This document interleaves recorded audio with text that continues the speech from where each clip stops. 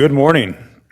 I will call to order the April 16th, 2021 meeting of the Santa Barbara County Board of Supervisors and budget workshops for the fiscal year 2021-2022.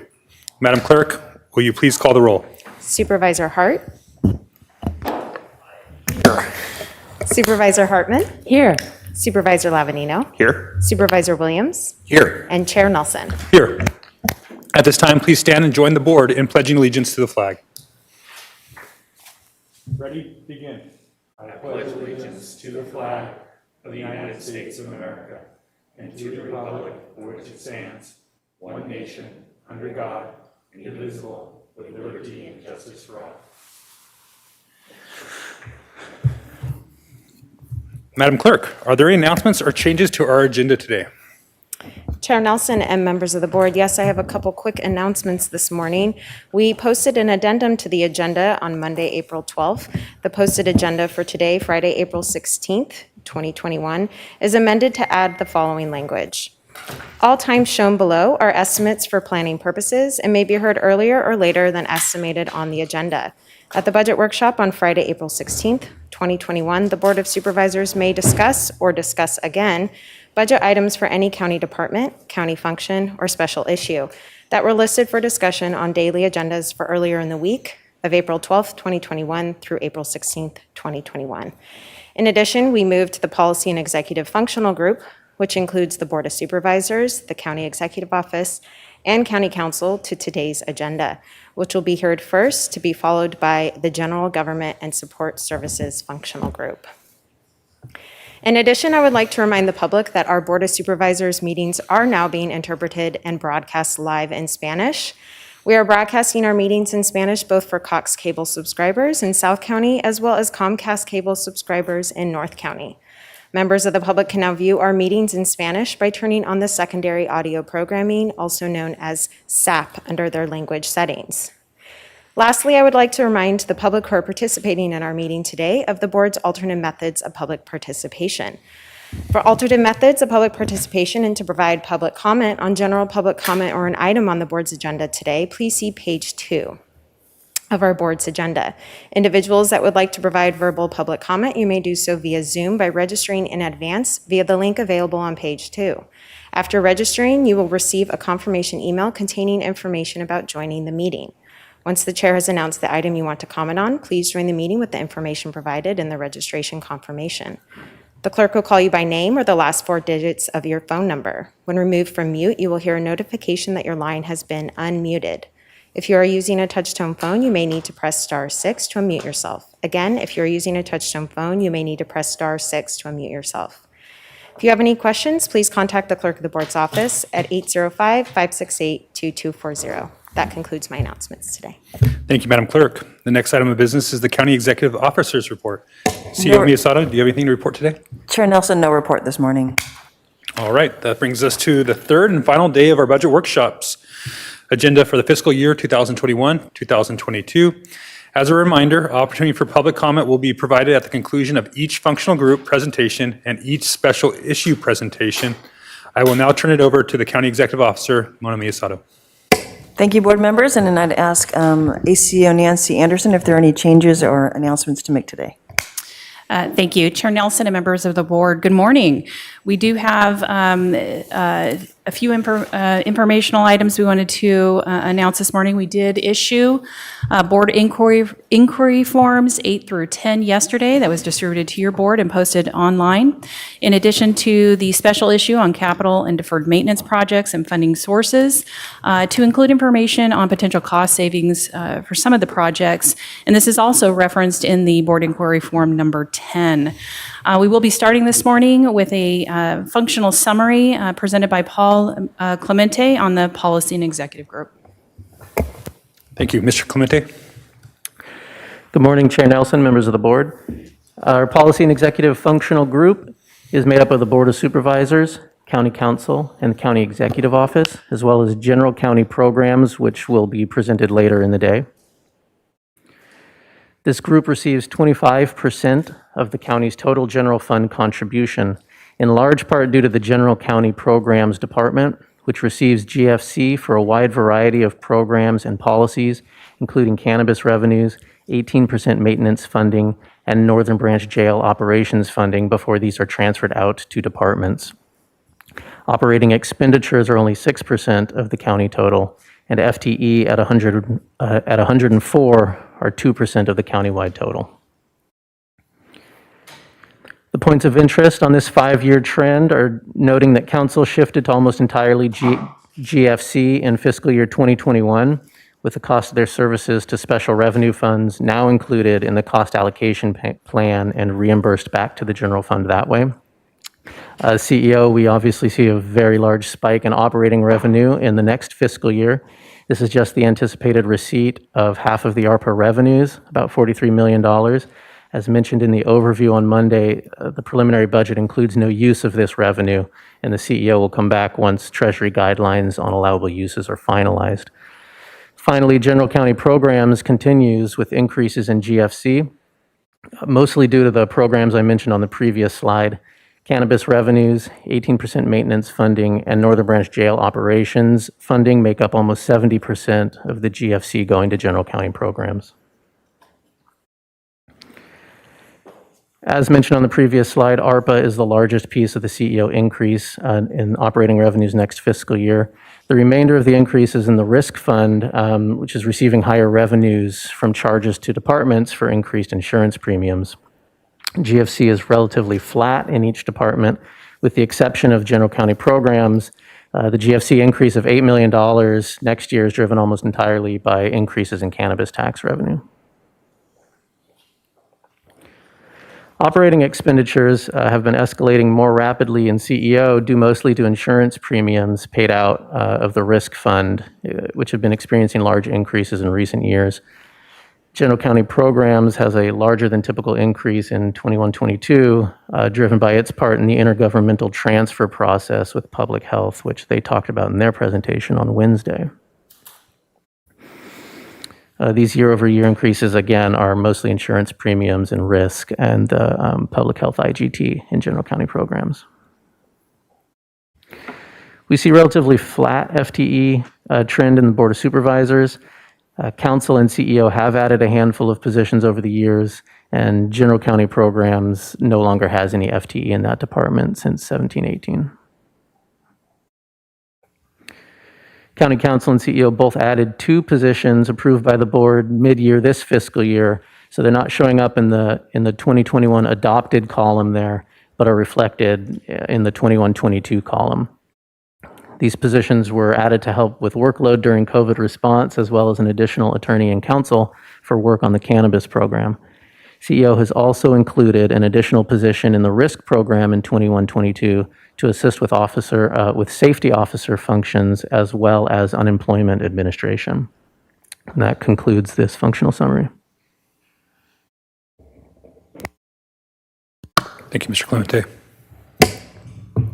Supervisors, and the first department in this functional group is the Board of Supervisors, and I'll be presenting that budget as soon as we get it up on the screen.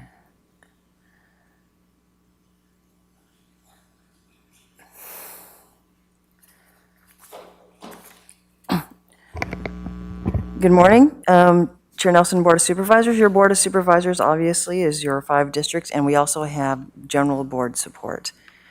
The operating budget, as Mr. Clemente said, is pretty flat, as well as the GFC, since the Board of Supervisors budget is primarily general funded as all GFC. There are 19.6 full-time equivalents, which is a small reduction from last year. There was 20 FTE, and it was reduced because the 4th District has converted some of their staff to extra help. Anticipated accomplishments. Your board has worked on the COVID response with the community and working towards recovery, worked with federal and state partners to advocate for tenant relief and recovery for businesses, individuals, property owners, and underserved communities, collaborated with cities on issues of regional importance, and some of them are mentioned there, but disaster response, infrastructure, libraries, criminal justice, and supported increased investment to critical infrastructure. And this has been a long-standing board policy, as you know, and so the board has increased investment to streets, sidewalks, roads, lighting, as well as trails and recreational opportunities. Some goals for next year. is to continue with community recovery from COVID-19, use public resources effectively and efficiently, and to maintain the long-term fiscal health of the county, continue to support economic vitality, find proactive solutions to homelessness, working with the region, and continuing the 18% maintenance plan. There are no service level reductions, and obviously there's no increase in positions. So in summary, the board works to provide quality public services on behalf of all of the county residents, to provide a safe, healthy, and sustainable environment, and establish a workforce that reflects diversity and the community. And just for the public's knowledge, this is a very abbreviated list. When the budget comes out in May, there are what we call the D pages, which highlight all the different accomplishments of each of the districts. And that concludes the Board of Supervisors budget. Thank you. Any questions from the board? Supervisor Hartman. I did submit with Supervisor Williams a board inquiry form about participating in a public bank, and I just want to use this opportunity to, I think it fits within economic development, and if there is a regional interest, would very much support exploring that with a feasibility study. And it generally, maybe, I think Nancy could explain it probably in fewer words than it would take me, but we've learned from Community Choice Energy what you can do by having local strategies that you can reinvest profits into the communities rather than being pulled out to shareholders and all that. So Nancy, would you mind explaining a bit more about this? Sure. Good morning, Chair Nelson and members of the board. Supervisor Hartman, through the chair. This particular board inquiry request was regarding a county. The county received a letter from the County of Santa Cruz, 2nd District Supervisor Zach Friend, requesting the Santa Barbara County consider participating in a viability study for the establishment of a Central Coast Public Bank. Santa Cruz County is taking the lead on this initiative and has also extended the request for interest to Monterey, Santa Benito, and San Luis Obispo counties. The concept was initiated by People for Public Banking Central Coast as a result of the passage of AB 857 in 2019. The intent is as Supervisor Hartman mentioned, to provide alternatives to investing in banking. However, a piece of the AB 857 legislation requires that a viability study be done because there is an investment that has to be made quite large to any of those participating parties. The request from the County of Santa Cruz is not a commitment to fund the study, but rather an inquiry as to whether or not Santa Barbara County would like to participate in the process to develop a viability study. This is fairly new. We actually identified, the city of Oakland had done a few years ago a cost study. We did hear late yesterday that a feasibility study for this size, maybe a little bit more. And of course, that would be shared amongst any of the counties who want to participate, and we would be a part of that should your board choose to do so. So yeah, that's the overall explanation on the letter that was received, and happy to answer any questions. And if I might add, the legislation allows for 10 programs throughout the state, 10 pilot programs. And I don't know if we've had any opportunity to look at what some of the economic benefits to the county would be, but basically you set up a bank internally and you don't have the interest payments that are so high. And there's a lot of question about what you use the bank for. Is it infrastructure projects or housing for homeless or things like that? And that all remains to be seen, but it can mean much lower interest rates for public works kinds of projects or CIP kinds of projects. So I think it's something certainly worth exploring. And would this have to be budgeted separately, or is it a small enough amount of money that if we wanted to decide later when we hear more from Santa Cruz? Supervisors, I'm just to let the public know and the rest of your board, this is Budget Inquiry Form number 9 that was in your packet, so just to be aware of that. So what we say is if all 5 counties participated per the request, it's estimated the cost would be in the range of $20,000 to $25,000 each. So if your board wanted to do this, you could make the appropriation with the budget. Thank you. Other questions? Supervisor Williams? Well, if this could create lower indebtedness costs for capital projects, I think this is something worth pursuing in you know, a $20,000 to $25,000 allocation for our participation if we wanted to participate in a prospective study, which will undoubtedly be the next part, I think is a worthwhile, very small amount of money to set aside to understand whether we could save costs over the long term to be able to facilitate capital projects. Thank you, Supervisor Williams. Mr. Chair. Supervisor Hart? Yeah, I just want to add my support to the idea of collaborating with the other counties to see about the feasibility of this. There's a real upside, and it'd be great if we could collaborate with our neighboring colleagues. Supervisor Lavanino? Honestly, I don't know anything about it. Public banking, I mean, the first thing I think of anytime we talk about government getting involved in more things, I look at the DMV and the unemployment disaster we just had with unemployment insurance. I mean, looking at a cost of, if it's just that we would be at lower costs of borrowing money, I think money is at its cheapest it's ever been right now, and the market dictates that. I don't know how you would be able to. But, you know, like I said, I just don't know anything about it. It sounds like there's enough support to, you know, to spend the money on a feasibility study. I don't think I would support moving that forward, but it looks like, you know, the votes are there already anyway. And I'm not opposed to learning more about it, but I'd like to learn more about it before I spend any money on a feasibility study. Personally, I'd like to learn more. And I think I'm along the same lines as Supervisor Levin. You know, I think the devil's in the details. Do we have to spend $20,000 to get there? Maybe. So I guess that's where we're at as a board. CO? Thank you, supervisors. We are taking notes of that, and so when we do our summary, we will come back to you. This is what we heard. There's board direction to include in the recommended budget. Thank you. I've got a question about the, if there's no additional questions for staff about the Board of Supervisors budgets. As you know, as a former staffer, I got a chance to wrestle with these and help develop them behind the scenes with Wes and others, business managers in the past. You know, we're coming up on a census, or we just had a census. We're going to have redistricting.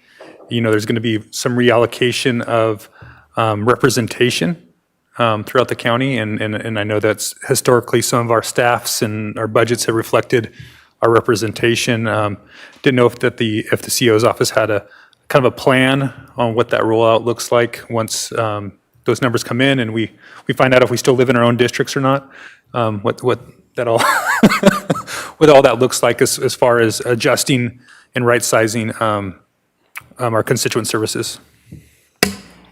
Chair Nelson, so currently we don't have a plan as far as how that would occur. I think there's a political process that would occur, and we would follow that process. As far as the board's budget and allocation among the districts, that would really be at your board's discretion and direction to us. I know several times in the past, it was requested that we kind of look at each district and try to figure out some kind of parameters or criteria, and then each time we did that, we kind of ended up just in the status quo situation. And really it is whether your board wants to take that up or not and do some kind of reallocation. We're happy to look at it, but we would need some board direction, some clarity about that. I think it's too soon. This is probably maybe a discussion for next year's budget. But I guess I just kind of wanted to highlight that's something that I would want to see us take a look at. And again, I don't know what that means for any of us at this point, but you know, that definitely dovetails into this this item. All right. With that, Next department. Chair Nelson and Supervisors, the next department is the County Executive Office. And before I begin, I just want to first take a moment and thank all the CEO staff. We've been in the situation where, I say we have a tale of two county organizations this last year, those working on COVID and those working on just keeping the wheels of government running, as all of you know, because you've been doing it as well. And so I want to just take a moment to thank all the division heads, Ray Aromatorio, our risk manager, and also Greg Milligan. You hear a lot about, he's our safety officer, and he stepped in early and became certified in COVID safety. And so he's the one around the county assisting in that. Jacqueline Alexander and her wonderful clerk of the board staff, and you see them all the time, and how quickly we adapted to Zoom and all other kinds of digital innovations to get these board meetings running. Kelly Hubbard and her OEM team, who have been actively working the pandemic. You don't see her all the time, which is probably a good thing. That means there's not a fire, an earthquake, or a flood. But Kelly, not only have they been staffing key sections of the EOC throughout the emergency, as you know, you've heard her talk about the ambassadors. They've been running that in the call center and basically any other need that's occurred throughout the pandemic. So thank you to Kelly and her staff.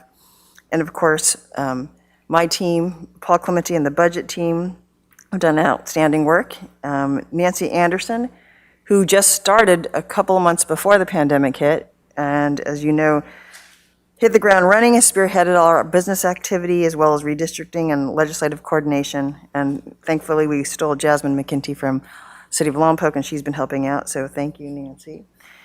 Jeff Rapwell, who continued to lead the budget up until January, so he had the brunt of it going into the year. Now he's overseeing our federal funding and reimbursement, spearheading our KPMG efforts, working on facility issues, and he has the pleasure now of overseeing cannabis. So thank you, Jeff, and we've also been assisted by Brittany Heaton this year. Barney Malekian, who will not forget, who is instrumental in the pandemic as well in the early efforts, and as you know, Barney is at the city right now. The whole office staff, and again, the fiscal and policy team. But I do want to do a special call out to someone who is an unsung hero in all of this. She is always the unsung hero. She's going to kill me for saying this, but as you know, not only has she been working day to day on the pandemic, she's out spending weekends and long days negotiating with UCSB on different things, heading our homeless policy and keeping things just on track. And I just want to say a big shout out and thank you to Terry Nisich.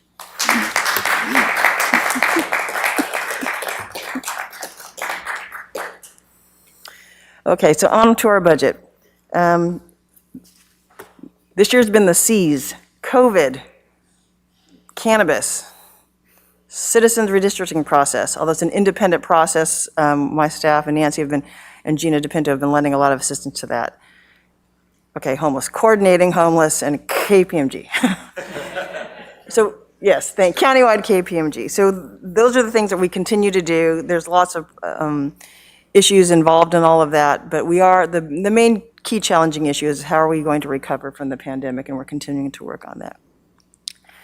Our operating budget is $52 million. It looks very high, and that's because, as Paul said, over 76% of it is in our risk management funds.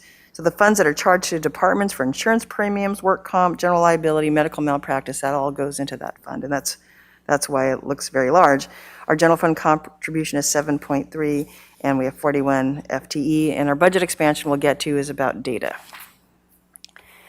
I've talked about some of the accomplishments. Again, we've coordinated the response and recovery to the pandemic, as well as supported public health and activating the EOC, all that OEM did, coordinated prevention plans, and that was risk, and regarding workplace protocols, and as you know, implemented all the remote public meetings for the Board of Supervisors. And we also, this is sort of what keeps the wheels of government running. We've facilitated the virtual training that you saw in the video about Innovate SBC, and that is a process improvement program that we've implemented as part of Renew. We've initiated the redistricting process with the independent committee. OEM has finalized our operational area of operations plan. Risk has developed new processing to save time and costs, and we've been able to have bilingual public information more readily available, and we've done a lot more in this last year. Our goals for next year is obviously, number one, continue to lead the response, or what will be left of the response, as well as our fiscal and budgetary recovery and organizational efforts. Continue to coordinate the cannabis program, including enhancing our online licensing process to reduce time and better coordinate. And also, as you know, we're continuing to get the cannabis retail process completed. In addition, we are looking with the county's DAC to issue COPs. That may not be next year, but we'll start taking steps toward it regarding the big capital projects that we've been discussing for the last year. Next. We're finalizing an assessment about IT services, and that will be coming to your board next week. We still have about 6 or 7 more departments for our KPMG operational performance reviews that will get started next year. Continue to support the Citizens Independent Redistricting Commission until they're done with their work. Continue to implement and utilize improvements to our alerting through OEM, and also develop a dashboard to reflect risk management activities. These are our renew goals that we hold ourselves accountable to, as well as the departments, and that is to develop 1% efficiencies where we've met our target, and we plan to meet it again next year. We've migrated our county services online. There was about 9 that we estimated could be moved online or become digital, and so we've met that target as well. And then training employees, we're continuing to train our employees in the Innovate SBC, and we hope to train all our employees in that program. For customer service, we weren't able to do a large customer service survey to represent all the functions of our department, but there was a joint information survey on communications, on how to best communicate with people during the pandemic, and that did get accomplished. We are retaining our employees. We had 4 new employees that we've been able to retain, and then we are developing our next set of leaders. We didn't make our mark this year just because of the difficulty in getting people to training, but next year we will have at least 30% of our managers attend some kind of training. These are our performance measures. We were 100% of the time getting the board summaries approved without amendment. We've increased bilingual public notifications, and we want to grow that 10% every year. You see that we had an estimated actual of 22 cannabis license issued, and our target next year will be 32. And we've increased subscribers to SBC alerts with a target of 10% increasing every year. No service level reductions. And our one expansion request is for a chief data officer. And this is something that we've worked with KPMG about. We have some slides if you want to see just more information about what that position would be. But it really is someone to help coordinate and organize the data and processes throughout the county. And we know that we're lacking in that area. We're trying to improve in that area. I think we're making good progress, but that is a request. And in summary, we're going to continue with COVID-19 to focus on ensuring an effective response and a healthy recovery. We're continuing progress on Renew 22 initiatives, as well as maturation of the county's cannabis program and regional economic vitality coordination this coming year. Our quote, "Challenges are what makes life interesting, and overcoming them is what makes life meaningful." And I just want to say on behalf of my staff, thank you to the board. We feel like this has been a very challenging year for all of us, and we really appreciate all your support with the entire staff and all that we do. So thank you very much. Thank you, CEO Misato. Supervisor Lavanino. Thank you, Mr. Chair. Well, I'm very supportive of the expansion request, and I think that's already built into the budget, correct? We've set funding aside. Okay, good. Question about staffing on the business license side. Just curious, there wasn't a request in there, and just kind of curious why not, and if not, if that's something that we need to do. Supervisor Lavanino, from the chair, I'll have Mr. Frapwell answer that, but just in short, we recognize there is a need, and our plan was to hire some extra help staff with our resources, but we do recognize that it's a need. We're just being cautious, given all the requests that you were going to have for cannabis this year. But I'll ask Mr. Frapwell to speak to that. He's on Zoom. Mr. Frapwell. Supervisor Leader through the chair. So thank you, Ramona, for stealing all the answer. But in short, that's correct. And what I think we see coming down the line is a big push, big influx of business applications. So I do think that it's likely we may be requesting additional position from your board for next fiscal year. As Mona mentioned, currently we are in the process of interviewing for an extra help employee to help us manage the applications and the correspondence between the county and the applicants to make sure that we're getting complete applications and answering questions that arise during that application review process. Your board approved concurrent processing of business licenses with the permits, land use permits.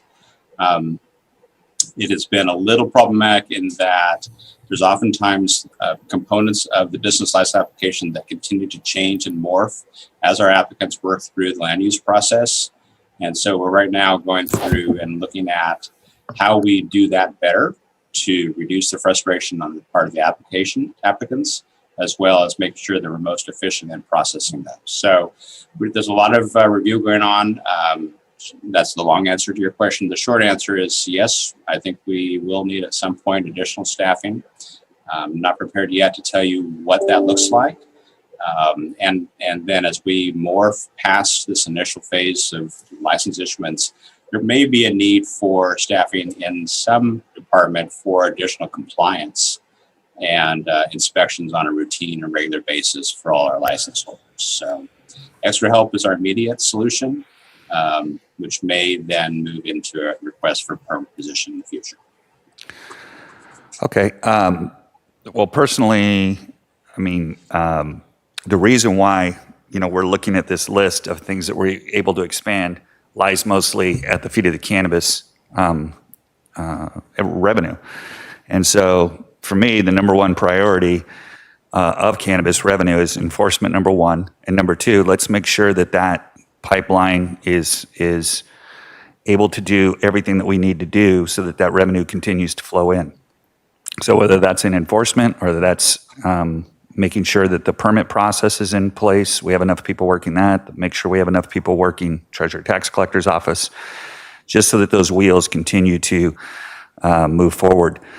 So, I mean, if there's a set aside that you need, I'd be happy to support that. Or if halfway through the year you find out that I just want to make sure that the need is visible and transparent to the board, because I'm assuming board members feel the same way, that this is where the cannabis money should be spent first. So whatever we can do, whatever you need, what I'm trying to say is I don't want there to be a need somewhere in your department that says, hey, we're struggling with this, but we don't want to go to the board and ask for more cannabis money because there's other requests in for it. So, and I'm talking about your department, not everybody else's.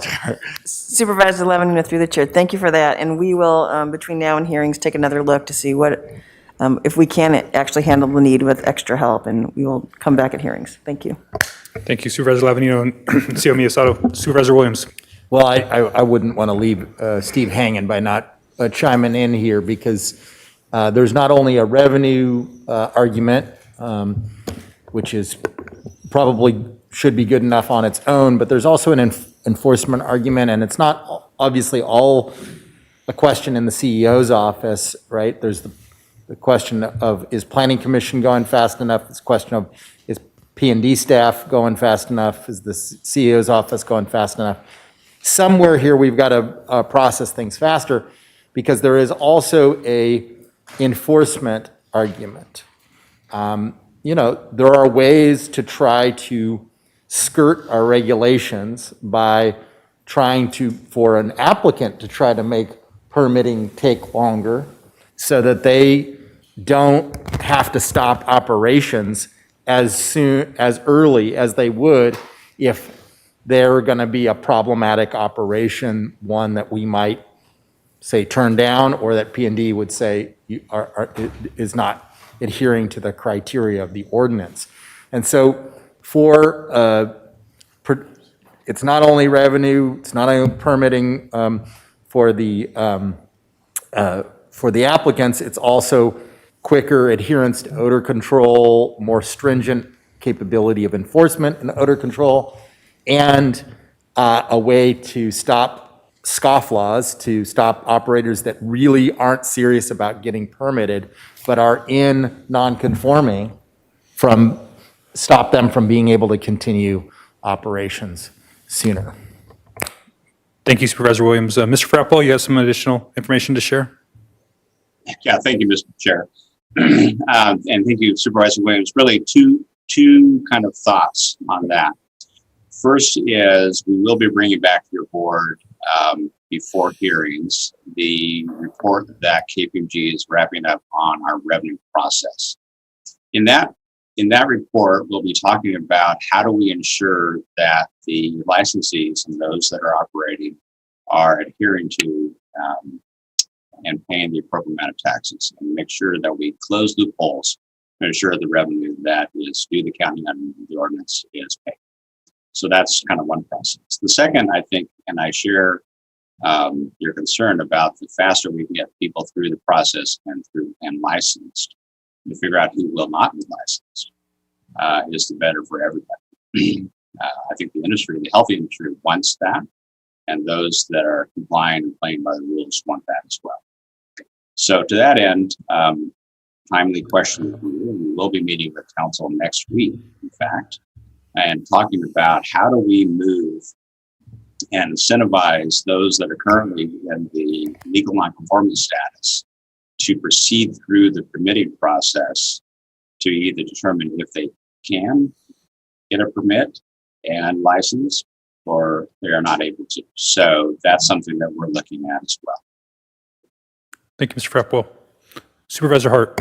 Yeah, I really appreciate the other board members' comments and Mr. Frappwell's answers, because, you know, I think the larger strategic question is how do we make the system work in all the parts, not just taking one thing in isolation, but how do we make sure that the planning process works well, including, you know, the work for the Planning Commission, but also at the back end too with building and safety, because there are every step of this process.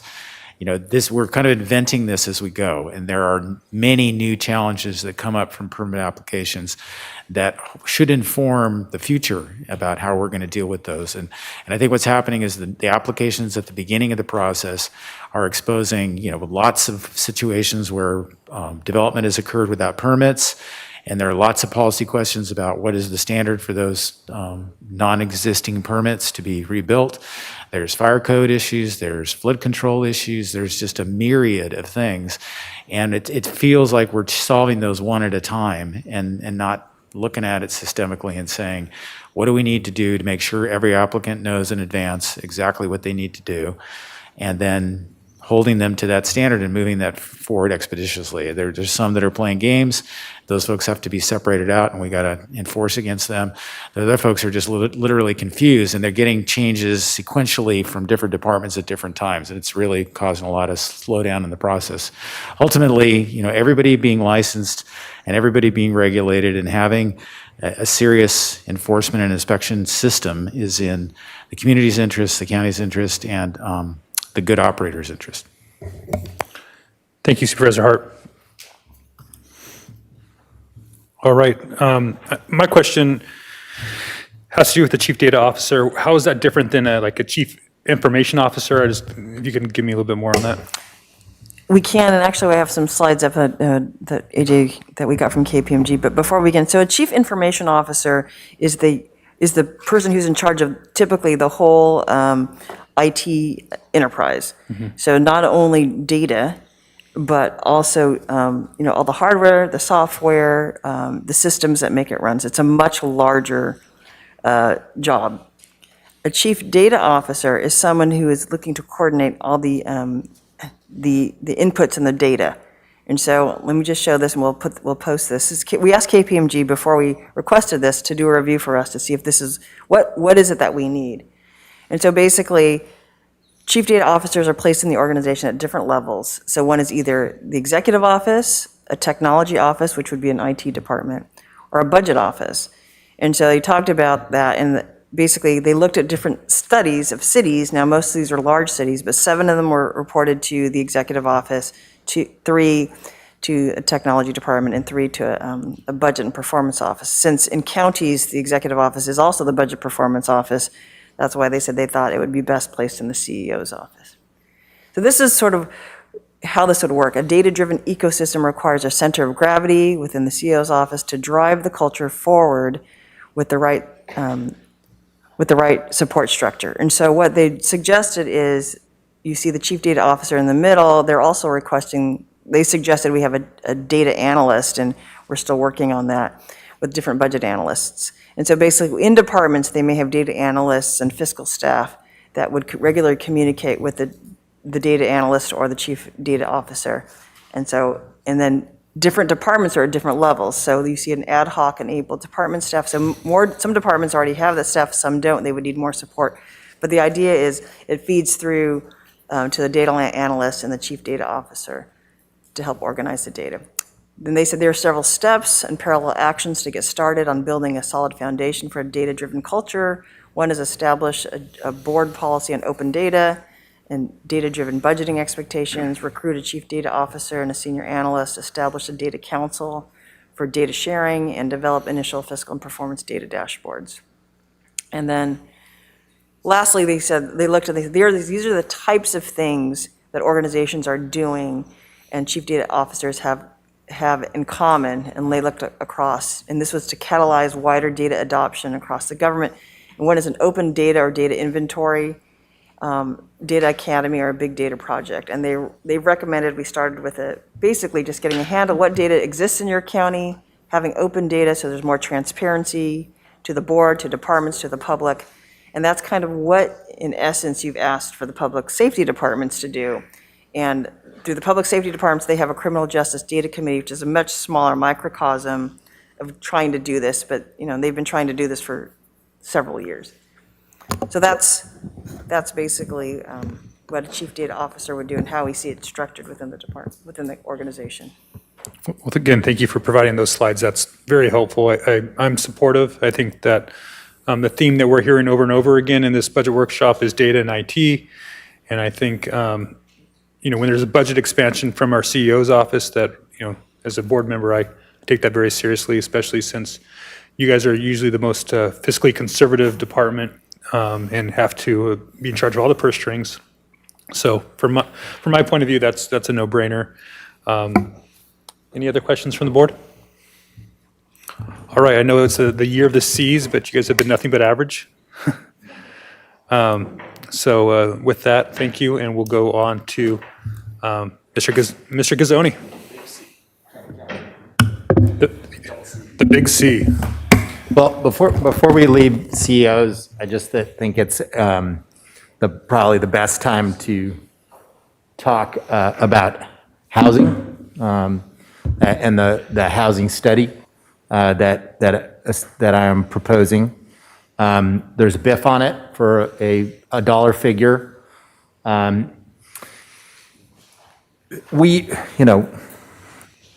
now there is a discussion of how to use many different county assets, right? At the same time, we're in the middle of a arena cycle that's bigger than ever before. And our housing market is hotter than ever before. And I believe it's an imperative for us to participate not only as an approval body, but as a participant. We're one of the biggest employers in the county. The commute patterns obviously created by our employees are part of our transportation woes. And county employees have done some strange things to adapt at times. One of the strange secrets is how many county employees camp close to the South County during the week, at least when folks are doing commuting. Strange but true, and I think that it would be responsible to study the possibility of creating our own housing facility, whether or not that's built by us, it could be built by a third-party entity. Typically, these things don't cost an entity money in the long run, because even if you can offer at reasonable prices, you usually make money. For instance, UCSB makes money off of its housing program. But in a world where UCSB and Cottage, the other big employers in the county, have built housing and we haven't, I just don't think that's responsible in the long run.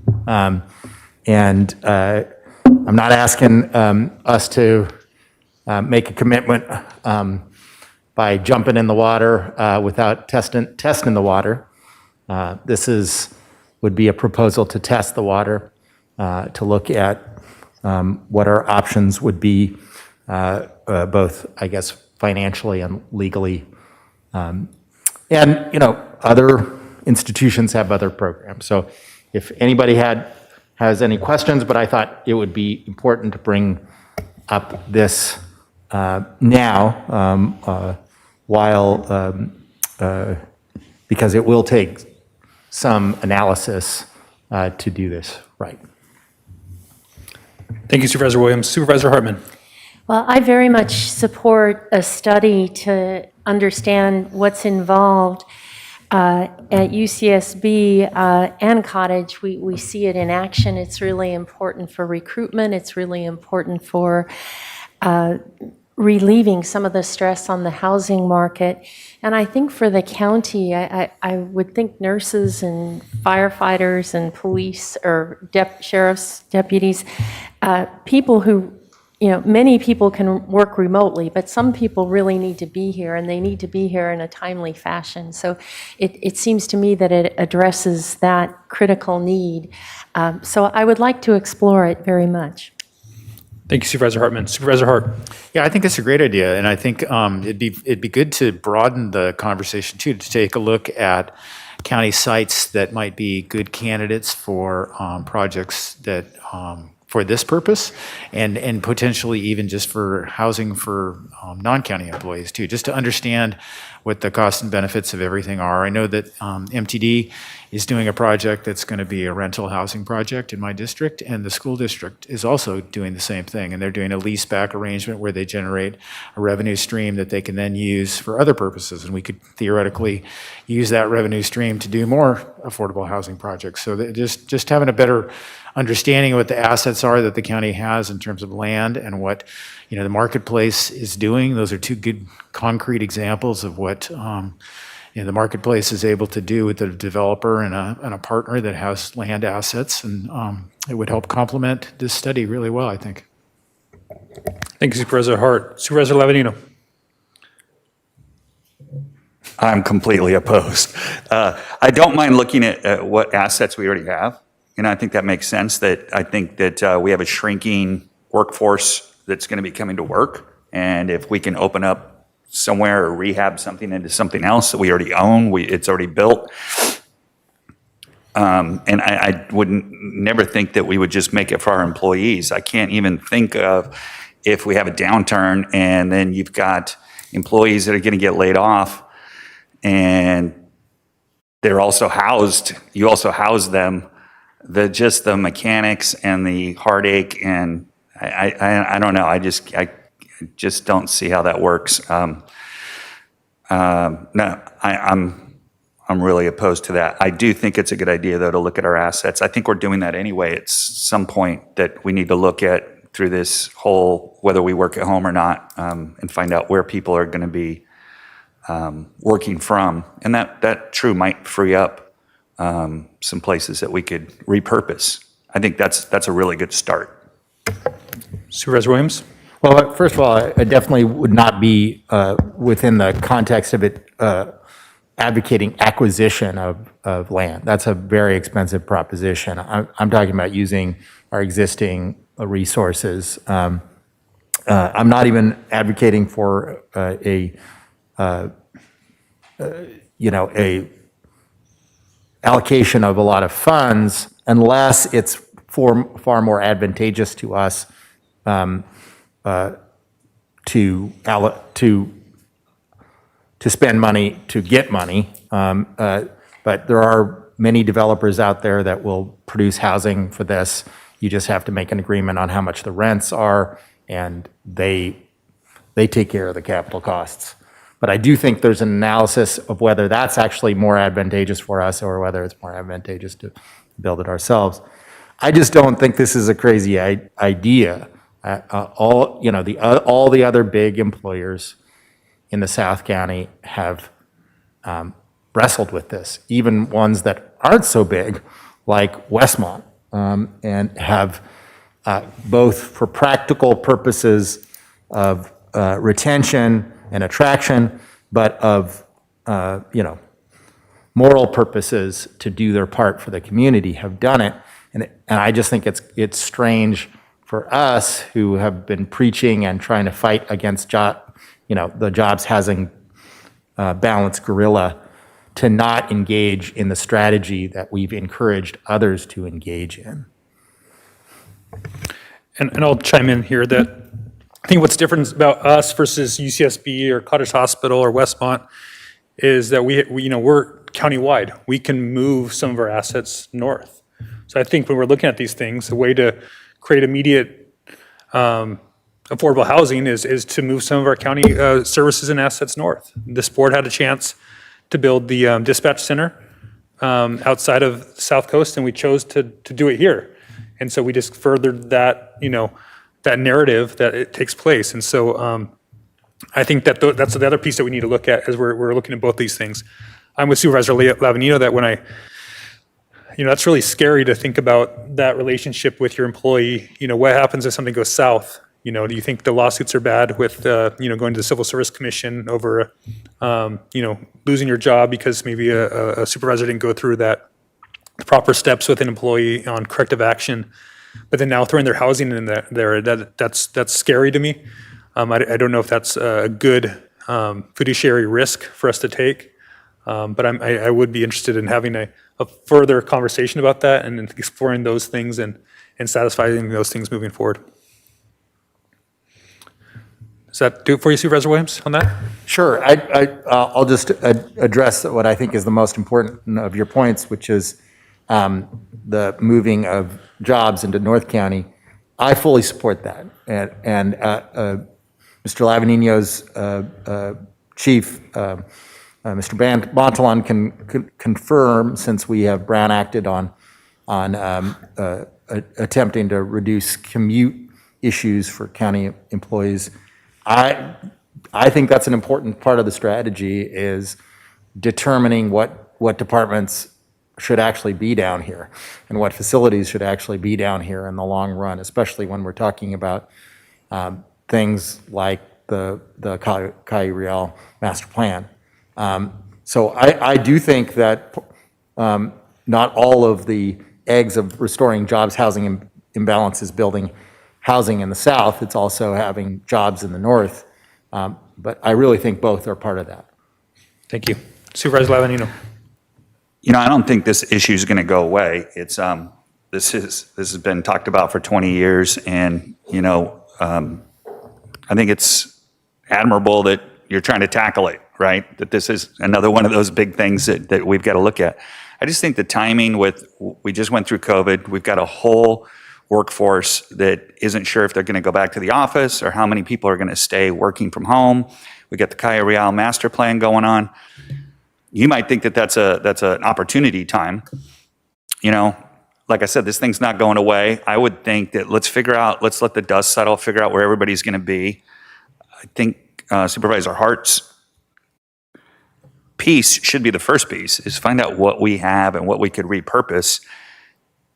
Take that piece of a study, but I'm not really sure we can even do that yet, because like I said, we're not really sure where everybody's going to land. But that piece I definitely could support if that's a study that we need to do as part of an HR who's staying, who's going type of thing. Not going. I don't want to freak anybody out. I'm talking about staying at home or going into the office. But as far as the whole building housing or purchasing housing or housing our employees, I think that might be a next year thing after this all settles out. And like I said, the need will not have gone away, but that's something I could look at maybe next year.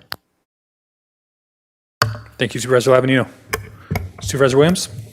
Oh, Supervisor Hart? Well, another piece of this is the leased facilities that the county currently pays for. And, this is super complicated because there's, you have to figure out not just where folks are going to be in terms of their telecommuting versus in the place, but how you could contract that, because that's the obvious place to start if we're consolidating facilities. Why pay rent if we can move people around? But it's not as easy as that, and but that is part of this. And I guess it's a matter of finding the capacity within general services and the other departments that would need to be part of this conversation. But I do think understanding what the marketplace is, given that the MTD project has a developer, has a pro forma, they understand the math about the school district is going through that and refining their project. Those two projects, are the closest current local examples of what it would take to partner with a developer to build some sort of housing. And understanding that and what that means in terms of a revenue stream, with the plain market project, I think is a great place to start. It doesn't take a lot of time and staff. It's just having conversations with other people, and then that would give us at least a benchmark to look to compare the two different models. Or do we build rental housing that's available for all county residents, or do we build housing for county employees, in a different financial model? But that wouldn't take a ton of work to get to some information that we could understand better. Thank you, Supervisor Hart. Supervisor Williams? Yeah, I'm very much supportive of either route, or understanding that you try to do it for employees as a strategy, but if that doesn't work, then you open it up to other commuting populations or other things to restore job housing balance. My main incentive of emphasizing employees is to make sure that we get the maximum reduction of traffic. That's because whenever you open it up to the general public, you're going to have some people that just aren't commuters, right? And so that's the main motivation. As much as I love our employees, that's the secondary motivation for me. I just think that the time is now. I mean, the MTD, it's good that you brought that up. The point that the MTD project was in this stage was 2005, right? So I think it's time to get, the ball rolling on something, because this stuff takes a long time to execute, and it's, even if we make a dent in the number of people that are telecommuting, it's really hard to conceive of a time when we aren't going to need housing in the South County, rental housing in the South County, which rental housing is not the only option, but it is the one that's most bulletproof for the county to be engaging in from a legal standpoint, as I understand it. So I hope we can support at least the study and see what our options are. Thank you, Supervisor Williams. And, just to add to that, the discussion about, a preference for commuters, I know that we put in place a preference for veterans in certain housing projects and allowed that to be a criteria. Maybe that's something that we could be working with community services to establish that as part of our funding to projects that, some of our housing partners do, that they might have some kind of preference moving forward. And so I'd be interested in helping out and figuring that out with them. All right, with that, that concludes the CEO's department. Moving on to County Council, Mr. Michael Gazzoni. Oh. Good morning, and just to confuse roles for a minute, I'll speak legally before speaking on behalf of the department. And that is just to say that whatever you wish to discuss about housing for employees, it's going to be, the good news for us is it's going to be primarily a policy issue for you, because you have clear legal authority to go down that road. It's a statutory authority of establishing rental housing for employees. And when we saw the budget inquiry, we actually went out and surveyed some other counties. So I think we have a running start if you decide to go down that policy choice. Thank you, Mr. Scazzoni. So good morning, and fashion comment. Our CEO and I were not coordinated ahead of time to be wearing aspirational orange for the next tier, but I am.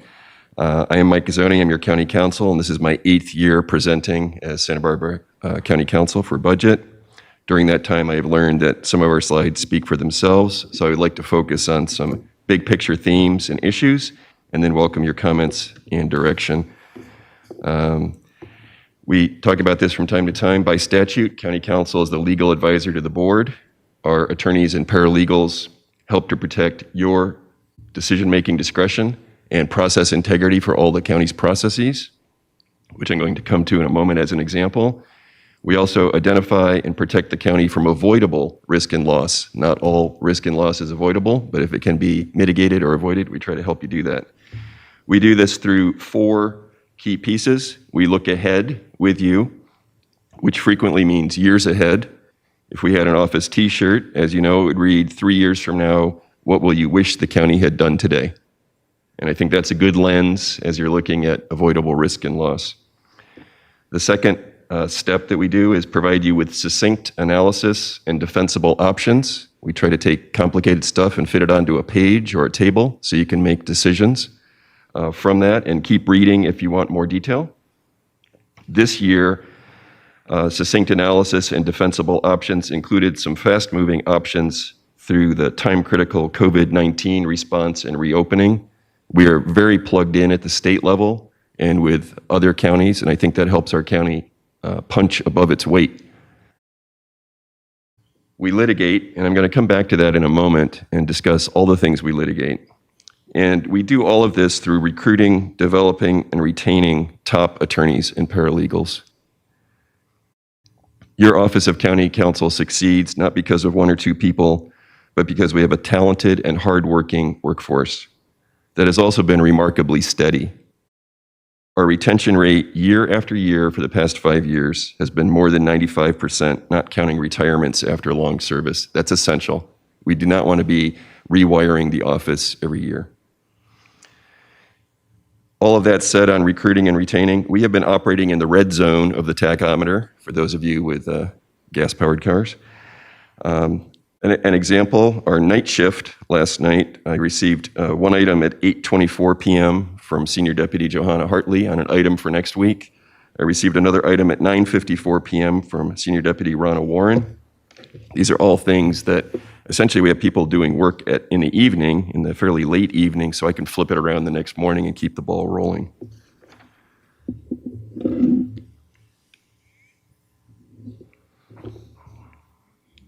Slide 2 summarizes our key challenges during the next 3 years. In addition to doing our standard portfolios, the slide shows you some high-value, non-standard items. We still have Southern California Edison's indemnification claim.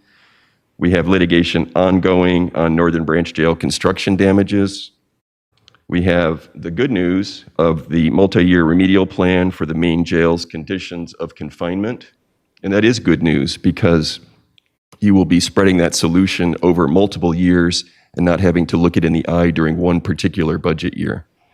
But it's essential that we keep that on track. And we also have, towards the bottom of the page, I received training on the pointer right beforehand.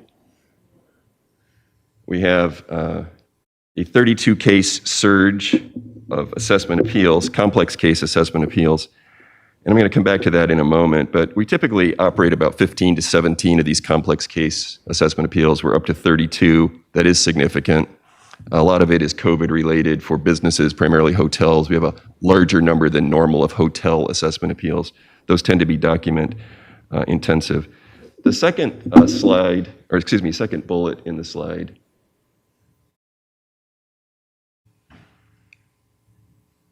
talking about legal support for COVID, I think that pretty much explains itself. For the next 6 months, we expect to continue a lot of work on COVID response, recovery, reopening for legal services, what works. And we have a slew of urgency ordinances out there that help to reopen the economy and are going to need updating or rescinding and replacing. Related to the legal services that we provide for COVID-19 response, maybe an unknown portion is the amount of incident command system work that we are doing through shift work. That began heavy in late March, and we expect it to run at least through May. And we have about 20% of our crew on any particular day augmenting either county public health at vaccination sites or in the call-in center. So our hope is to swap out every 3 weeks or so about 20% of the staff. And that's good for two reasons. It helps county public health meet its mission goal. And also, not if, but when we have our next disaster, you have a core of people who are trained as plan section chief, ready to go. With me today, Chief Assistant County Counsel Rachel Van Mullum has been providing, we've been a self-training mode for that. She trains our people, plugs them in as plan section chief, and coordinates so that we are trying to be low maintenance for the ICS system. If somebody has a cold or their dog's sick and we need to replace them, we do it ourselves. I think it's a great opportunity, and it is a classic lemons into lemonade. When public health asked for help, one option would be to hide under my desk. The other option was to view it as a training opportunity. I appreciate Rachel's enthusiasm and results with this otherwise thankless task. And I also appreciate all of our people who've been doing this, really reaching deep and adding this to their other work and all of the vagaries that are going on in their own lives from COVID. Again, on this page, we talk about the Maine Jail's condition of confinement remedial plan. That's running a clock where we must stay on track for July 2023.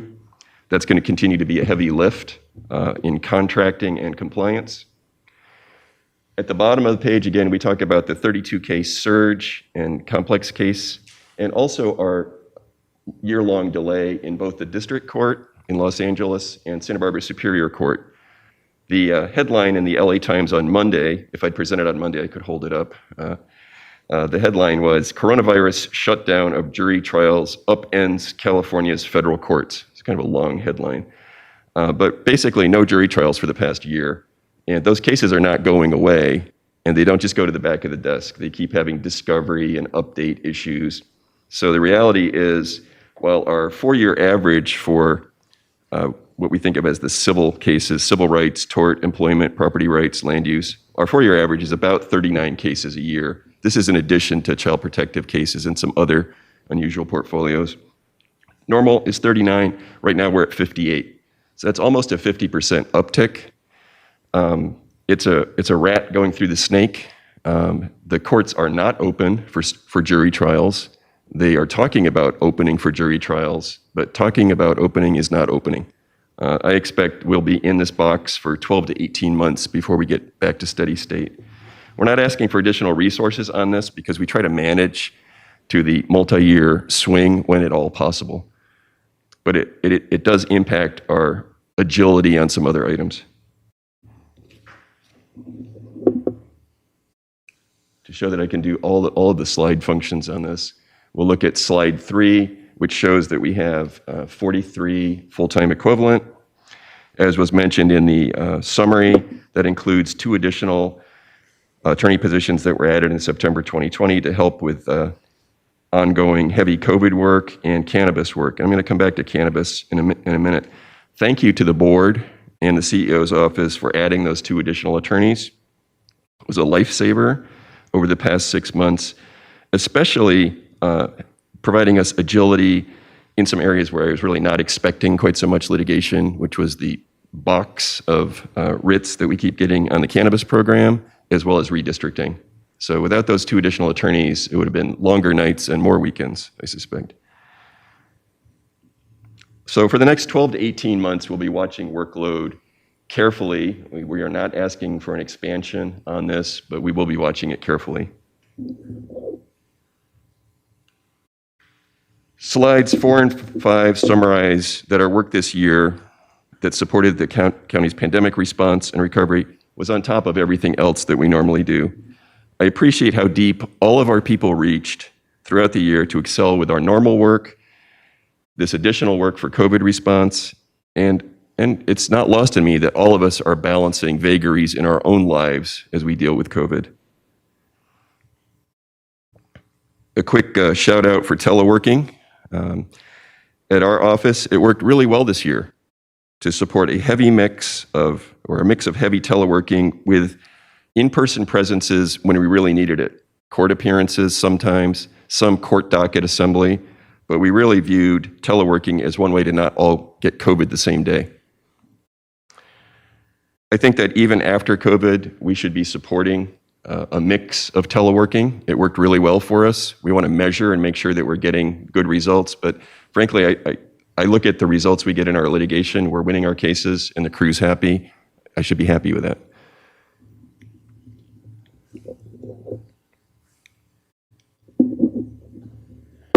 An example of winning our cases, we talk a little bit about 11 of 14 cases at the State Court of Appeal and both at the Ninth Circuit. And it's at this point, I want to go back and talk about litigation a little bit. I said that we accomplish everything for you through 4 different things. The third is litigate. And I break that down into really 4 pieces. One is litigate to protect your decision-making discretion. This year, that included successfully defending the county's EDRN cannabis prohibition ordinance. We live in a world where anybody who's unhappy and has $435 can file a civil suit, and that takes up some attorney time to push them back. In the EDRN case, after some heavy litigation, the plaintiffs dismissed with prejudice. They're gone. That case is gone. The EDRN cannabis ordinance is safe from any facial challenge, and you've exercised your policy discretion. Another example of protecting your policy discretion occurs with licensing. Sunshine Organics is a case that we are litigating, and it's working out well for the county. We had talked with you before about making sure that anytime we're going to go to CDFA, the state authority for cannabis, that we provide a pre-deprivation hearing so that we are compliant with all procedural due process. In that case, we went through that with a pre-deprivation notice of intent to tell the state that they are not operating lawfully. They fought that. The hearing officer ruled against them. They filed in Superior Court and asked for a stay. Judge Anderley denied their stay, saying that, that there was no indication they would prevail, and this county had its legal obligation to do this. And past tense, Ms. Heaton, our county cannabis analyst, notified the state on March 4th that these people are not lawfully operating, and this impacts their state license. So we're waiting to see the state pull the license. There's a lot of work to make that happen. The other way to do it is without all those steps and then convert a good case into a really bad damages case for us. So we feel it's a good process and it's going well. So the 4 things we do in litigating: protect your decision-making discretion, litigate to recover money that the county is owed. We brought in another $1 million from the HVI Cat Canyon bankruptcy this year. Litigating against unwarranted or excessive claims. We had 2 of the cases that you see at the top of the page were Ninth Circuit wins in cases where people brought civil rights violations after criminal prosecutions. We won on both of those cases. One of them is a great case for qualified immunity. The other was a summary judgment case. These are important cases. They had named individuals on the caption. So we got county employees who are named individually, and we are getting those cases kicked out. And we litigate to support the important work that Department of Social Services does when they place vulnerable children into safer and stable homes. So that's a lot of litigation going on.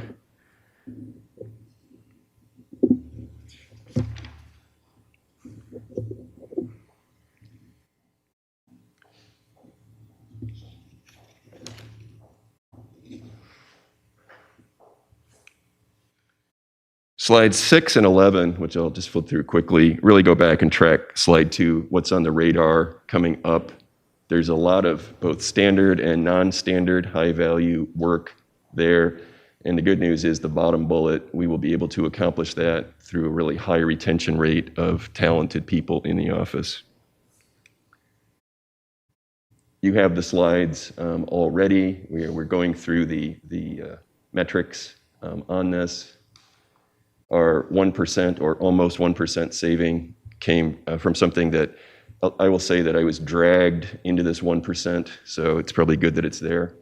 But we were able to take our in-house IT person, consolidate that with some other departments that had really fractional IT needs and put them back with main IT. And we're still getting good service, good timely service, and we're saving some money that way. Retain new employees. This is like our bandwagon that we're doing that. Probably an interesting point is that on our cases, 60% of our cases resolve with no payment. Litigated cases resolve with no payment. So when we talk about winning at the Ninth Circuit, that means no payment. No service level reductions, thank you. And then going back to what does the year ahead look like, which is a mix of our normal standard stuff and a heavy load of non-standard high-value items. And our patron saint remains Benjamin Franklin, because we think that thinking ahead is the way to save money on this. I want to briefly digress for a second. There was discussion of, maybe a public bank, and we're doing something in another venue, which is, rather than invent the wheel ourselves, we're partnered with 8 other jurisdictions in the California Public Utility Commission rulemaking process for public safety power shutoffs. And the cost, if we did it ourselves, would be really high in either outside counsel or attorney time for us. We're partnered with Kern, Marin, Napa, Mendocino, Nevada, San Luis Obispo, Sonoma, and City of Santa Rosa. So there's 9 of us splitting the work and the cost on something that would be really hard to handle one by one. So our chief assistant is here if we have any ICS specific questions, and she's been our trainer and coordinator for that. Otherwise, I'm ready for your questions or direction. Questions from the board? Supervisor Lavanino. No questions. I just want to thank you for your team's, outstanding service to the board. I come into every closed session feeling well prepared with the materials that I have, able to make a decision written in a way that I can easily understand. And so, I know we don't. The other thing is, I know, you're usually playing defense, and this board has a tendency, we like to push the envelope a little bit. So I know we keep you busy, and I just want to thank you. Your office is always there at the other end of the phone line, and I really appreciate that. Thank you, and thank you, since we have many of our people listening, for that shout out on closed session materials. Supervisor Hartman.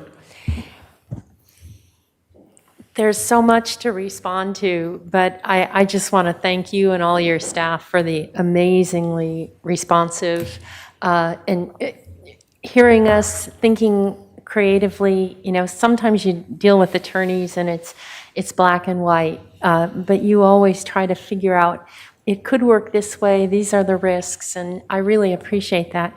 But the thing that is most outstanding to me is the recruitment of the highest quality people and keeping them here. And I think your department stands head and shoulders above many others in your ability to do that. And I'd like to know what the secret is. I'm going to actually lateral that to Rachel Van Mullum to talk about our check-ins and stay interview process, which I think we were involved in years before it was popular. Ms. Van Molen. Thank you, Mr. Chair and Supervisor Hartman. We've actually had a very deliberate process over the years of working on our retention. It actually wasn't an intentional goal to do retention. We just wanted to hire good people and have them be happy enough to stay. And so one of the things that we started We called them one-on-ones. It was before the county had the stay interview process. And initially, I did it 6 months after I became the chief assistant. I met with every person in the office and just asked them, what do you like that we're doing? What should we do differently? What training opportunities do you need? Slowly, we would just implement anything that didn't cost anything. We would implement all those things. I did it again 6 months later. I did it again a year later. And we've tried to do it annually since. And I think it makes a big difference when you take feedback and try to implement those things. But we try to listen to our staff and do what we can. I think we heard in the Department of Social Services that they've now instituted something similar.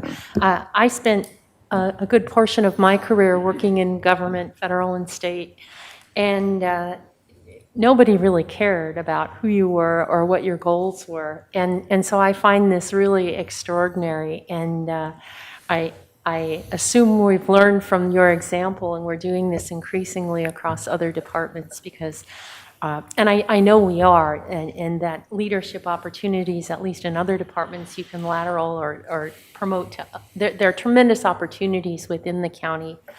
But again, I think your department, somehow you've really figured out how to do it. It's not that we pay so much, and we, as we've heard, have tremendous demands and workload. But somehow people are staying and finding satisfaction in the job. So whatever you're doing, keep doing it and help us all figure out how to do it better. I'd like to spend just another moment on that. One of the things when we're recruiting is that we're aware of our pay structure, and I need to be competitive out there.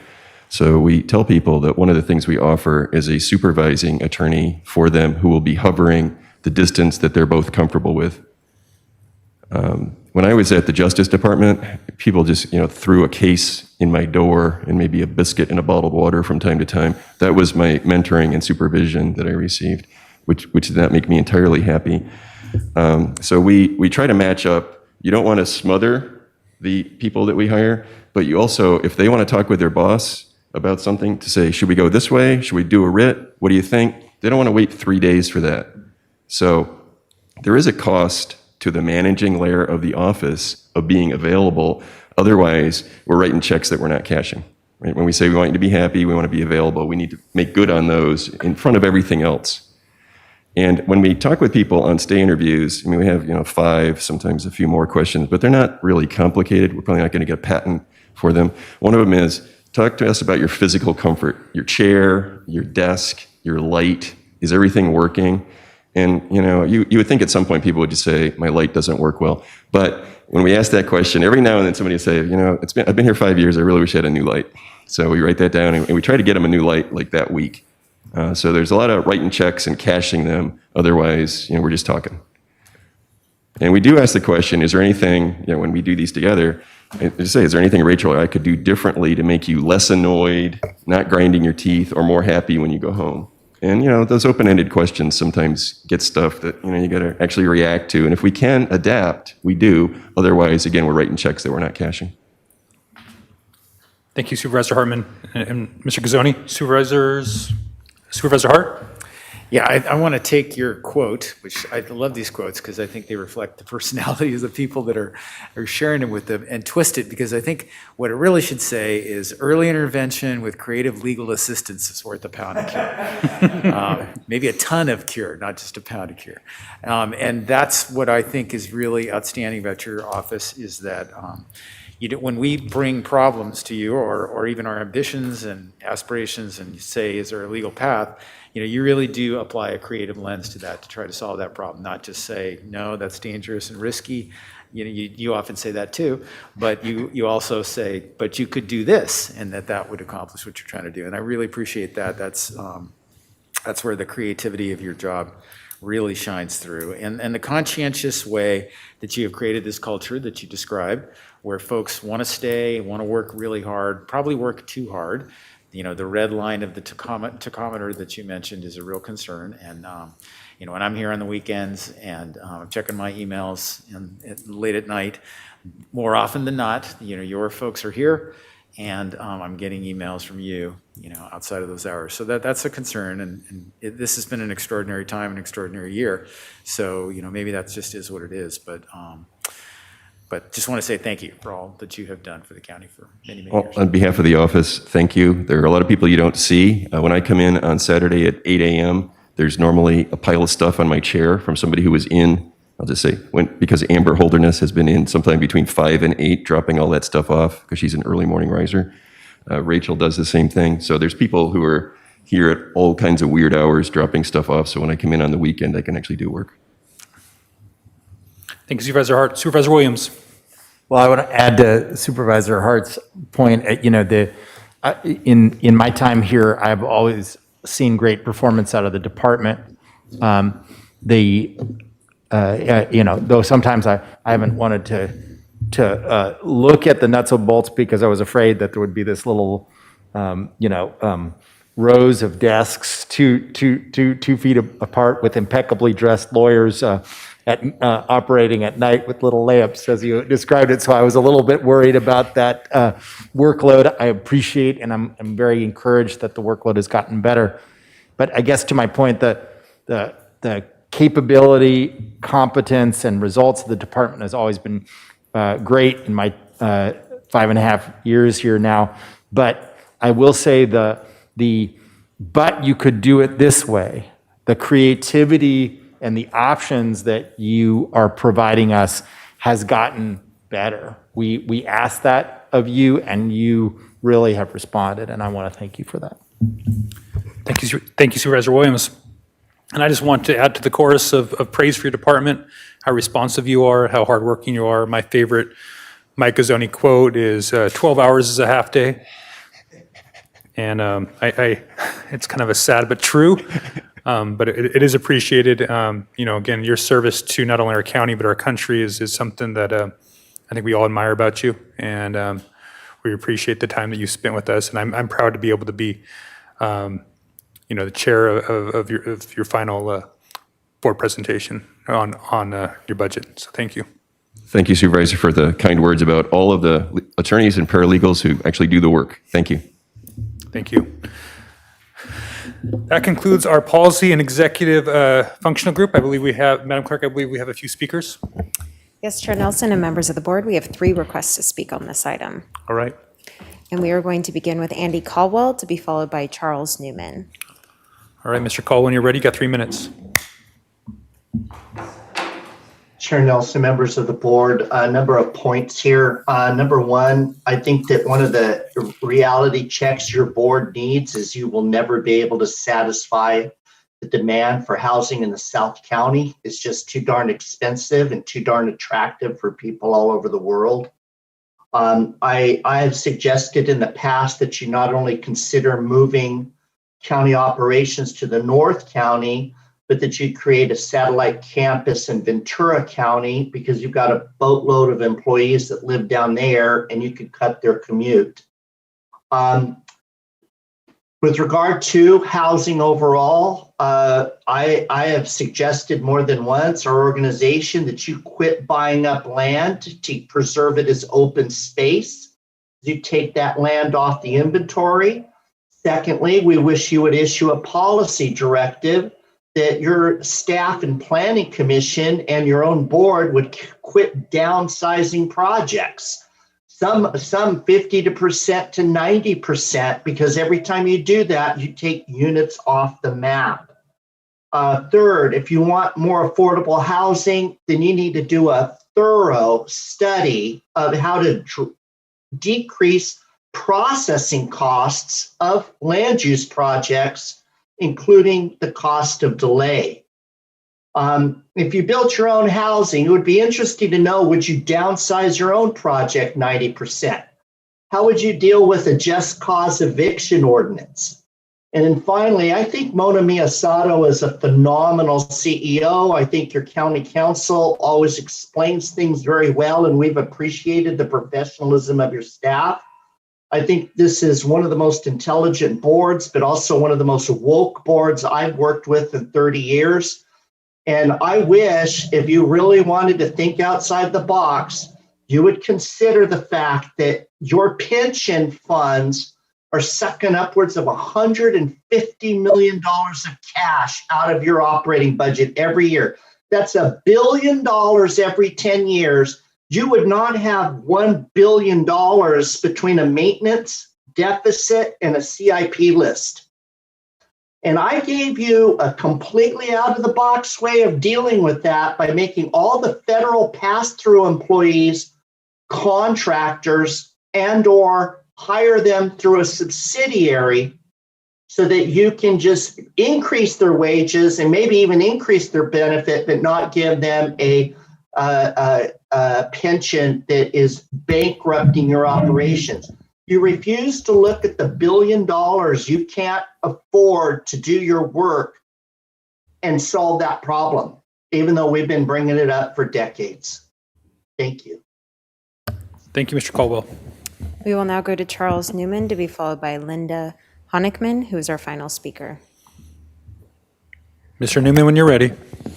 I am ready. Thank you, Chair Nelson and supervisors.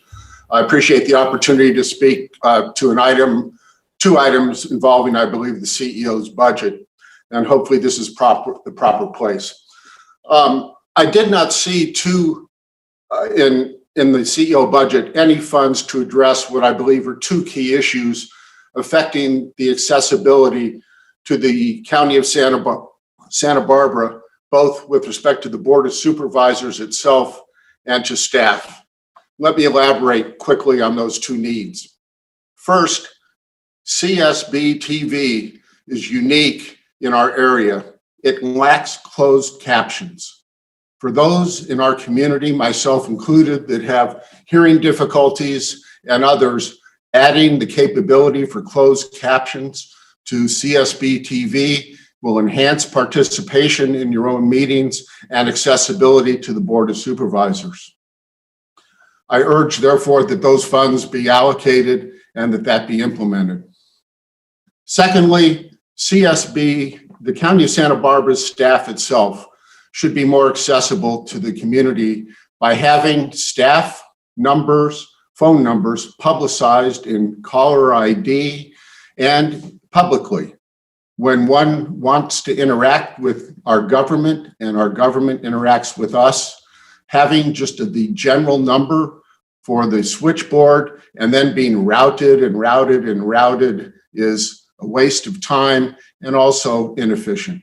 So I believe as well that having a phone system and funds for it that would implement a caller ID and share the office numbers of all county staff would also be an appropriate funding vehicle. Thank you. Thank you, Mr. Newman. We will now go to Linda Honigman, who is our final speaker. Linda, when you're ready. Good morning again, supervisors. I'm Linda Honigman, and I really thought my career of public commenting was over, but I happen to live across the street from the school district property mentioned by Supervisor Hart, and I've been very interested in what it could be used for several years. I want to thank Supervisor Williams for recognizing the importance of finding more affordable housing in the county and the desirability of county leaders and staff looking into how to improve our current situation. It is true this has been a problem for years, but the situation has definitely gotten worse for our younger workforce in particular. It is difficult to find legal ways to prevent new housing units from getting snapped up by out-of-towners, some for second homes. So employer housing, which can include the county, the cities, and the school districts, and/or partnerships with housing authorities and nonprofit developers are key to having that control. The Tatum property has been looked at by the school district's council for 16 years. The conclusion reached in 2019 is that a lease agreement with the developer for what I would call a country club version of a senior housing facility would be the best way to get income for the district. As I will share with the school board in a few weeks, that concept does not make a dent in two of the county's top priorities, affordability and sustainability. And we do not need a lot more senior housing at the moment.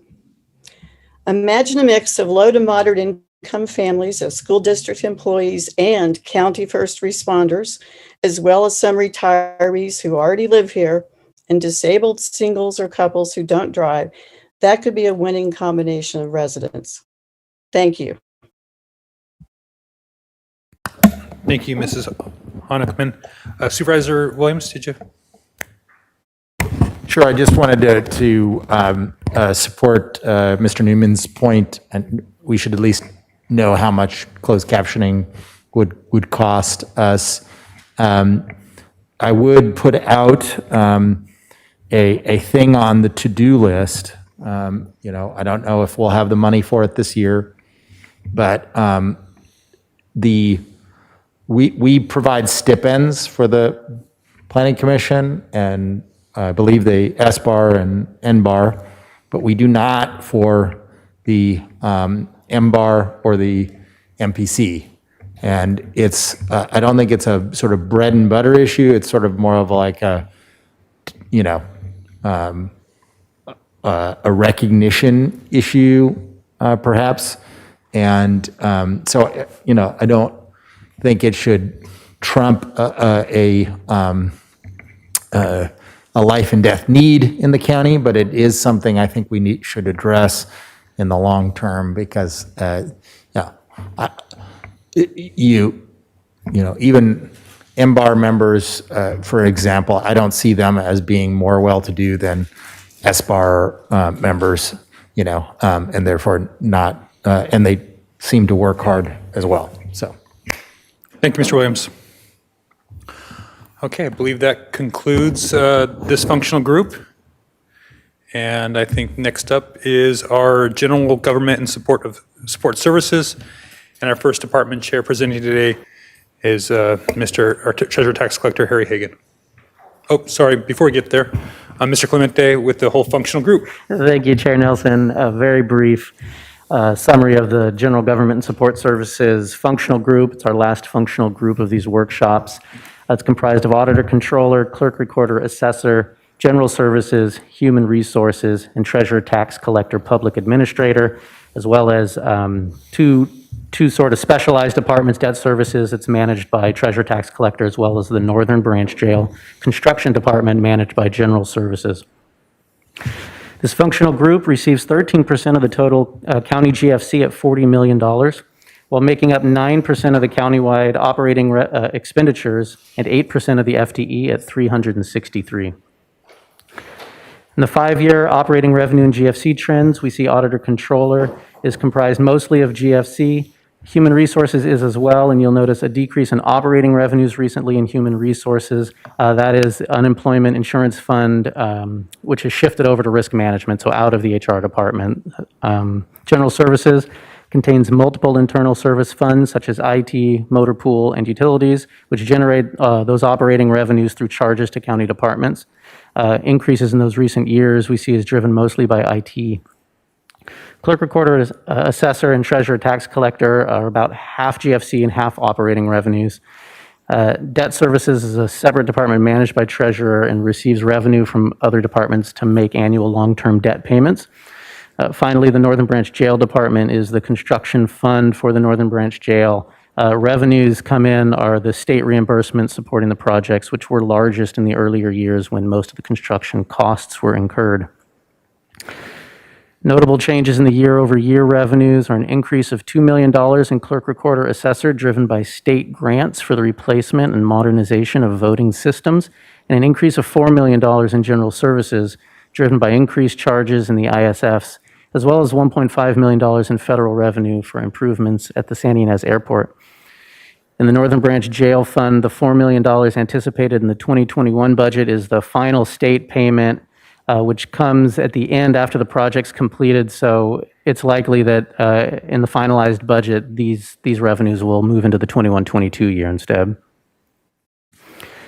Operating expenditures have remained relatively flat in auditor, HR, and tax collector over the 5 years. General services operating expenditures are up $16 million in the past 5 years. Half of that is services and supplies, which includes all of their maintenance line items as well as IT software costs. Northern Branch Jail, as mentioned above, incurred most construction expenses in 17-18 and 18-19. Year over year, operating expenditures have remained relatively flat in human resources and treasurer tax collector. Clerk recorder is up $3 million, mostly due to service and supplies costs in elections. And general services is up $6 million for many of the same reasons I mentioned on the other slide. Expenditures are declining in auditor controller as one-time costs incurred for a consultant on the early phase of BANA, which they incurred in 2021, aren't carried over in the next year. We see mostly stable FTE in these departments over the 5-year period, with the exception of general services, which is up 20 positions since 17-18. This can't really be attributed to any single program or project, as they manage a multitude of programs and functions. 6 of these FTE were added in the preliminary budget and discussed in a little more detail on the next slide. The decrease of 1 FTE we see in auditor controller is the shifting of IT support staff out of their department and into general services, very similar to what council just mentioned in their department happened last year, auditors doing this year.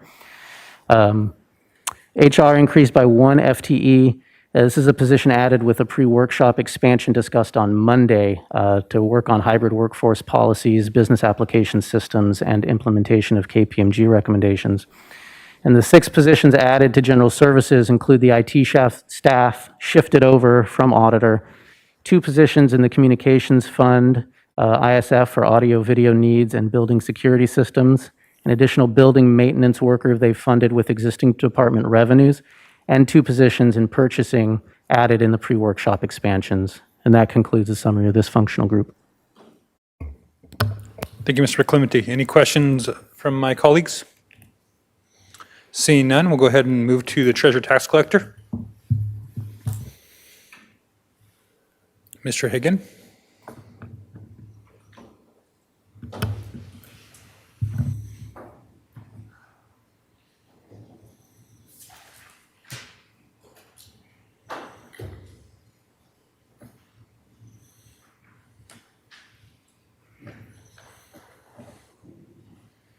Please.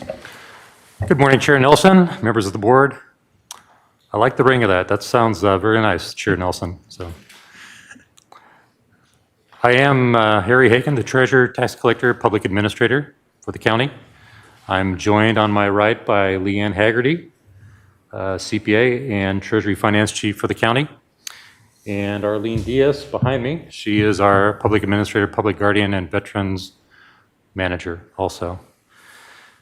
So, the mission of the department is to bill and collect all property taxes and process all payments. It's to provide banking services, to invest revenue received by the county, schools, and special districts, and to administer the county's debt program, deferred compensation plan, decedent estates, public conservatorships, and veterans services. And that's the high level stuff. I think what I'm going to try to do this morning is stay at the high level and not get too much into the weeds due to the abridged schedule we have today and the policy and executive functional group being rescheduled to Friday. So let's go to slide 2. So these are our key challenges and emerging issues, and I will talk about each one a little more in detail in succession. Next slide, I guess. Yeah. So it's not a lot different there. Our general fund contribution is about 3.9 million. It's about 43%, I believe, this year of our budget. It tracks about 44% last year. So it's what we would expect. So nothing that exciting on that slide. So our anticipated accomplishments, I'll talk about a little bit about 2 of them. And so we were able to collect 99% of the secured roll. That's what we're tracking towards, and that is what we've done in the past too. So there's a couple of reasons why we were able to do that. The obvious one is we stayed open. I have a staff that is completely committed to public service, and we had both our Santa Maria office and our Santa Barbara office open. We take phone calls right when someone calls, we're there, a live person grabs it. It's not an answering machine, it's not a phone tree, we answer it. If people need to come in and do a penalty waiver request, and there was a lot of those this year, the governor issued an executive order, gave me some broad authority if people were affected by COVID-19.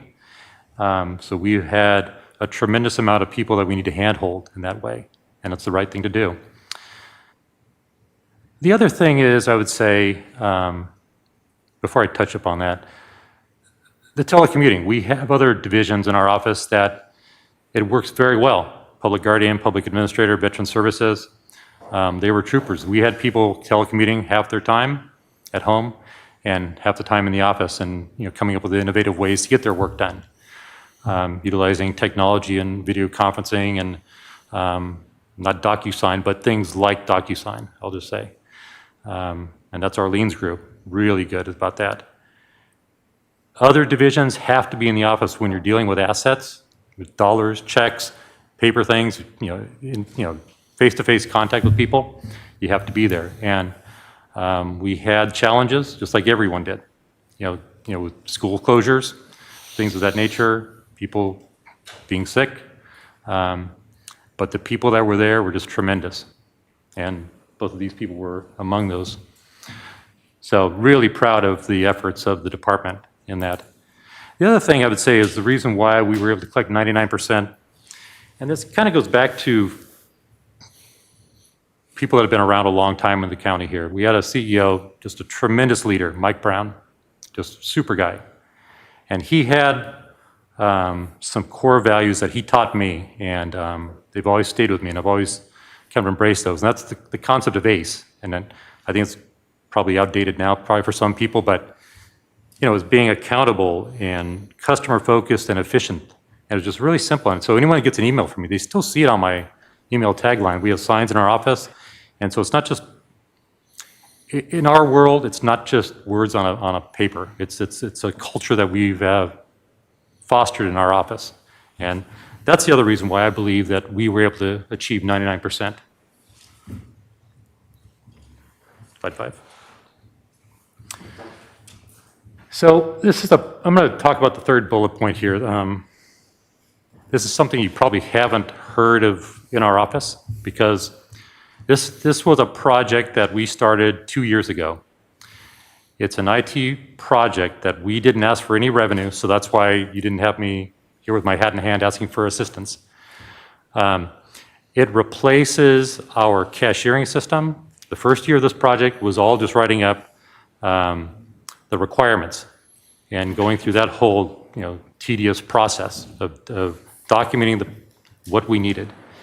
And then the last year, and we've done this through COVID with our IT staff and our operational staff too, we've been able to get to the point where we are anticipating going live on this on May 10th. And the importance of this system is anything we take in of custody and cashier and bank in the county has to go through this portal, has to go through this.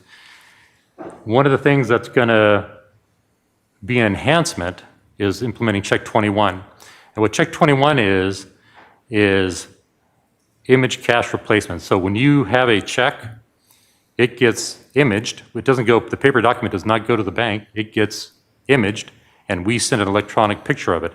And that becomes the negotiable instrument. And so it cuts down on a lot of float, which translates to money. So that's something that our Chief Investment Officer, who was our IT manager in our office, Dan Chandler, and Rebecca Fall in our office, they took the lead in this. And I said it had our Leanne's accounting staff involved because they have the back end, and it had Brian Fiebert's treasury and tax staff involved too. So it's a big win for the county, and we're really proud of what they've been able to accomplish during COVID-19 like this. I think the next two slides we probably skip. Yeah, we can skip the next two, 6 and 7. Yeah. So these are some of our performance measures. There's many, many more in our D pages, but the key one there's two of them really. Veterans benefit claims, Rhonda and the other two veteran service reps do a tremendous job for our veterans community. And they had some challenges, but they're right on track to submit the same amount of claims that they've done in the past. Collection rates are, outstanding, all things considered. So nothing more I can say on that. The numbers speak for themselves. That's a good feeling right there. No service reduction. So thank you. So this right here, we do have an expansion request. And this is something that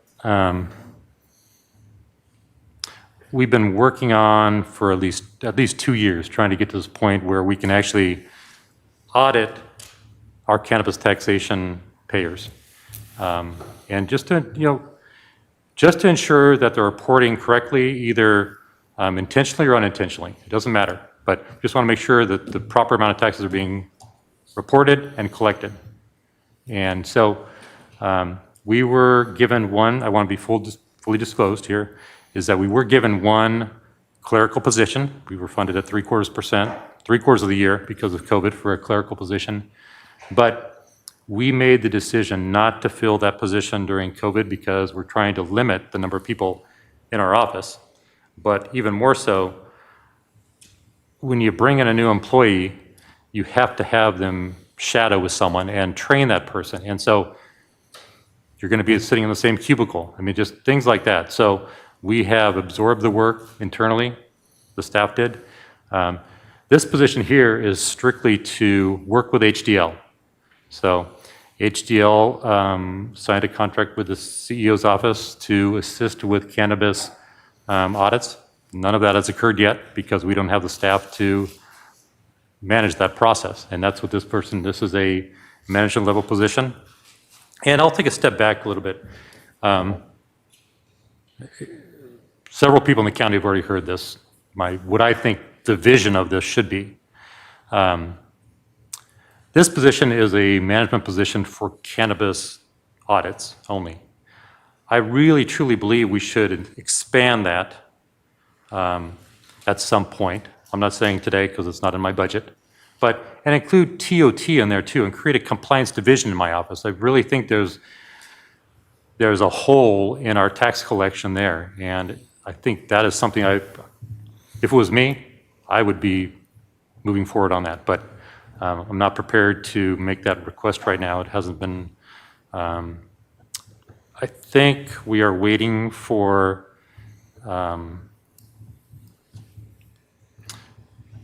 the CPA firm that was hired by the county to look at cannabis revenue to do their presentation and their findings first. And then once we have a better handle on what KPMG feels is appropriate, that we could maybe engage that conversation a little more seriously.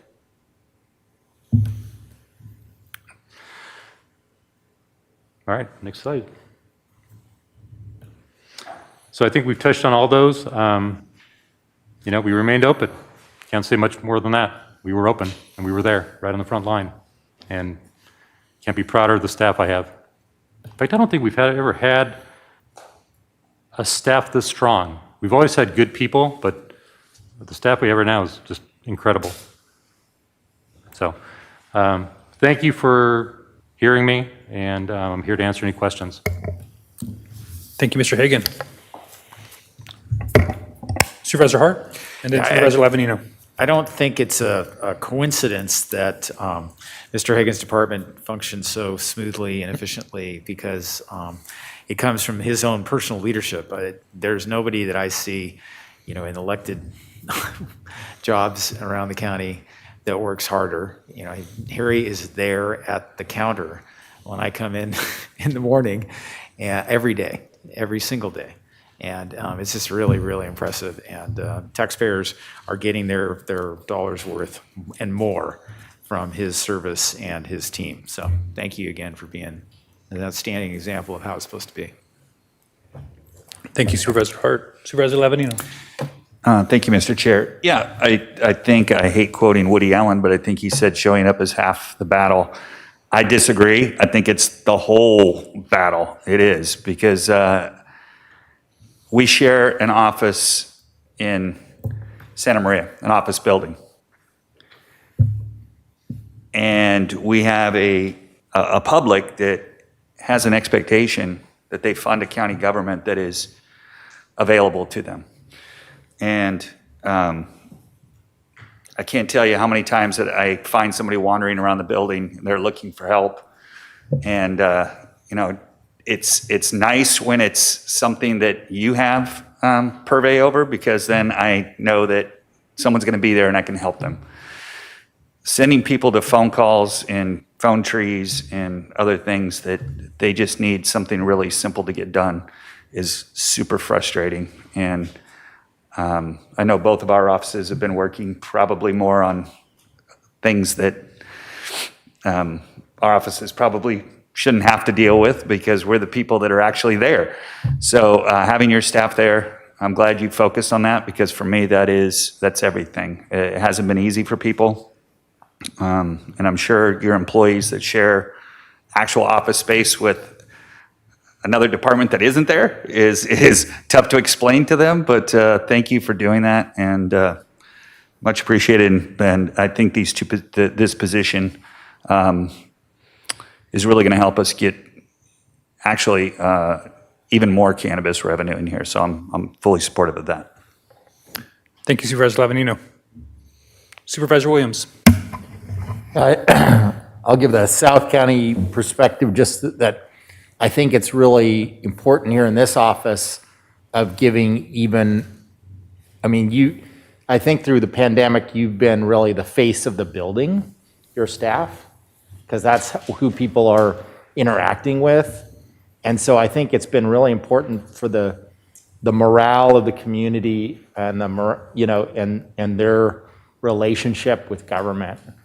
Far more important than on a typical year. And I feel like your staff has, maintained a positivity and some smiles that are really needed in this time more than ever. So I really appreciate that.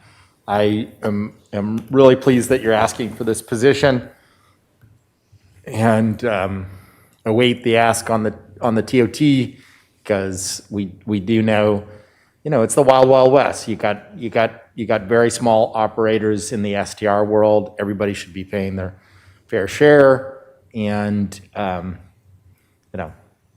await that request with bated breath. Thank you, Supervisor Williams. Supervisor Hartman. Well, your budget has been flat and your FTEs have been flat, but you've taken on cannabis and SDRs, major new programs, as well as such important programs for veterans and others. And so you've exercised tremendous prudence, but it's always with a smile. People are here, and a sense of humor, the decorations, the costume, it just does create a nice sense of human beings work for the county, and you are the face of that, being where your office is. So it's always nice to come in early in the morning and see you there. And so thank you very much. And again, I concur with my colleagues on that. Harry, you've been a great fiduciary of the county's tax dollars. And, I appreciate that, what you've done with the chief investment officer. I think that's been probably a model throughout the state to see under your leadership, and then Ms. Christensen and now Mr. Chandler, the amount of by being proactive, it's paid for that position and more. And I think that is a great value to our county. I know that your office from the very beginning went after STRs and began to reaching out to, people who were in that space to get them to pay their TOT. Now some of that's gone away, and but you guys continue to be able to do that, kind of as an extra help assignment. There was no direction from the board to begin that you took that up on your own. And I think that you've recaptured, dollars to the county many times over of what you've spent. I think as we go into the cannabis world, it's a new world for all of us, and we have to struggle with, what's tax avoidance versus tax evasion. And I think that these, taking a look at this is going to be really important to the county to make sure that, the county gets what was intended for the impacts that we anticipated. So I think you're going to be a big part of maximizing that. I hope that we as a board and the CEO's office can help work with HDL and others to make sure that that is being accomplished. And yeah, I think that's it. I do support the idea and concept of a compliance division within your department in the future. But yeah, probably too soon, but it should be something we should definitely be talking about and looking forward to the future. Any other thoughts, questions, concerns? All right, thank you very much. Thank you, Chair Nelson, and thank you to the entire board for the kind words. And we will continue to conduct ourselves professionally and ethically, and always keep the taxpayer in mind when we're conducting ourselves. Thank you. Thank you, Mr. Hagan. With that, our next department is the Auditor Controller. Available by Zoom is Auditor Controller Ms. Betsy Schaefer. Hello, can you hear me? We can, thank you. Okay, thank you. Good morning, Chair Nelson and Supervisors. I am Betsy Schaefer, the County Auditor Controller.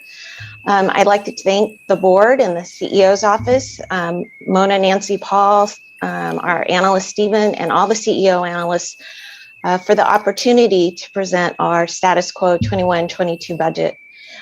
Before I get started there, I just really want to say a quick thank you, a special thank you to CEO Mona Miyasato for her leadership throughout the pandemic. She really represented how to do it right. I also want to thank Dr. Vaughn, who spoke at every COVID department head meeting, giving updates and never seemed tired of any questions. So I really appreciate both of them. And I know I know their efforts are really going far. Going back to our department, I really want to thank our entire awesome and professional auditor controller crew who are working at their homes right now, and we have a few still in the office. I want to give a special thanks to our division chiefs and to Ed Price, our assistant auditor controller, and Lamont Grissom, our business manager. Lamont is available online now to help me with any detailed questions that might come up. And he was really the person who did all the detail work to present our budget in this format. I also want to acknowledge my financial reporting team, who's led by Joel Boyer. Financial reporting provides the tools and rules, I call them, to ensure ultimately that we adopt a balanced budget and put into the proper accounting format. So along with Joel, the FRD team includes Suzanne Sturs, Rochelle Zanini, Danny Forner, Jonathan Rodriguez, and Jeff Arthur. So thank you guys.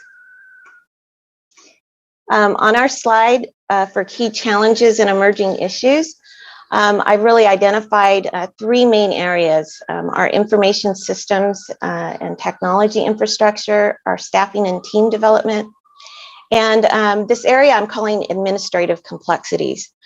I'll point out with our information systems and technology infrastructure,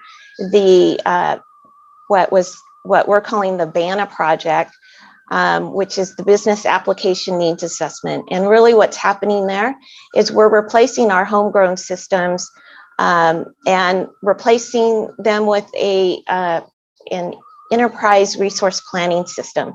So it's a huge countywide effort.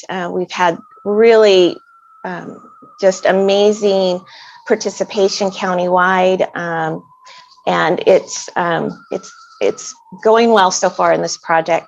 The project has been led by our office. The project manager, it has been Kyle Slattery, and the rest of the team is Sese Natim, Ward Kwan, and Robert Geist IV, and rounding out that team, sort of getting us through this initial phase. For staffing and development, I just want to point out that we have been teleworking, since the entire event. We're right at the top there, along with child support, at having 80, I think it's almost 80,000 hours of teleworking throughout the event. So administrative complexities, just want to point out that, everything is difficult sometimes. We don't really have the ability to do things the way that everyone wants us to. There's always technical things that have to be done. And I'll say that, there's a big divide between the idea for the change and how it's actually allowed to happen. So there is inherent complexity there. I will point out that every financial transaction has to go through our office in one way or another. Most of them are easy, but there are those that are complicated, and it's our role, the auditor controller's role, to make sure that it's correct, it's allowed, it's justified, and it's properly accounted for. So, I don't think everyone always wants to hear that, hear from the auditor's office, but we try to help also with all the countywide efforts and make sure that we not only do what the county wants, but we also do it in the correct way. All right, we'll go to our next slide. So our operating budget, $90.5 million. We are primarily general funded, as Paul Clementi said, that's 90% of our funding. And we do have that 47 people. And as Paul mentioned earlier, we did lose a person by transfer over to general services for our land administration support. Next slide. Budget accomplishments, I'm going to sort of skip BANA right now just because we talked about it already. But I do want to sort of mention this advanced analytical and audit procedures to county disbursements. What we're trying to do there is really right-size our efforts and spend more time where we can on sort of high-risk transactions versus maybe the lower-risk transactions. It's been a really interesting and good process, and I'm really proud of our team for working on that. The other thing I want to do is drop down to the GASB 84 implementation for fiduciary fund accounting.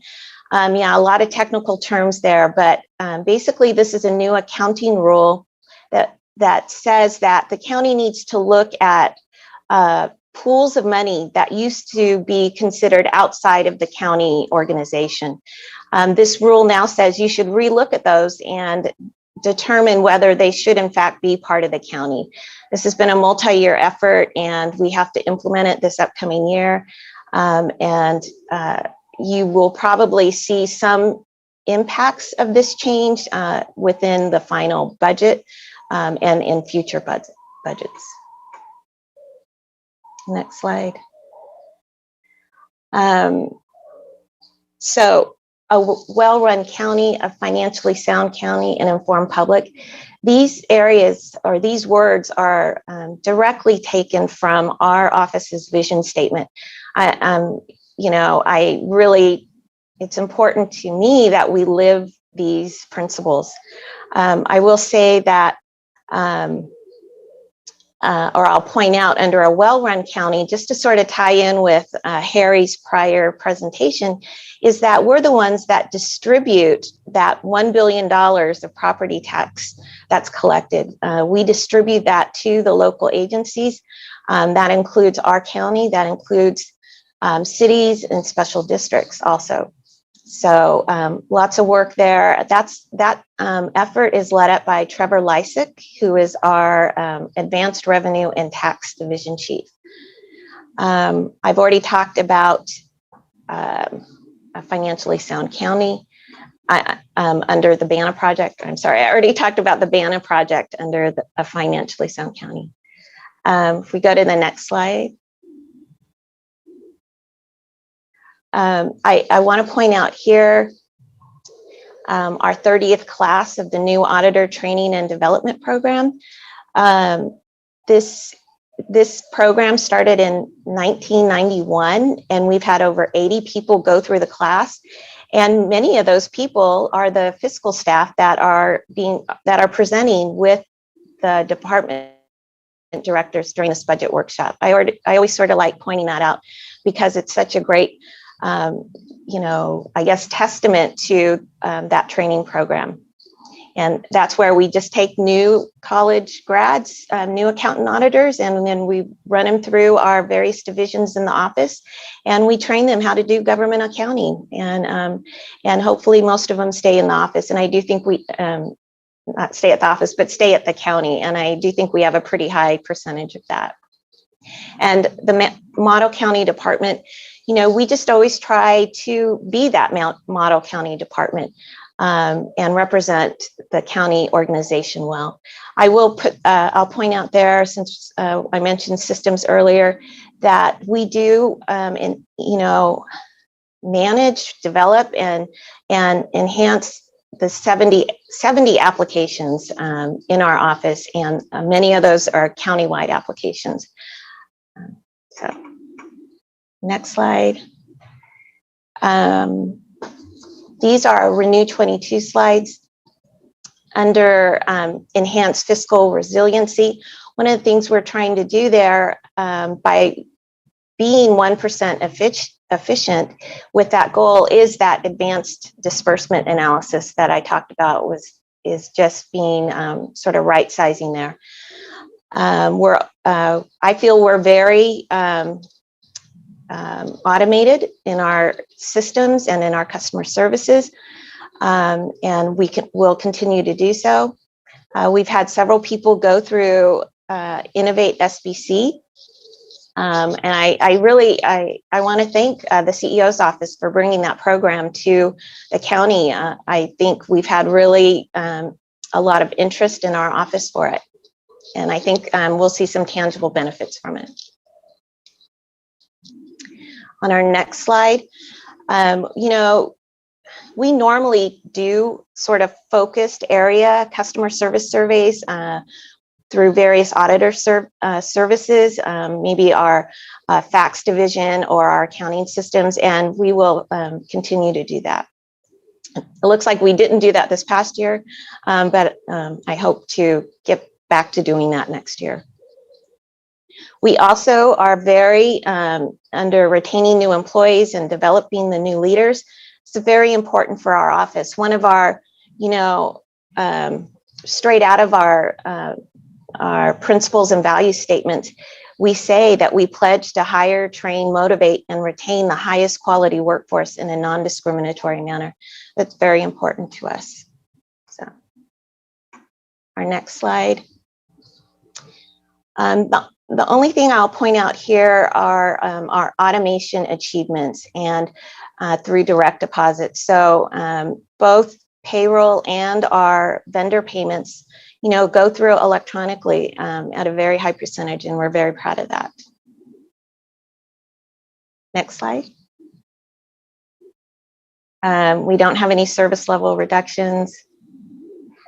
And then, in summary, our story is the same as at the beginning of this, and that is we want to continue to address information systems and infrastructure needs. We want to continue investing in staff and team development, and really continue addressing administrative complexities. And I put there with the overarching goal of simplification, where and if we can.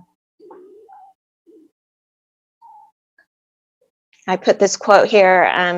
I just loved the fact that, we have a lot of things going around us, and And I think this summarizes it. You know, we face neither east nor west. We face forward. And I think in our time here of almost reopening, that's what we need to keep doing.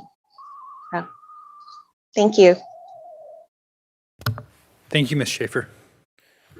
Questions from the board? Supervisor Hartman. Just a couple of comments. First, the financial highlights report is excellent, and I rely on it, and I share it often.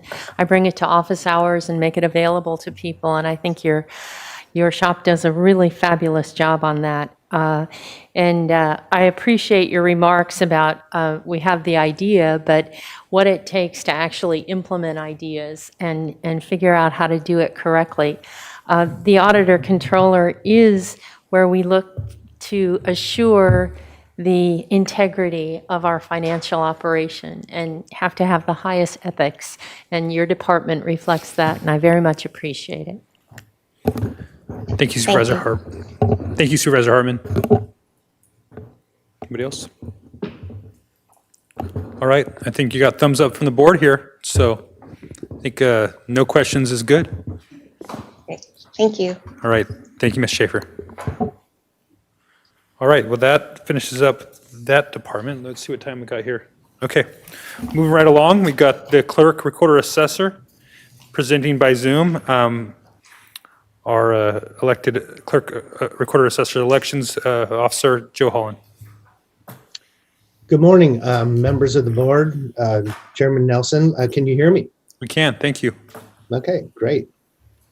So on the Zoom call here, I have Sue Morrison, our Chief Deputy Assessor, Melinda Green, our Chief Deputy Clerk Recorder, and Renee Bischoff, our Chief Deputy Registrar of Voters. And in addition, Dylan Teacotts is our Department Chief Financial Officer. He's also on the call. So if we could go to the slide with the staffing challenges and emerging issues. Just top of the slide, we continue to have staffing challenges in both the assessor and the elections division. Challenges are 2021 census redistricting, as I know you're all aware of. But from our department's point of view, we need to redraw all the precincts in time for the June 2022 primary.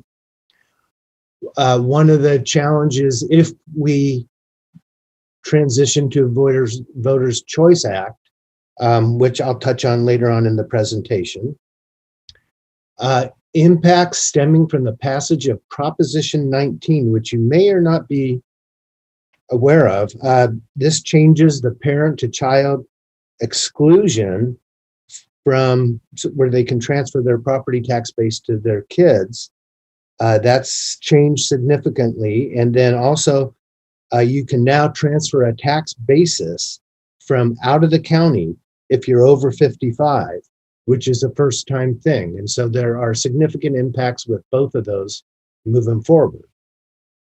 The governor recall election. This is still, as you know, we're still processing the petitions for this, but from everything I hear, reading the newspapers, et cetera, it looks like this will pass. Tentative dates being discussed among the election community are maybe an election on November 23rd or even December 7th. Now we'll have to see. What's interesting about this also is that the legislature passed legislation for this year only, 2021, that all elections will be conducted vote by mail, but with polling places, which is different than we did in November 2020. And we don't have this in our budget yet, but we anticipate that to conduct this governor recall for Santa Barbara County may cost up to $2.5 million. We go to the next slide. Our operating budget is a little over $22 million. The general fund contribution is $11.5 million. Just a note that our clerk recorder is an enterprise fund now, so there's no general fund contribution to the clerk recorder.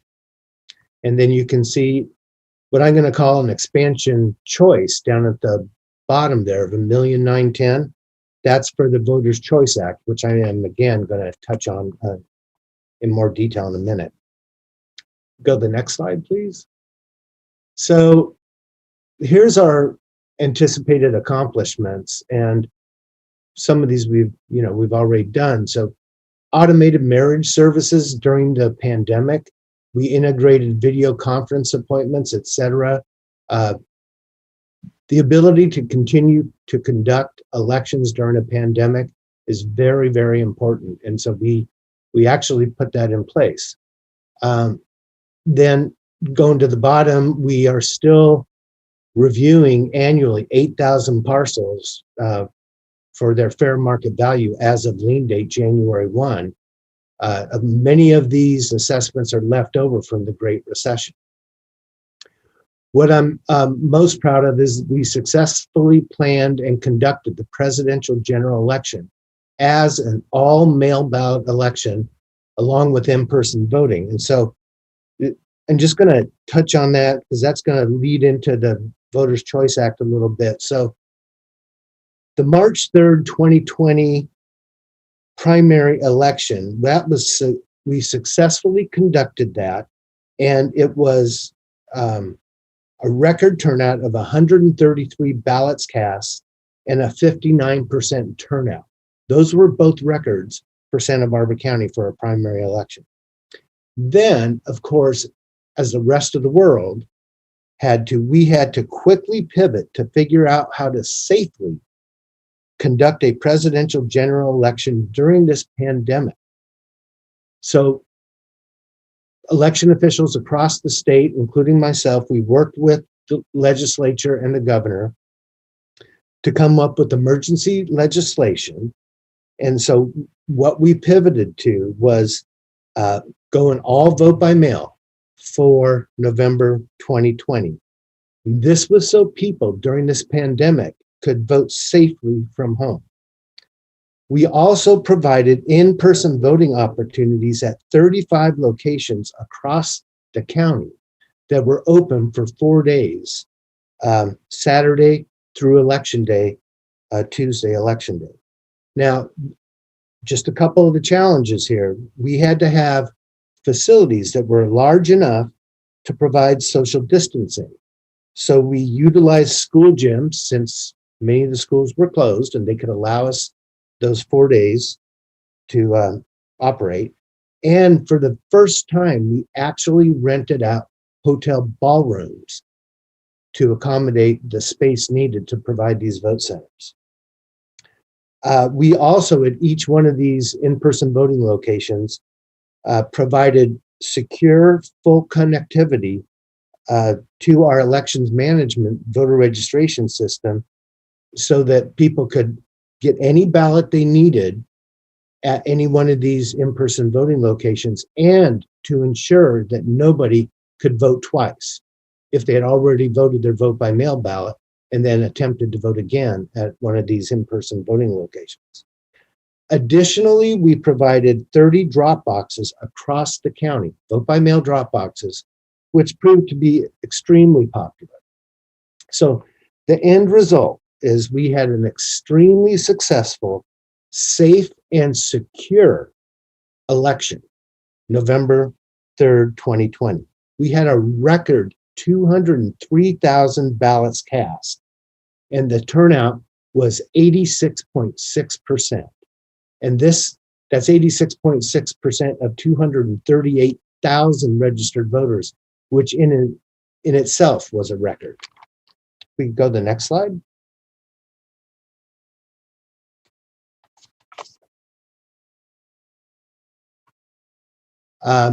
So here, the first two bullets are Voters' Choice Act, which, again, I'm going to go into a little more. But we also are looking at providing more subscription services for official records, and we continue to update and modernize our assessor property system. Next slide, please. I'm just going to touch on some of these items for the next slides, but you can see we've migrated 95% of 110 county services to online, which I think is rather significant. If we go to the next slide.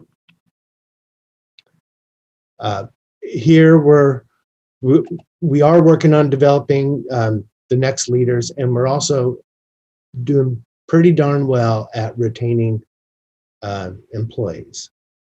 Next slide.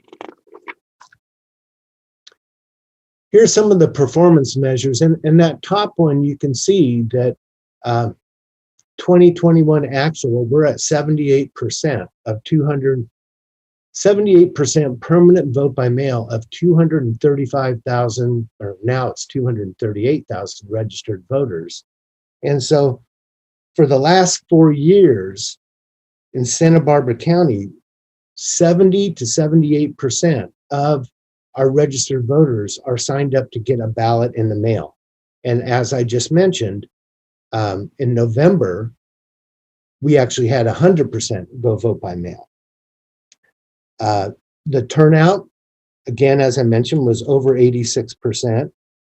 And then one other achievement we're really proud of is we've transitioned to recording electronically.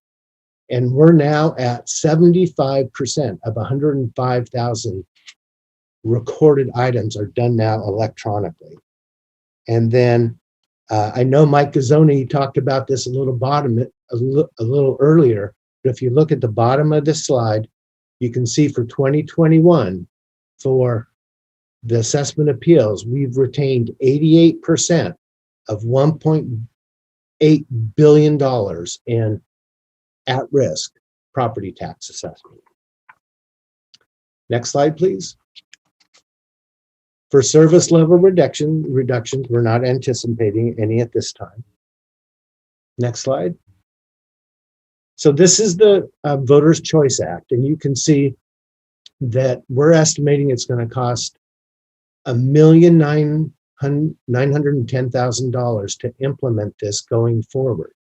This includes $755,000 of one-time costs, which would be essentially purchasing ballot on demand printers to put at each of the vote centers that we would have, plus additional equipment. Then ongoing would be the $1,155,000, and that includes $630,000 for a contract with an IT firm called Computer Center that we actually used in November. Now, the cost in November was much higher than that, but we would be reducing the number of in-person voting locations moving forward with the Voting Choice Act. Next slide, please. So to discuss the Voters' Choice Act, and again, this is a choice.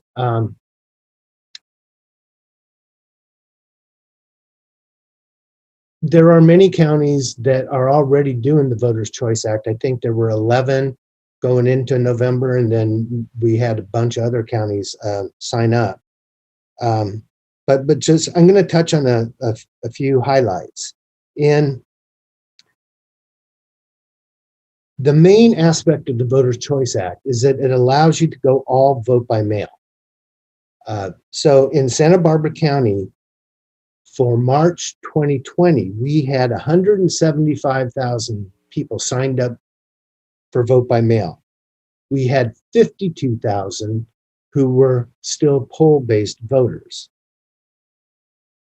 So in order to put in place the Voters' Choice Act, what you would do, so you go all vote by mail, but then you have to provide vote centers at 35 locations across the county. Now, 5 of these vote centers would be open 11 days before the election, because you have to have 1 per 50,000 registered voters. Now, in Santa Barbara County, we already have 3 offices, so it's not a big lift to add 2 vote centers for 11 days.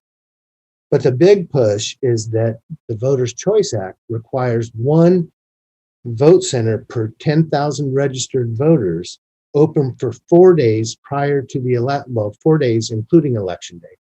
So Saturday through Monday, and then all day on election day. And so we would have to have a minimum of 24 vote centers across the county. Additionally, we would have drop boxes as we had in November. They proved to be very popular, and we would be required to have 24 of those. We would probably continue to implement 30 of those across the county. Additionally, Voters' Choice Act requires extra mailings to voters to notify them of the change. And then it also requires community outreach on the development of an elections plan and on where to locate vote centers and drop boxes. So that's a very high overview of the Voters' Choice Act. We go to the next slide. So this slide just compares November 2016, which was obviously the previous presidential general election, where we had 86 polling places. 61 in that election, 61,000 of the voters were signed up to to cast their ballots at the polls. And then if you compare that to November 2020, which we call our hybrid election, we had 35 in-person voting locations, and 19,000 people actually utilized those voting locations and voted in person. So if you look at that, that's those people voting in person, that turned out to be about 141 people per in-person voting location per day for those 4 days that we were open. To do that hybrid model, we needed about 400 extra help employees, and that's compared to the 900 poll workers that we had in 2016. Now, in March, we had 900 poll workers, March of 2020, and 130 of them called in sick that morning. So you can see why we needed to transition to a different model to put in place a successful election for November 2020. So the Voters' Choice Act, again, if we were to implement that in June 2022, we would probably have 25 vote centers. Again, 5 open 11 days before the election, and all 25 of them open 4 days before the election.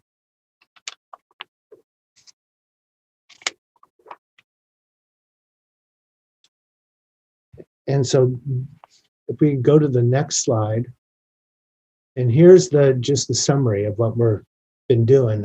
We've obviously been doing quite a bit more than what I've just gone through. It has been a challenging year for everybody. We continued to do the assessments. We actually pivoted to in-person, to telecommuting for the assessor's office, and we still came in at over 5% increase in the assessment roll.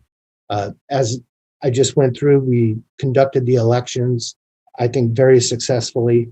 And I know it was touched on earlier about the strength of the real estate market, and that is true. We are experiencing a very high recording volume right now, and it'll be interesting to see what the assessment roll is at the end of this fiscal year when we go into the budget hearings in June.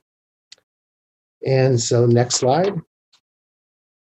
And this is the quote that we picked out to make life a little better for people less fortunate than you. That's what I think a meaningful life is. One lives not just for oneself, but for one's community. RBG. And so that's all I got. Open for questions. Thank you, Mr. Holland. Questions from the board? Supervisor Lavanino. Thank you. Yeah, I think your staff did a Herculean effort with the election this time around. That was unprecedented turnout in a less than ideal situation. So everybody there should be getting kudos. So on Voters' Choice Act, you mentioned that you were going to have to redraw precincts, and it just kind of made me think, what is the need for precincts anymore if there's really no voting locations that are per precinct and somebody can vote anywhere that they want? Is that kind of a dying breed, do you see? Or are we going to stick with that model? You still have to have precincts because people want to see how people voted per geographical area.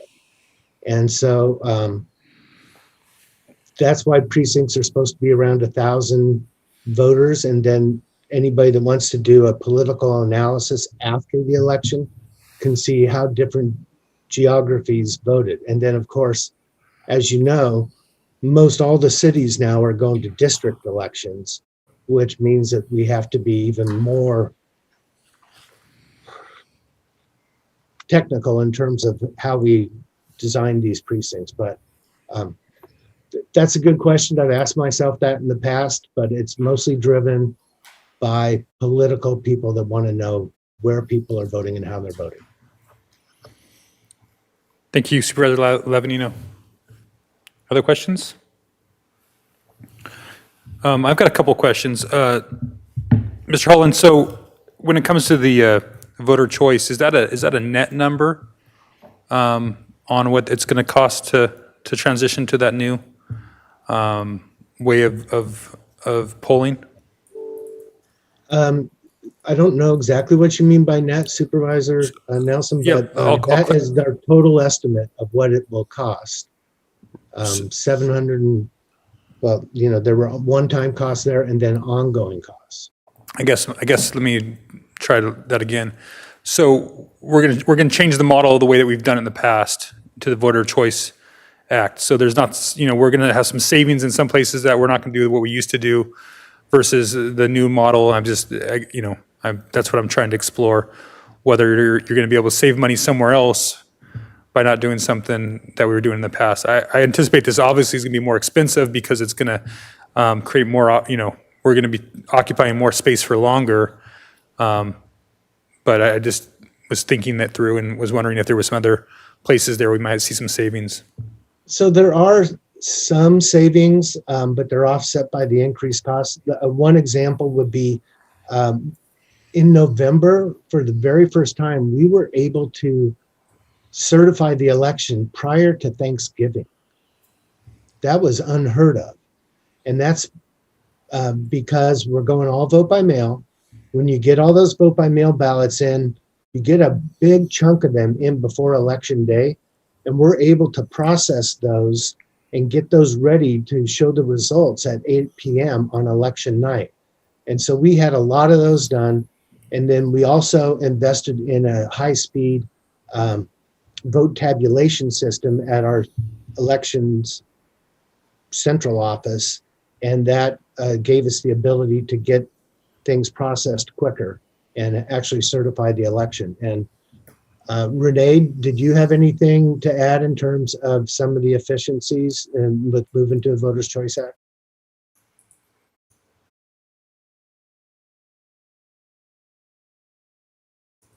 Renee, are you on mute?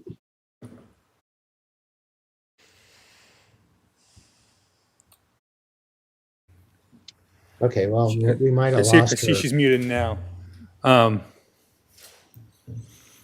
Next question, though, maybe I'll ask this, and then if Renee can hop on, that'd be great. But is there, to implement the Voters' Choice Act, are there options for state or federal dollars that we can pull down to implement that? I know it's obviously a topical issue nationwide, and sometimes that comes with funding. What does the landscape look like? Renee or Dylan, do you have any notes on that? I do know that in the past, as other counties have made the choice to go Voters' Choice Act, that the Secretary of State has come in and helped out with a lot of the outreach in terms of outreaching to the community and maybe with the mailings. But Dylan or Renee, do you have anything to add to that?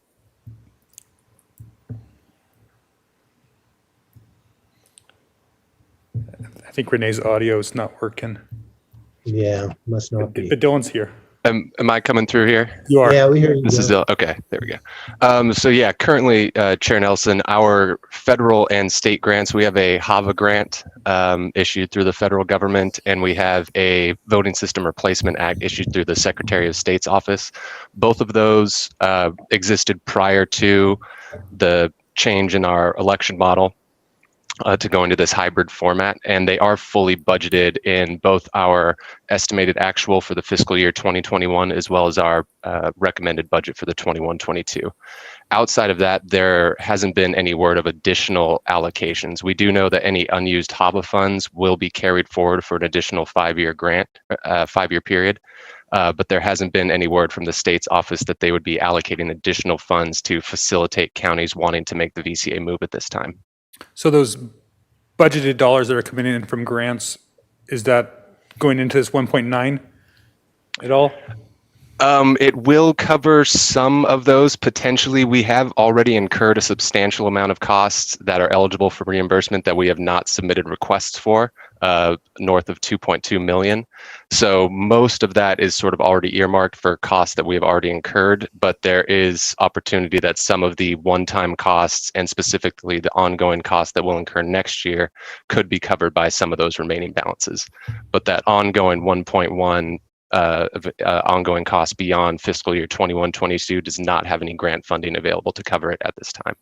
Okay, so between, I think now and maybe budget hearings, it might be good to be able to kind of be a little bit more complex with that option and see what other funding sources and what funds that are already out there that we can use here. I know the concept behind the Voters' Choice Act is to make sure there's greater access. And I think that's a great goal, and I think that's something that we should all be in favor of. And I just wanted to, I know that most of this is focusing on elections, but as someone who, visited, at least a dozen of your polling locations the weekend of November, the November elections, I just wanted to commend your team. It was well run. I even witnessed some people that were complaining, and I thought your team did great. You guys had to train quite a few people in a very short amount of time. I thought they did an excellent job. My office is right next to the Santa Maria Elections office up there at the Better Ava Government Center, and Eva Chavez there has been a great neighbor, as well as Renee's always so responsive. So I appreciate all the work you guys are doing in elections, and I really encourage the public that likes to throw rocks to come and watch. Come show up. Elections is transparent. You can be an observer, and I think I went down to watch the actual counting. I think I'm only one of 10 people countywide that did that because there's a sign-in sheet. I think it helps people understand that it's not a back room where all this is happening. It's really a thoughtful process, that elections officials are professionals and this is their life's work. And I believe they take that very seriously. So just wanted to get that message out there in relations to the elections division and so forth. So I also see there's some comments from Supervisor Hartman and then Supervisor Williams. Thank you. This is a question I probably should have had in a BIF, but do we have any projections on the tax impact of Proposition 19? Supervisor Hartman, that's a very good question. Unfortunately, no, we don't. We don't know how many homeowners from other counties that are over 55 years of age are going to want to transfer their tax base value into this county. There is probably a significant potential for a negative impact with that. Additionally, well, it may be somewhat offset by changes to the parent-child transfer exclusion, because now that's been reeled back in a little bit. If you want a parent-to-child exclusion now, It's only for your principal residence, and it's only if the child that moves into it, or not child, but the person that Adult. moves into it actually lives there. And so we're going to have to track that on an annual basis to ensure that they have their homeowner's exemption. But the heart of your question is no, we don't really have an estimate. And I don't think there was even any estimates made in other counties. And we are going to be tracking that to put it in place. We're having to change our assessment system so that we can track both of those. And so hopefully we'll be able to have an answer to your question next year. Thank you. And then a question, could you describe the status of the elections office, how we digitize the candidate financial forms that are filed? Did Renee, were you able to get your audio fixed? So we are transferring to digital filing. I don't believe it's in place now, but we are definitely moving in that direction. And hopefully we'll have that available for the next election. Right. I think it's really important for accountability to show where money is coming from. So I strongly encourage that. And just wanted to add my voice to the congratulations, superbly run elections, and thank you. Thank you. Supervisor Williams. Yeah, I looked into trying to get some of that information during the election on Prop 19, and the analysis that I've seen statewide indicates that it was a net revenue producer, not a net revenue loss, but I did not see individual breakdowns by county, which, you know, given that it was not such a large, overwhelming revenue plus, could probably go either way. I guess I just want to just quickly say this expansion request I see as legitimate. It's something we're going to have to do, and so we might as well do it now while we have funds, because who knows? I do not think that will always be the case. Supervisor Williams, through the chair, just to touch on the Prop 19 thing, I think Santa Barbara County, just anecdotally, is probably a little more at risk as have been negatively impacted, just because we're such a desirable county to move to. In retirement. Yes, well, when you're over 55. Thank you. Supervisor Hart. Yeah, I just want to add my voice to the congratulations to the elections team for pulling off a record voter registration and turnout and really smooth election. And I really want to appreciate Chair Nelson's comments, specifically talking about how professionally the vote counting was done and how professional the whole operation is. I think that's consistent across the country, but there unfortunately remains doubt in some folks' minds about the election outcomes, and that's a really corrosive issue for democracy in the long run. So I just want to double down and appreciate Chair Nelson's comments to try to educate people about how this is done fairly and accurately and professionally and transparently, and that if people do have questions about it, you know, they can look themselves and see themselves and become part of the process and understand it well, and then explain that to their friends. This is an important underpinning of democracy, the idea that elections are fair and equitable and transparent. Thank you, Thank you, Supervisor Hart. Appreciate it. Yeah, thank you, Supervisor Hart. And I just, I want to just expand on that comment just for a moment. I do believe that there is probably some fraud out there, but I don't think that's coming from our elections official, is what I want to be clear on. I think these are professionals have made this their life's work. And I think that those other circumstances are few and far between, but that, you know, most people we can count with almost certainty with what we've got that we're especially in this county. I haven't seen any concrete examples that I can point to. So until I can, we gotta trust the process. So that concludes the clerk assessor recorder's election. Our next department up is Human Resources. I believe the plan at this point is to finish HR and then to break for a half an hour lunch and then to come back to finish General Services and then begin our special issues. CEO Miyasato. Chair Nelson, we could certainly do that. I do need some time with my staff to do their wrap-up, so either we could take longer at lunch, or we could, between the last presentation and the board deliberation, give us another half hour or so. So we could either take a longer lunch or take another break. Do you want to do it, break it up, so that way you have, after the special issues, if there's something that comes up that you guys can anticipate, you guys can deal with that before we? Which is Does that make sense? preferable. Half and half. Chair Nelson, yes. So we can Right. do half an hour lunch and then half an hour after the last one before we come back. Supervisor But then- Lavanino? Thank you. Then don't you need more time after we do our deliberations? Or is that going to be done right after general county programs? So, board members, remember, this is not the time where you're actually doing the allocation of funding on the screen. So we were hoping that once we're done with all the presentations, we would go back, we would do up a summary of what actions we heard from the board and what we'd still need direction on. You could deliberate, give us more direction, and then we would take that and prepare the recommended budget. I think I'm hearing from Supervisor Lavanino is that we want to have a little bit more deliberation. Some of us haven't really, Yeah, I don't think anybody's really commented Too on much. anything.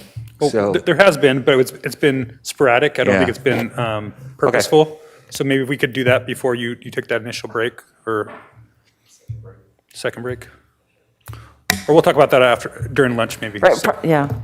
We're trying to summarize what we heard and then have you deliberate, but if you'd like to deliberate before we come back to you, that's, we could do whatever your board's preference is, but we were trying to provide what we heard to you, have you react to that, look at that, and have some discussion about it. Okay, I'm trying not to make it any more complicated than it needs to be. I apologize.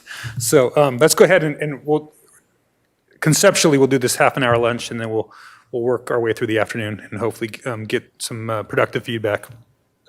All right, with that, we have HR and Director of HR, Maria Elena de Guevara. Good afternoon, Chair Nelson and members of the board. Can you hear me? We can, thank you. Great, good. Okay, so I'm Maria Elena de Guevara, the county's Human Resources Director. And with me this afternoon, I have Assistant Director Yvonne Torres and Business Manager Don Wynn, and with me the division managers Katie Torres, Aaron Jeffrey, June Mighty, and Joe is working. He's in negotiations, so he's not joining us this morning. I think it was Eleanor Roosevelt who said that people are like tea bags. You never know how strong they are until you put them in hot water. And what this year has taught me is that the county workforce is a mighty strong cup of tea. As you saw in the video from earlier this week, and certainly what you've heard from many of the department directors, is that our employees are emerging from this pandemic stronger and more resilient. And county HR will continue to build and strengthen our internal processes and our partnerships with our county departments to capitalize on the gains made during the challenging times into opportunities for a better future. And I want to thank you for this opportunity to share with you the work that my department has engaged in this year, and we are looking forward to the exciting plans for next year. Next slide, please. So here are, I think some of my colleagues have said that they're not really challenges, they're opportunities, and some of the issues that we'll be addressing. So one of the reasons Joe's not here is because we've got 5 of our 10 collective bargaining agreements are ending in June of this year, and then 5 more are starting up in 2022. This is a very important task for our county, and my small and mighty team has a very large task ahead in these next several months. We're also, as you know, the board has approved changes to the county code, and we are then starting the next steps in that process. in moving forward with streamlining our governing documents. And so we will be bringing to you our management resolution and our civil service rules, changes to those. And we are making sure that we include all our stakeholders in that process. Next month, we will be coming to you with a presentation on our progress to date regarding race, equity, and inclusion. And one of the things that you'll hear is that we're now we're going to be expanding the training to our employees and focus on more timely EEO complaint resolutions. In March, the board approved 4 post-pandemic workplace flexibility strategies. And so now we're going to be turning our attention into implementing those. And a big focus of that will be on the hybrid work model and getting the policy and the training integrated. The workforce is currently completing a wellness survey, and Katie just informed me that we have over 1,000 respondents, and we hope to get more by next week. And we will have our first wellness fair next month. The feedback from both of those events, we hope, will set the platform for the well-being focus for next year. And then finally, and it will be a big part of what we will be doing next year, County HR will be planning for 2 major forces that will radically change how County HR thinks of itself, how we deliver services, and how we will partner with other county departments. And we will take this next year to plan for the implementation of the KPMG recommendations and the implementation of the BANA project. Next slide, please. Here are our resources for this coming year. I have $8.8 million in my operating budget, no service level reductions, and no expansion requests. Next slide, please. Here's what we hope to accomplish by the end of this fiscal year. I'm very proud of my county HR team and their willingness to lean into the challenges of this year and to make things happen. I also appreciate the support of the many county partners that have worked alongside my team to ensure that these efforts have been relevant and applicable at the department level. And these are just a few of the things that we were able to accomplish together. We had a large team of folks that worked to ensure that the policies and the procedures were in place for our employees to navigate through the COVID experience. And so my gratitude goes out to staff from County Council, Risk Management, and Social Services. We also piloted a web-based new employee onboarding system.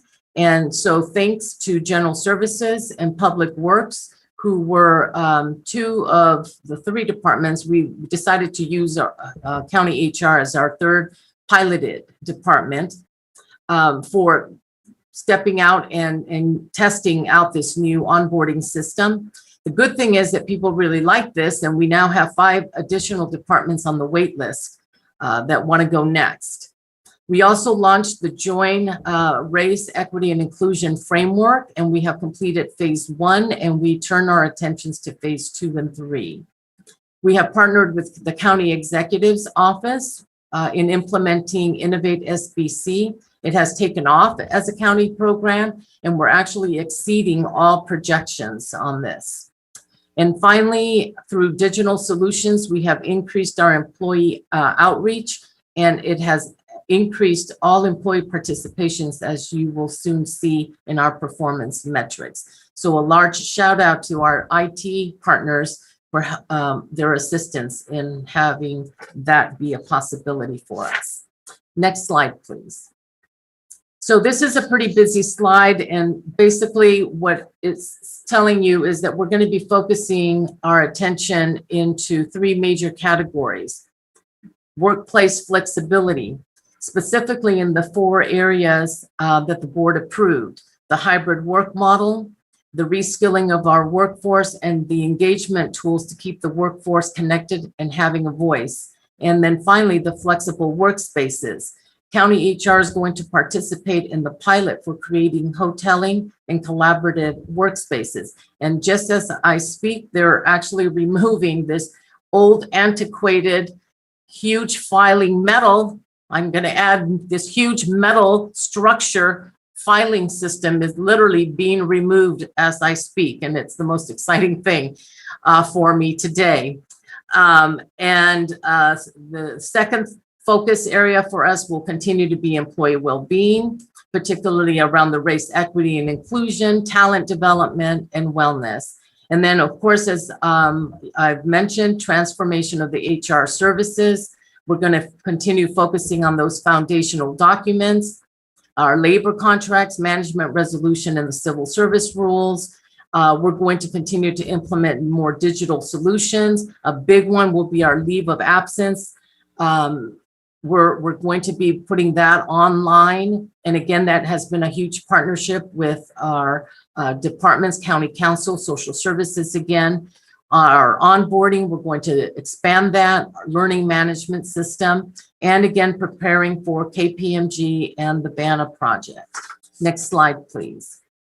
So we continue to support the renewed goals. And as you can see here, County HR has exceeded the targets in all three of these goal areas. So we're pretty excited about that. Next slide. Continuing with the renew goals, we have exceeded our targets here, except for the first one, which is the respond. We have the target of 3, but we only did 2. However, we did focus on more county-wide surveys, specifically the COVID workforce assessment versus looking more internally, which we hope to do next year. Next slide, please.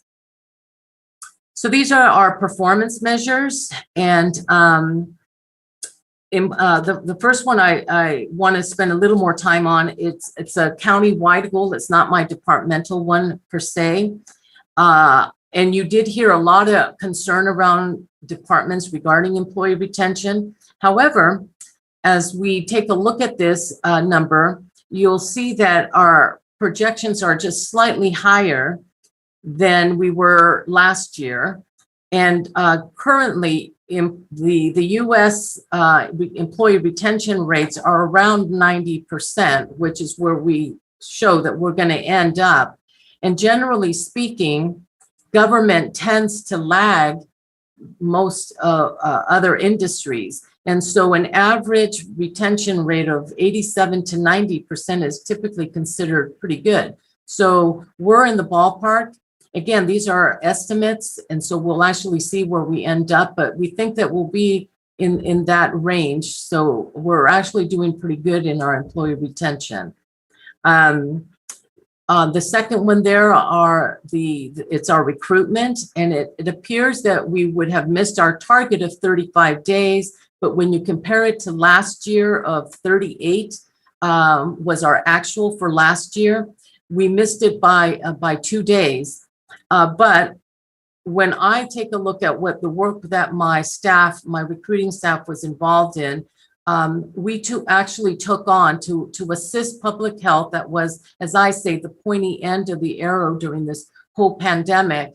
We took on 100% of their recruitments without adding any additional staff on my side. We took on all their recruitments, and we continue to support the COVID response with about 7 to 10% of my FTE towards supporting the overall COVID response. So with all of that, I'm actually feeling pretty good that we only went over by about 2 days from last year's numbers, and we missed our target by 5 days. So in the big picture, I'm actually feeling pretty good with the work of my staff. And I also know that by implementing tools like the onboarding system that allows my staff to not be so much involved in manual touch points, it will streamline our processes, and therefore we've kept the target for next year at 35,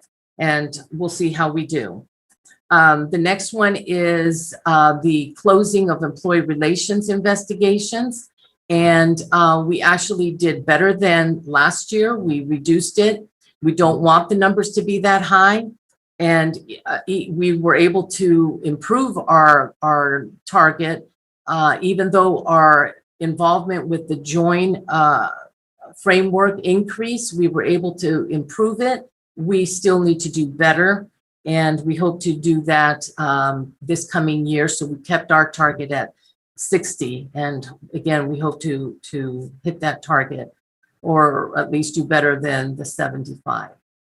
And then for the last two, this is where you heard me earlier mention that technology has been able to increase our outreach. And you'll see that we've been able to do that. We've gone from 850 employees who received training last year to 1,109 this year, and from 458 employees enrolled in wellness programs last year to 1,400 employees this year. And we want these trends to continue, and so we will continue to increase our reliance on broad digital employee outreach. Next slide, please. We have no service level reductions. And in summary, next slide. Again, you heard it throughout the presentation, workplace flexibility, employee well-being, and transformation of HR services will be the big focus for us in this coming year. Next slide. So to close today's presentation, my team chose the following quote: "The future belongs to the curious, the ones who are not afraid to try it, explore it, poke at it, question it, and turn it inside out." Now, we also don't know who said it, but I think it could have been any one of my team members. County HR is excited about the future. We have a curiosity about the unknown, and we're ready to lean into the discomfort and allow it to teach us about what lies ahead. I want my team who's listening in today to know how very much I appreciate their efforts, sacrifices, and spirit. They continue to make all of this fun for me and for each other. Together, we'll keep learning, growing, and moving forward. I also appreciate the continued support received from this board, the County Executive Mia Sato and her staff, and all the department partnerships across the county. The future isn't so scary when one can rely on this strong county cup of tea. Thank you. This concludes my presentation. My staff and I are available to answer any of your questions. Thank you, Ms. De Guevara. Supervisor Hartman and Supervisor Williams. I'm so glad you came to work for Santa Barbara County. I remember attending the office warming where you transformed a really drab work environment to a place that was colorful and welcoming. And I think that's symbolic of what you're doing for our county as a whole. My mind is actually spinning with all the innovations that are coming. Your department and your leadership really embody the culture of innovation for our county. And I'm so very appreciative at, the civil service. It sounds pretty dull, but it's really important to get those rules right. The pandemic and post, it's hard enough to figure out how to do all this flexible work during the pandemic, but you're already planning and working towards post-pandemic and seizing on the opportunities and how we can transform work for the century we're living in. And so I just really am quite amazed and so thankful for you and your leadership. Thank you so much. But I have to say that it really is my team and their energy. That's why I had to make the comments that I did, because they really are the ones that pushed me to my edge and to my discomfort to keep growing. And so those words and comments go to my team. Thank you so much. Thank you, Supervisor Hartman. Supervisor Williams and Supervisor Hart. Well, I just wanted to add my thoughts. Your department has been so good at creating a culture, and I firmly want to encourage you to on your efforts, diligent efforts by the whole department to formulate that culture and promote that culture through the entire county organization. It's really it's really been a unique push, and your folks are enthusiastic about doing that. Thank you, Supervisor Williams. Supervisor Hart. Yeah, I want to echo my colleagues' praise for you. You walk the talk, and that's really important. You know, you're not just putting forward ideas like telecommuting and hoteling spaces for employees, but you want to demonstrate that and you want to lead by that and show that how that can work by applying it specifically to your workspaces first and really demonstrating those things. And that attention to detail that Supervisor Hartman talked about the landscaping in front of your building and the remodeling in the front office space is really impressive. And I would hope that you would someday put some of that green thumb toward the entrances to the county administration building, because we have some very sad planters in front of our building that are challenging in the shade, but I know you could do something with.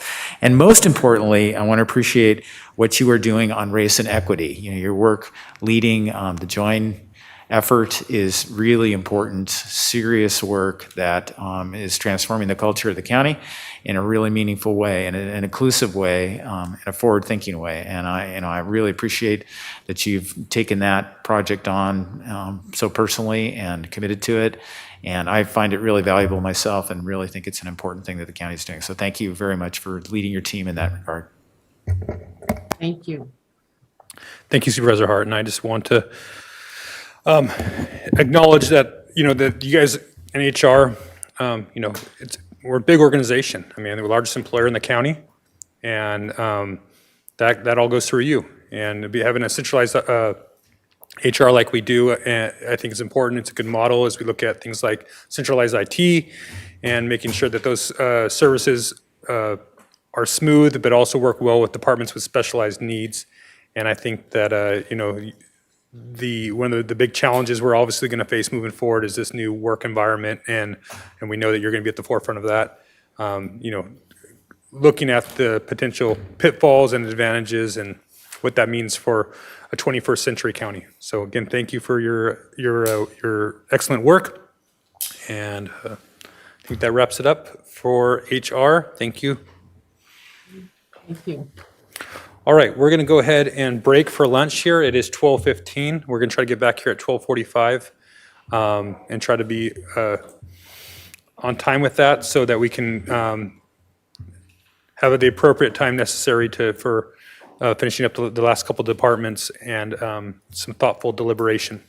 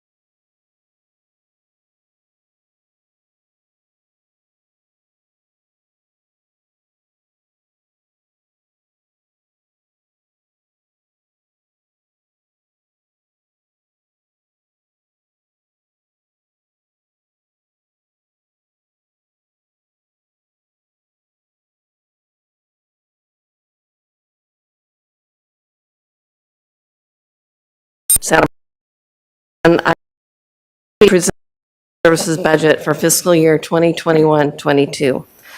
I'd like to start by first thanking the Board of Supervisors and the CEO for all your support this past year. I'm especially thankful for my extremely supportive and hardworking executive team.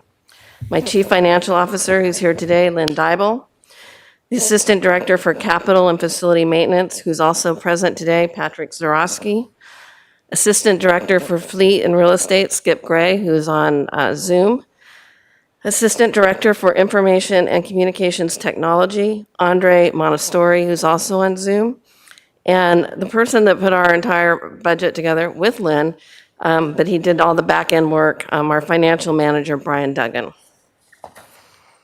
So some key challenges and emerging issues. We implement the implementation of Renew 22 operational review recommendations. There were 3 that we've been focused on this past year. The first one is making Information and Communications Technology Division a standalone department. I'll be bringing an item back to the board on Tuesday with the report and some recommendations. We also looked at transitioning the purchasing department. We have a lot of opportunity to work closer with departments to make sure that we are spending county funds appropriately and in line with laws and guiding principles. Additionally, we took a look at the internal service funds and making sure, because General Services has several internal service funds, and we want to make sure that our departments understand how the rates are developed and we're developing a common methodology. We have a multi-year Microsoft Office 365 implementation. We completed phase 1 during the year, and we have started phase 2, and we intend to complete that by the end of the calendar year 2021.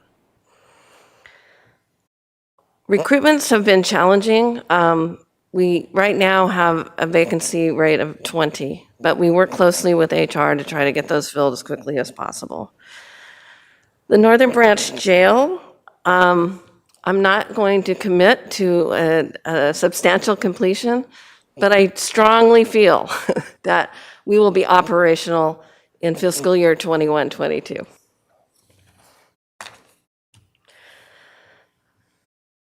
Okay. So in the capital project world, we have right now, moving forward, 70 active capital projects in process, and they're in different stages of development. We have a preventive maintenance program. Based on our KPMG operational review, we have been putting more information into our maintenance connection, and so that we can really quantify what our backlog is. Right now, we're estimating $111 million. COVID-19 safe reopening, I'll share with you a little bit more about COVID-19 in my summary, but we have been actively working on reopening tasks with risk management and implementing what's in the RISE guide. Public Safety Radio Network, we're currently in a protest. I expect to be back in front of the board in June with a contract. Our budget summary, we have a little over almost $64 million in operating budget. Our capital budget is $22.7 million, and we have 135.5 FTE. Our capital maintenance project details. This slide shows the additional general funds of $1.8 million that have been allocated for annual programs, such as countywide accessibility improvements, energy reduction efficiency projects such as HVAC-related projects, countywide security improvements, and roof replacements.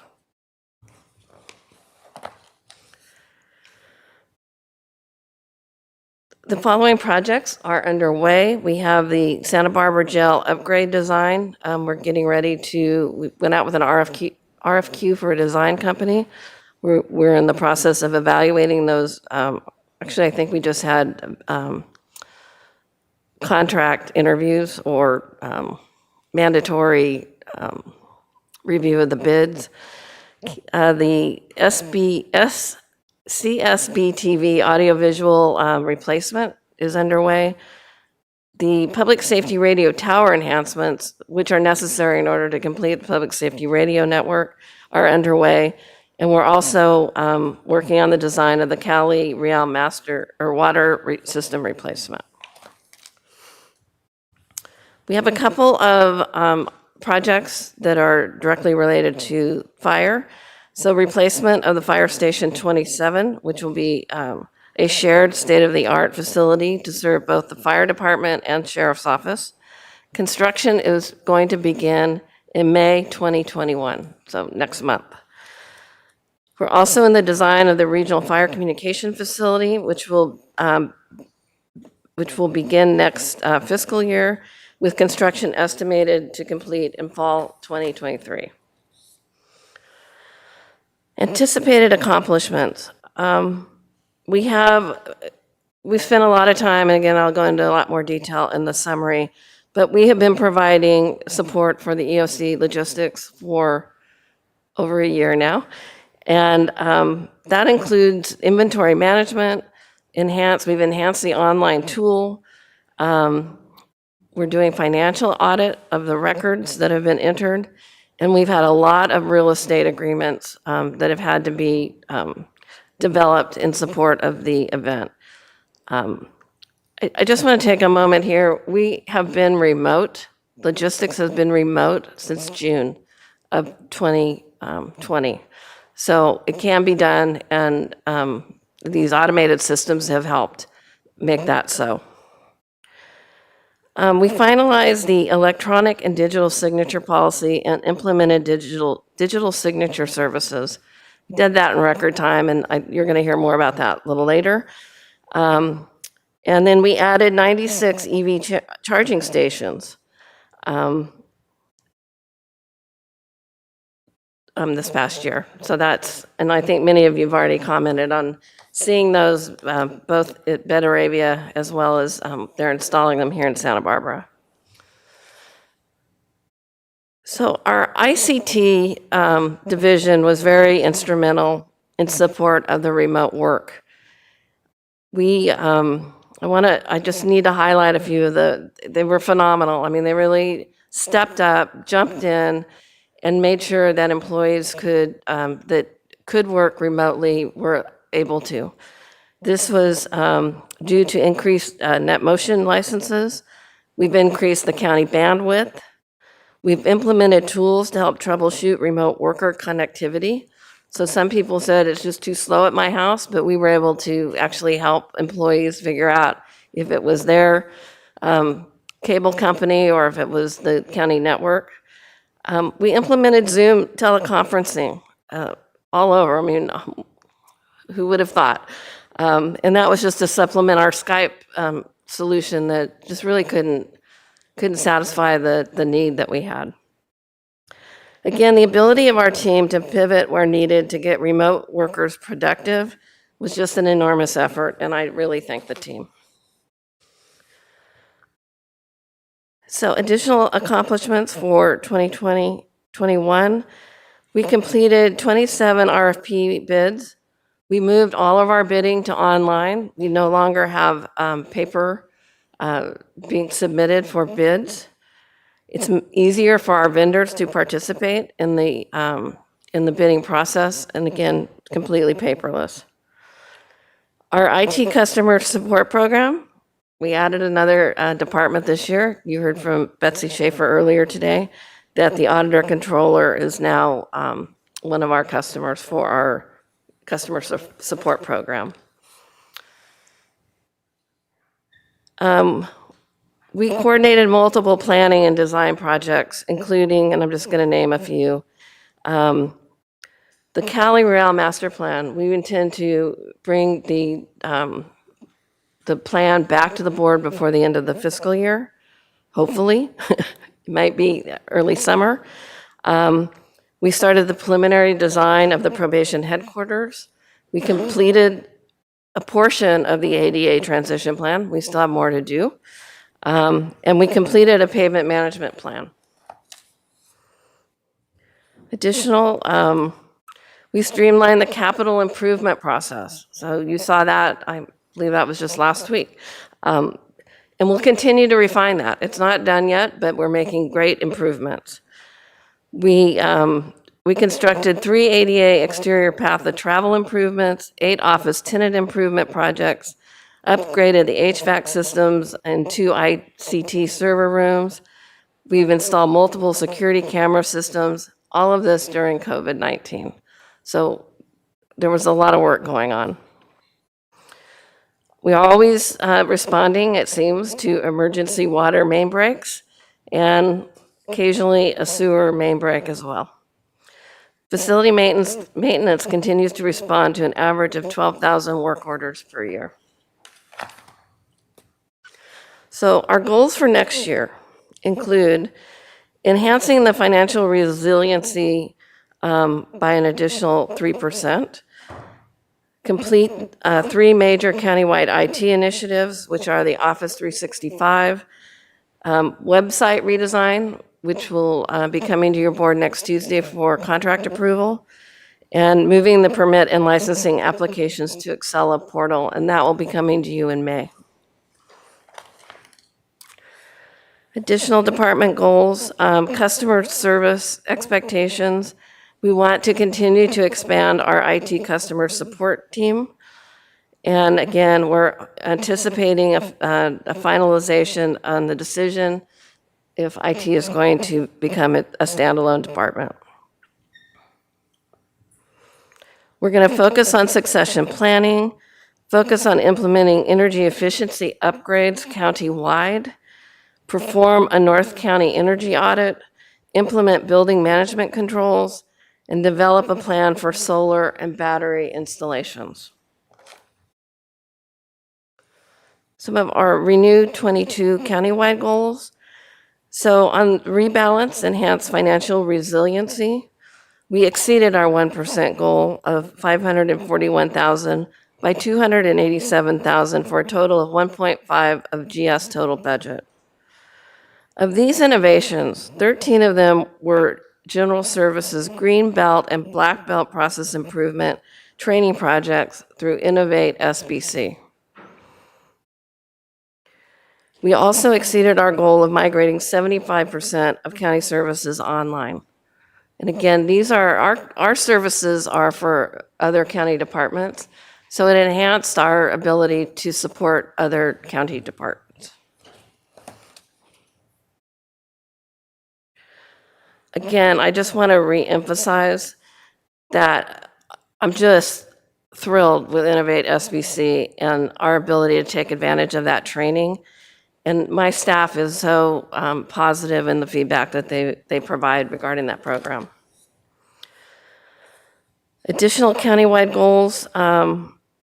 We conducted a customer satisfaction survey through KPMG operational review, but we will do another customer survey next fiscal year. And I'm committed to retaining new employees as well as develop the next county leaders. So I'm just going to highlight a few of these performance measures. We exceeded the new vehicles purchased that are hybrid or alternatively fueled. Next slide. Hold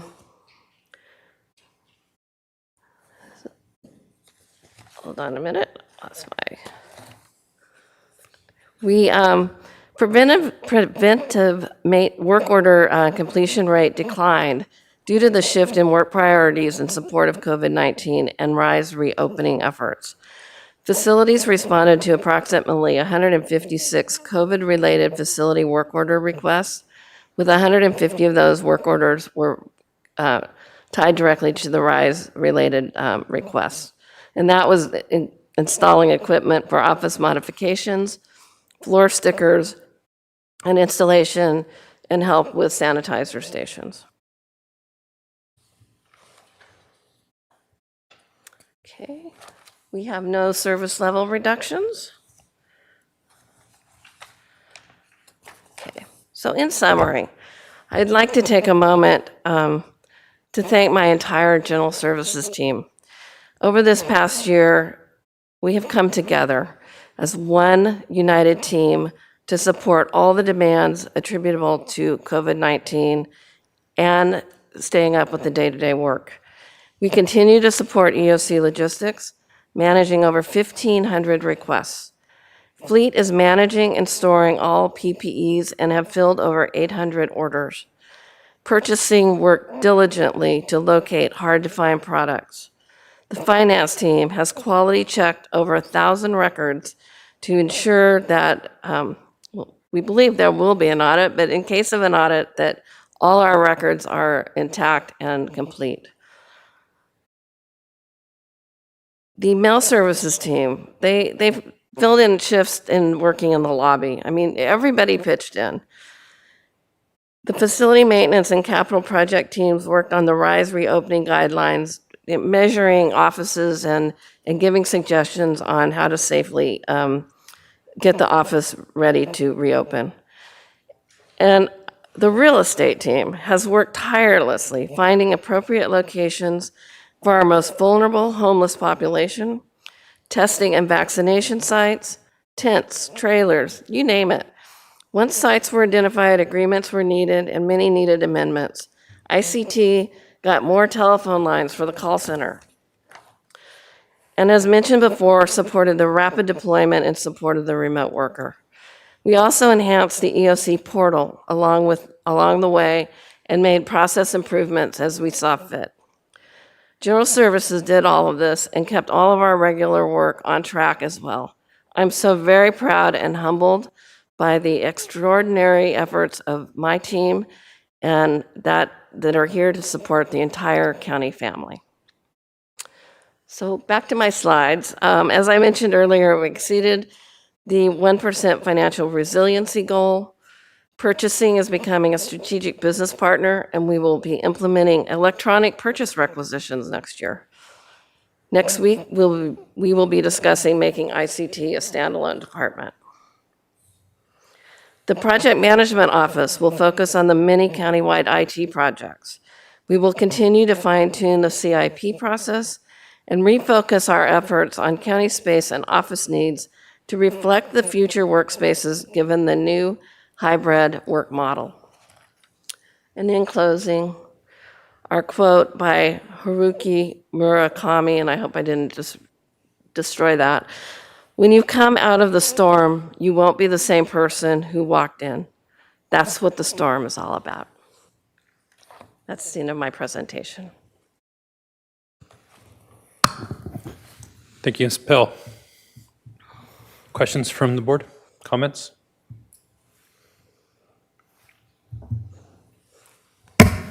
Supervisor Williams. Well, I've been really encouraged with the amount of energy projects that the department is pursuing, as if, behemoths like the Northern Branch Jail isn't enough responsibility. So I just really appreciate that that you pursued that with a reinvigorated amount of effort, and and I would just hope that both because we hope to reduce energy usage, but even more so because we need to update and replace our deferred maintenance, that we look at some of the projects articulated by General Services from the BIF that I asked for, about what of our CIP projects have a cost savings in the future, and if so, how much.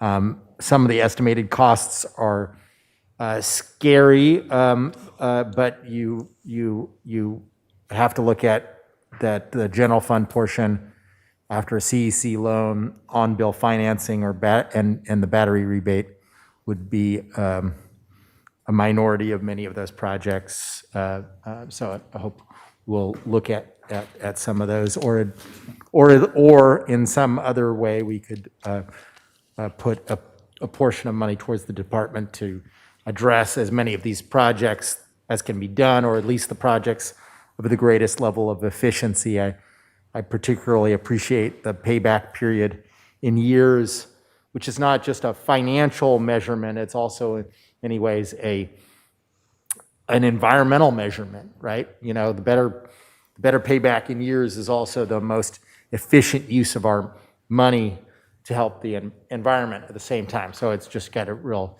if, you know, to enable the department at least to pursue some of the more efficient ones of those projects. Thank you, Supervisor Williams. Supervisor Hart? Yeah, I agree with Supervisor Williams. Those projects are super high priority, and it was so gratifying to drive up Santa Maria and see the installation of the solar panels. It just was kind of overwhelming. I didn't expect that, and you know, it's just another example of all of us being in our little lanes and caves and COVID, and to get outside and see the progress that you've been making, all the people working hard all this past year. It was dramatic and really exciting. So thank you. Supervisor Hartman. I think it's appropriate that you come right after HR because they've been innovative in the human side, and you've been innovative in terms of responding to the built environment and where we were working. I had one example of that with the Pallet Park in Isla Vista and the team that worked there to get that up in short order. I mean, they were working late hours into the evening and they were working on weekends. It wasn't just a job, it was a labor of love. And hearing you talk, I get the sense that that's how many projects they approach with that same attitude, that same can-do and higher purpose. And I really appreciate that and your leadership. Thank you. Thank you. Thank you, Supervisor Hartman. Supervisor Hart? Yeah, I forgot something too. I wanted to mention, you know, not to specifically dictate to technology or something, but I'd love to have General Services take a look at the use of heat pumps to replace water heaters. You know, that's something that is increasingly recognized as a much more efficient way to heat water. And I think the county would be in a great position to demonstrate that technology for folks who have commercial applications. And my homeowners association, we're kind of trying to struggle with that, trying to find a path to that. And I think it would be wonderful for the private sector to have government lead the way and demonstrate how these technologies can work and be practical, energy-saving, money-saving solutions. Thank you, Supervisor Hart. Supervisor Lavanio. Yeah, and I guess we've had the benefit of driving every day and watching that monolithic rise up of the solar panels. It's been really cool to watch. Every day you go in, there's something new to see. And it's funny because my wife dropped me off at the office yesterday and she was like, what is this? So I got to educate a little bit, and I think we're going to have to, the more we do of these things, really be educating the public more about what our investments are looking like. Yes, we're planning on spending a lot of money on these for a number of reasons, but one of them is it's going to save us money in the long run. And this county's really never been, at least since I've been around, in a position to make investments that cost us money now that's going to save us money down the road. We've always been kind of, you know, taping things together. And this is really cool, and your department's going to be playing a big role in that. And just always, and I want to say that you've always been very super responsive. Yeah, you know, I know we're all very frustrated with the North County Jail. I am ready to go down there and open it yourself. Volunteer to do something myself, but. But I know you're just as frustrated as everybody else, and you're doing everything in your power to make it happen. So just want to thank you and your staff. Thank you. So I tell everybody that those solar panels are the new art project at the Better Area Government Center. So, my feedback is, again, it's kudos like everybody else. You know, I think there's going to be a big push towards, you know, centralized IT, or at least bolstering our IT capability, and I want to make sure that everybody knows that's not a reflection on General Services. I think it's a reflection on the complexity and the need, and that, you know, this one department can't shoulder all these things. And I appreciate you shouldering it for so long, and I hope that's seen as a positive step forward, not a negative. Also realize that as more money comes in, these are projects that you have to manage, and being able to make sure you have the staff and to manage those resources. Good project managers are hard to find, and if we're going to be making significant investments, we got to make sure that they're done correctly and on time, and not on time. Sorry, that never happens, right? Or under budget. But again, I think your guys' stewardship of that is really important, and I thank you, Jeanette. Thank you. Yeah, can I just piggyback on that for a second? Is when we're looking at all these CIP projects, I mean, we're getting ready to do a significant amount of work that probably unprecedented, trying to tackle as many projects at the same time. So your job and your staff's going to get, incredibly more difficult, but that's always a good thing. So. Yeah, I remember back to when the Measure M conversation was happening, and your predecessor, Matt Pontes, told me, he said, hey, if you were going to spend the $40 million a year you need to satisfy that initiative, we don't have the manpower to be able to put that on the street. I mean, that's a lot of money annually to manage, and crazy now we're sitting here 6 years later looking at putting similar amounts of money on the street or more across the county. So thank you. Mr. Chair, one more thing too. I really appreciate what you both said, and I think your quote captures that so perfectly, and it's just the absolute embodiment of the challenge that your department faces all the time. That is, and we all sit here easily and say, you should do this, and you should do that, and you should do this, and you actually have to execute that, and that's what the storm is all about. So, thank you. All right, I believe that concludes the General Services Department at this time, and concludes the General Government and Supportive Services Functional Group. Madam Clerk, do we have any speakers? Chair Nelson and members of the board, we have no requests to speak on the General Government and Support Services Functional Group. All right, so with that, I think we're going to transition to our special issues for Friday. And kicking that off is going to be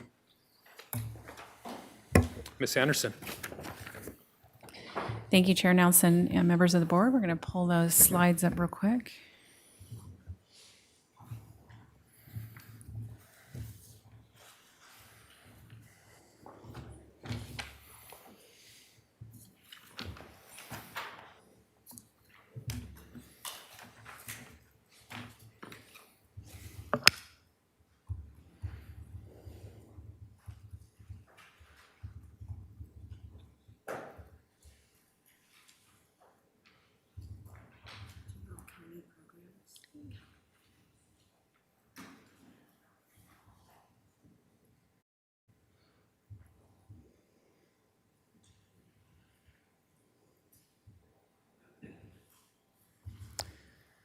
Okay, it looks like they'll be pulling that up just shortly. This is a special issue regarding capital and maintenance projects and the funding sources related to those. This is a kind of a joint presentation here. I'll be introducing it, and we have representatives from General Services, CSD, and Public Works here as well. So this first slide is one that you've seen in this presentation this week already, and have seen it for the past several years. Your board had a report issued back in 2014 where a target of funding needs towards deferred maintenance was essentially established. So each year there's two bars. The first bar to the left is the projected out of this report where you needed to go and what the thought was each year would be incorporated. And the adopted is what actually happened. So the line across the top is the target that if the county could achieve over a period of time would eventually help mitigate deferred maintenance over a long period of time. So in the current year 21-22 that we have we're focusing on for the preliminary budget, your board has included, or we have included on behalf of the board, 10.3 in the 18% maintenance policy funding, 2.1 in one-time funding, and 7.1 in SB1 funding. This slide depicts essentially what your board has done above and beyond what your baseline initial funding was. So it shows a concerted effort on part of the board to try to mitigate the issue related to maintenance overall. This slide indicates the general fund allocations and then other major special revenue fund allocations. So focusing on public works, general services, and CSD parks. In the preliminary budget is 14.6 or nearly $14.7 million associated to all of these departments and maintenance funding. So it includes the baseline funding, 18% maintenance policy, and CIP prioritized projects. In addition to that, indicated here is the road maintenance and rehab program for SB1, so approximately $7 million there. And they have some minor grants, TIP and TDA funding of about $687,000 for an overall maintenance funding of $22.5 million in the preliminary budget. That being said, as we know, there's a significant backlog in deferred maintenance. For Public Works, they've identified $304 million, General Services, $111 million, and Community Services, about $56 million for our system.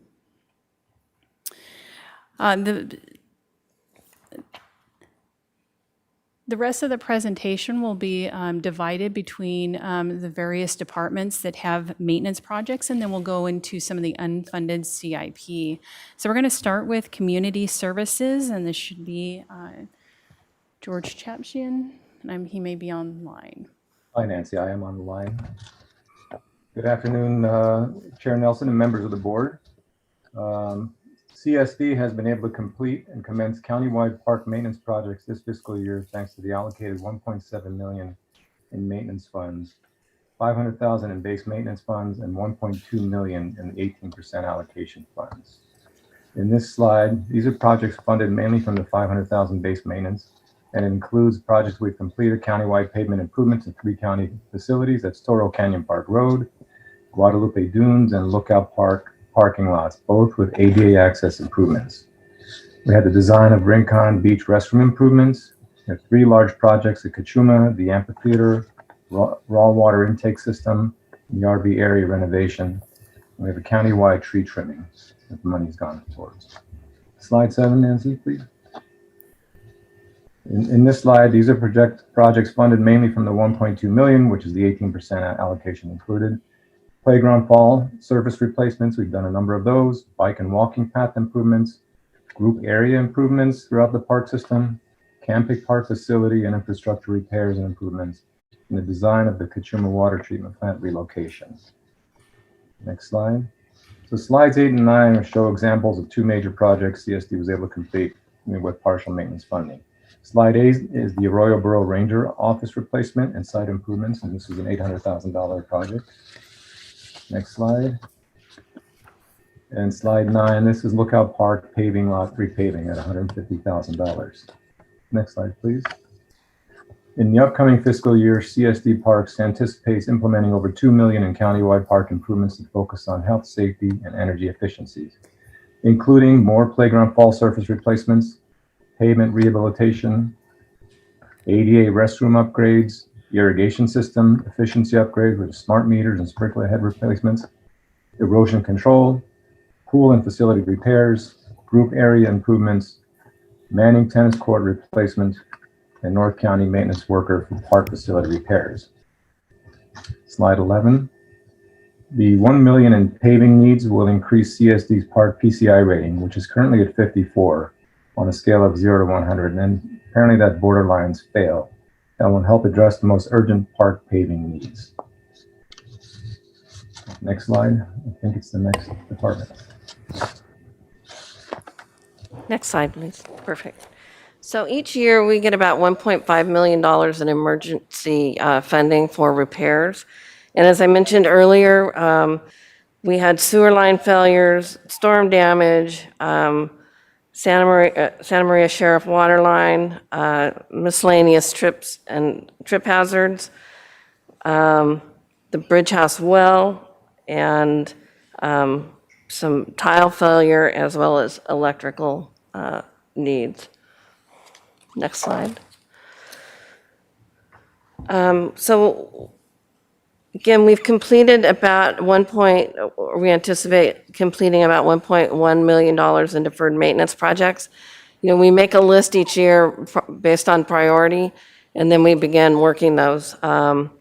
Again, I mentioned earlier the emergency maintenance repairs and projects.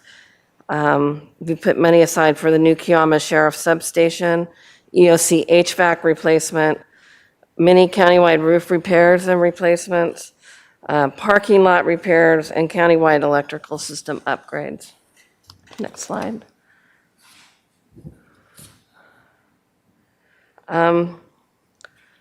Again, more funded requested projects.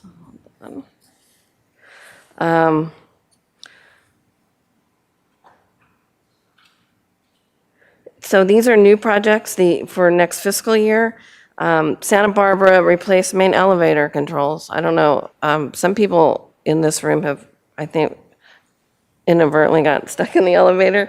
So that one's a real high priority. We don't like that.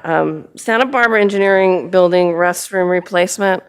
So the Cali Rail parking lot repair and replacement, and other projects that are important to get done, HVAC improvements, the Lompoc Vet Center heating system replacement.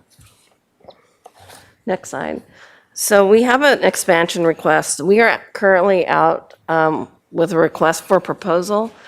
We have not bid the maintenance work for several years, and we're unsure if how much the cost is going to go up, but we know that, you know, with changes in environmental laws, like you can't use gas-powered tools, you know, weed abatement is very regulated, and you need to do certain reporting.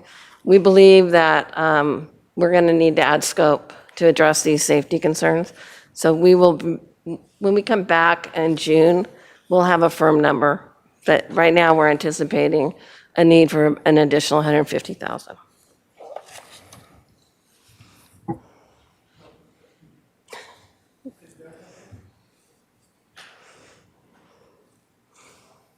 Hello. Oh, thank you. Good afternoon. It is good to be back here. All right. Well, I'm here to talk about transportation maintenance and capital improvements. In transportation, we think of three kind of areas of resources and needs. We have our routine maintenance and our corrective maintenance. That's under the operations umbrella. And then we have capital maintenance, which is, you know, the paving, replacing culverts, things like that that are in the road maintenance annual plan. And then there's capital improvements. So those are things like, you know, replacing a bridge or adding new bike lanes or new sidewalks where we didn't have it before. This slide is focused on that middle bucket, the capital maintenance bucket. We have a $304 million backlog in needs. We track your county assets for transportation under these 5 categories that you're pretty familiar with. We do talk a lot about pavement. There's a couple reasons for that. One is we have a lot of it, 1,650 lane miles. So for context, that's like a 1-lane road from here to Missouri, which if you don't spend your summers driving around the country, that's 5 states away from here. So it's a lot of roadway. And the other reason is that pavement's in kind of a constant state of degradation. So as soon as you pave it, it already starts degrading, and you really have to put a lot of resources to it to keep it up. Next slide, please. For 2021, as you know, we had a lot of COVID impacts to revenues in transportation. A lot of our funding is from state gas tax, as well as other state revenues and Measure A sales tax, both of which were highly impacted by COVID. Thanks to your boards allowing us the flexibility, we put the 18% funding towards that routine maintenance, corrective maintenance, and operations. As you may know, there is no teleworking for road maintenance. Our crews have been out there since day one, keeping the roads held together, which we really appreciated. And we really appreciated your flexibility to allow us to do that. It does look like we're going to land to where we can put about $1 million of this back over into the capital maintenance bucket. So we're kind of waiting to see how the year ends out, but we're hoping to restore about $1 million worth of this roadway work, which is in the table on the left, to get done. As far as the $500,000 baseline funding, we use that generally for things like pedestrian infrastructure, ADA improvements, safety improvements, safe routes to school, things like that, or leveraging funds. That picture on the bottom there is where we got to use take advantage of leveraging. We used some general fund, some CSA 3 funding, and then we got a Measure A regional grant to repave the Auburn Trail. So that's the type of work we try and get done with this funding. Next slide, please. Looking forward to next year. So we're looking forward to getting back to the capital maintenance side of things. We have 5.1 programmed through the road maintenance annual plan process. So we've completed the public meetings for that. We've completed gathering all the data that we need to do and got our draft list together. And we'll be returning to your board in probably late May or early June to take a look at the annual plan for that. The 500,000 general fund will, again, we'll be using for the same types of projects as I mentioned before. Next slide, please. Okay, this is our expansion request, and again, we're focusing on pavement here. It takes about $14.5 million annually just to maintain the PCI of where we're at today, which is 56. Through the 5.1 you saw on the last slide, combined with the state RMRA funding, we're at $10.2 million, so we're making some headway in terms of funding. Pavement, it still leaves a gap of about $4.3 million. We were able to put between this 18% policy and things like the Edison settlement funding that we've been able to use, we have been able to really arrest the decline of the PCI. So it's not necessarily bending the direction we'd like to see it. But if you remember when we were before your board, 8-10 years ago, we were talking about this precipitous drop that we were heading for. And these types of policies have made it so that we're kind of gliding, and we're still gliding down a little bit, but we're definitely flatter than we would have been, so it's much appreciated. The graph you see there is kind of a graphic version of County Council's quote for the day, which is an ounce of prevention saves a pound of cure. That's your inventory of pavements by PCI range. So you can see it's kind of a bell curve. And, we talk about 56, but that's just an average. We have some better roads than that and some worse roads than that. And what we're really trying to do with this funding is keep the peak of that bell curve as far to the right as possible.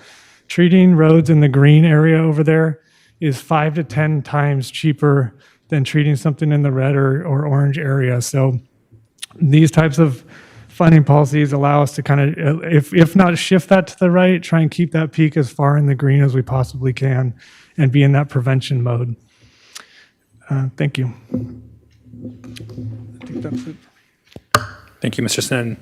I have a question, just to Public Works, if I can. Or do you want to go through the whole thing and then go back? No, go ahead and ask your question. Okay. Mr. Sneddon? Yeah, Mr. Sneddon. I just want to ask a little bit about PCI. So on that chart that's up there, so those ones that are 0 to 10, I mean, that's kind of dragging, anything under 20 is really dragging down our PCI. And I know this is kind of the wrong way to think about it, but since I get judged on what that number is, I'd rather work to get that number higher. Then I know you guys use the right strategy, which is to now kind of work on the ones that are barely having a problem so that we maintain them better. But what is the strategy for the ones that are below 20? Where are they and what are they? Are they things that we could basically write off of the system? I mean, are they still used? Kind of give me a... Sure, that's a great question. It's a combination of things, but if you recall, one of the things we were looking at for Renew 22 was actually getting rid of or taking some of those out of the maintained system. It's really there's a huge bar for removing a roadway from the public system, but there are certain conditions under which you can remove it from the maintained system, or we've been talking to the Forest Service about. So some of those are represented by Forest Service, really remote roads like West Camino Cielo, for example. But there are some, small roads that are just in really bad condition. So it's a little bit of a combination. So is there any way, I don't know if you track it this way, but it would be nice to see, what do you guys, arterials, collectors, that sort of way? Can you report it that way so that we know that the roads that most people are traveling on a daily basis are a certain PCI as opposed to the guy that wants to go out and go backpacking and is going to run across to 15 at one point? Sure, Supervisor Lavanino through the chair. Sure, we could get that to you, the breakdown of the classification. And then I had a really good conversation with Supervisor Hart. I don't know if you want to ask that question. I thought that was a super great question. Okay, so the question was, when we were talking about PCI, was we just replaced a bunch of infrastructure bridges in the Montecito area and kind of rebuilt that whole area. Has that not been measured yet, or how will that affect our PCI? Supervisor Lavanino, through the chair, that's a good question. It's a little bit of a combination. So things like bridge replacements, which we replaced several bridges or rehabilitated bridges in Montecito, replaced culverts and pavements. Only the pavement piece of that will be reflected in the PCI.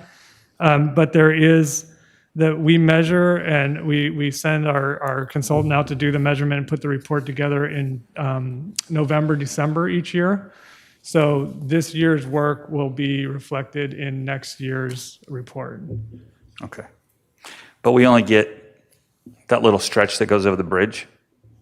Oh, no, I'm sorry. I might have misspoken. We did about 40, almost 50 miles of road in Montecito, and that will be reflected.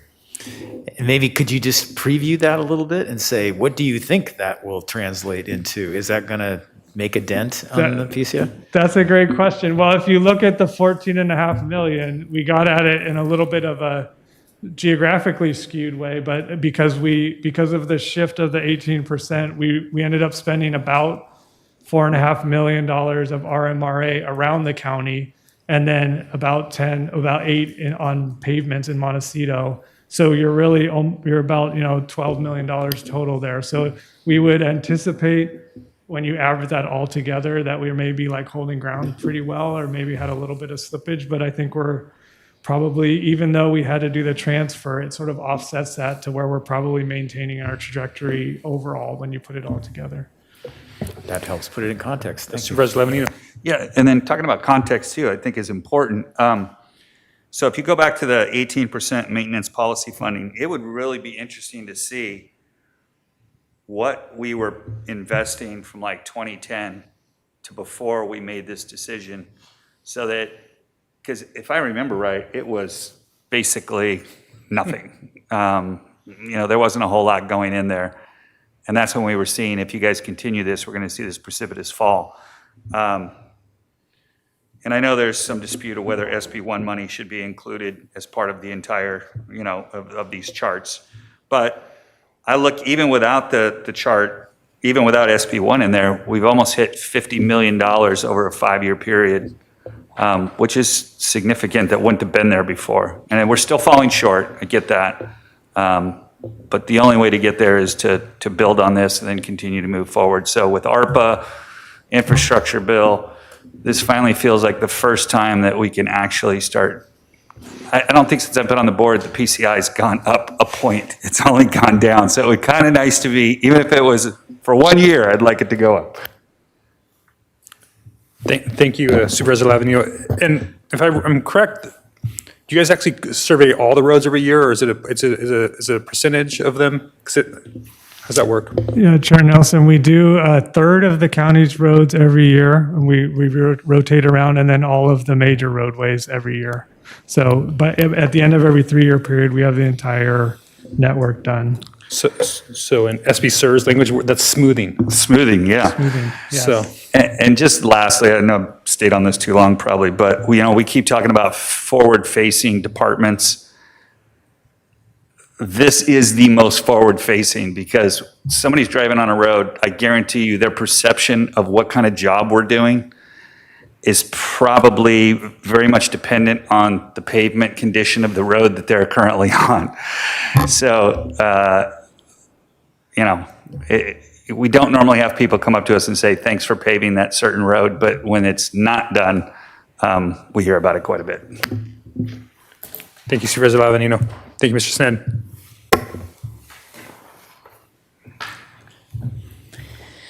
So,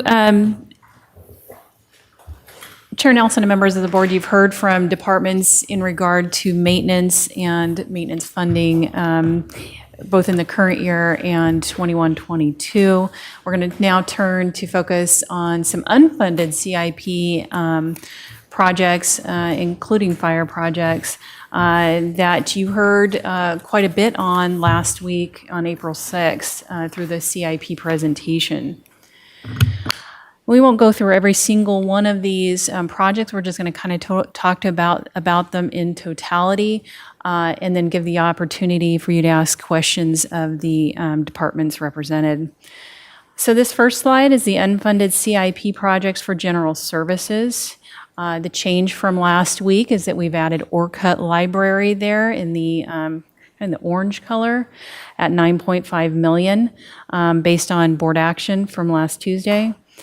We also added an asterisk that denotes projects with potential energy cost savings at the request of your board last week as well. And these will be summarized on slide 30 here shortly. So for general services, there's $74.4 million in costs that they've identified for unfunded CIP.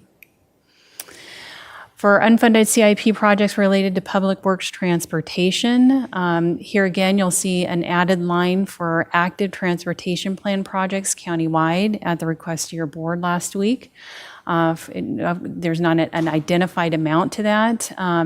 However, for the rest of the cost, we're at $37.6 million.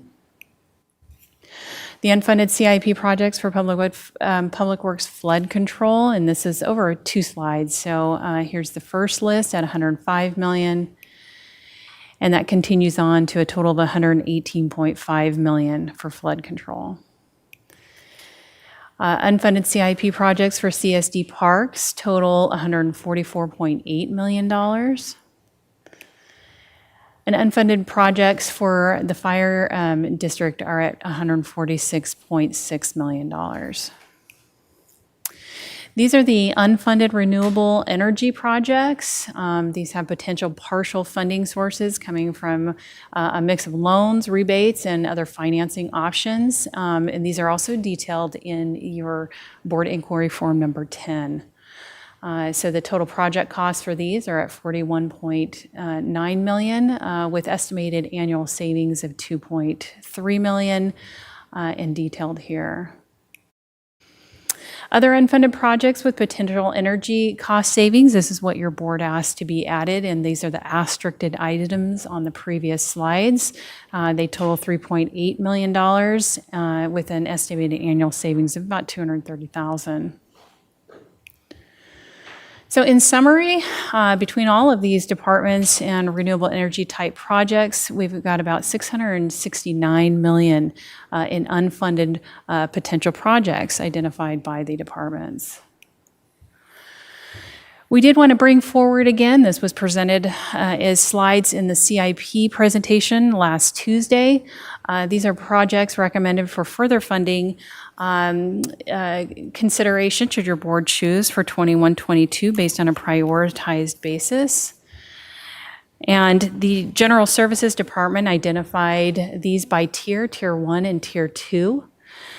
Tier 1, General Services indicates that these are projects that come from the larger deferred capital maintenance list and a few projects from those that were nominated as part of the countywide CIP program, but were not funded in the initial project selection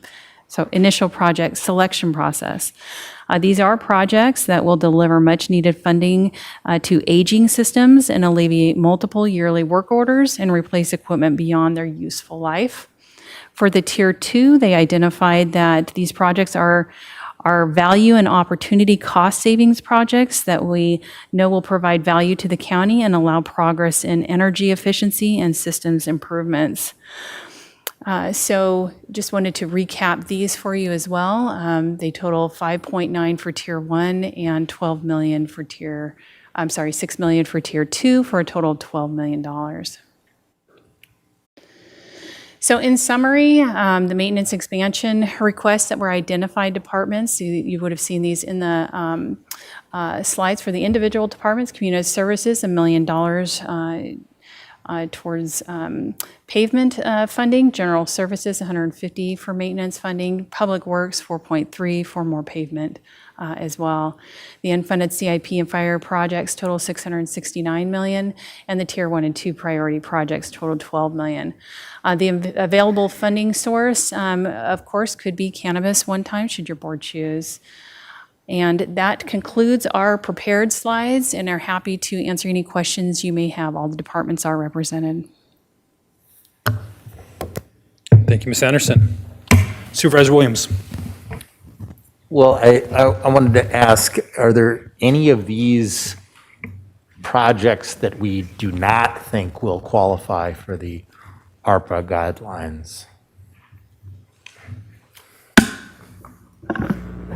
Supervisor Williams, through the chair, I think the short answer is we don't know. And so I just had this conversation with Mr. Frappel, and maybe he can come up and speak to this about which projects do we know at this point would qualify or not.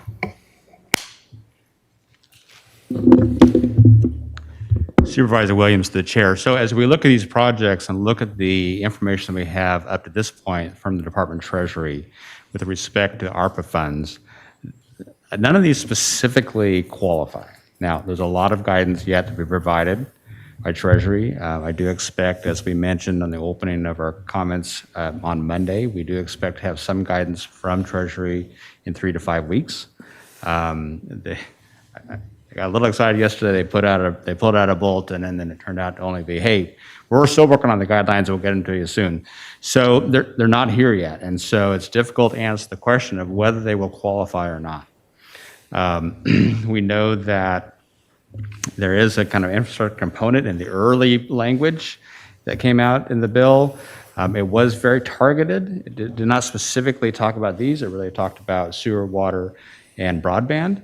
But we've had conversations with the Department of Treasury. We've had conversations with them through NACO, through CSAC, and through the Department of Finance with the state, and trying to get clarification and more guidance from them. So I know they're working on that. I know they're hearing not just us, they're hearing all the communities, because we're all asking kind of the same types of questions. What qualifies? And so I don't have a firm answer for you now, but we suspect there will be some components, some eligibility of the ARPA funds for capital needs. And then my follow-up for that is, have you tallied what our lost revenue last year is? So if we chose to put lost revenue in the ARPA category, what is the likely dollar figure?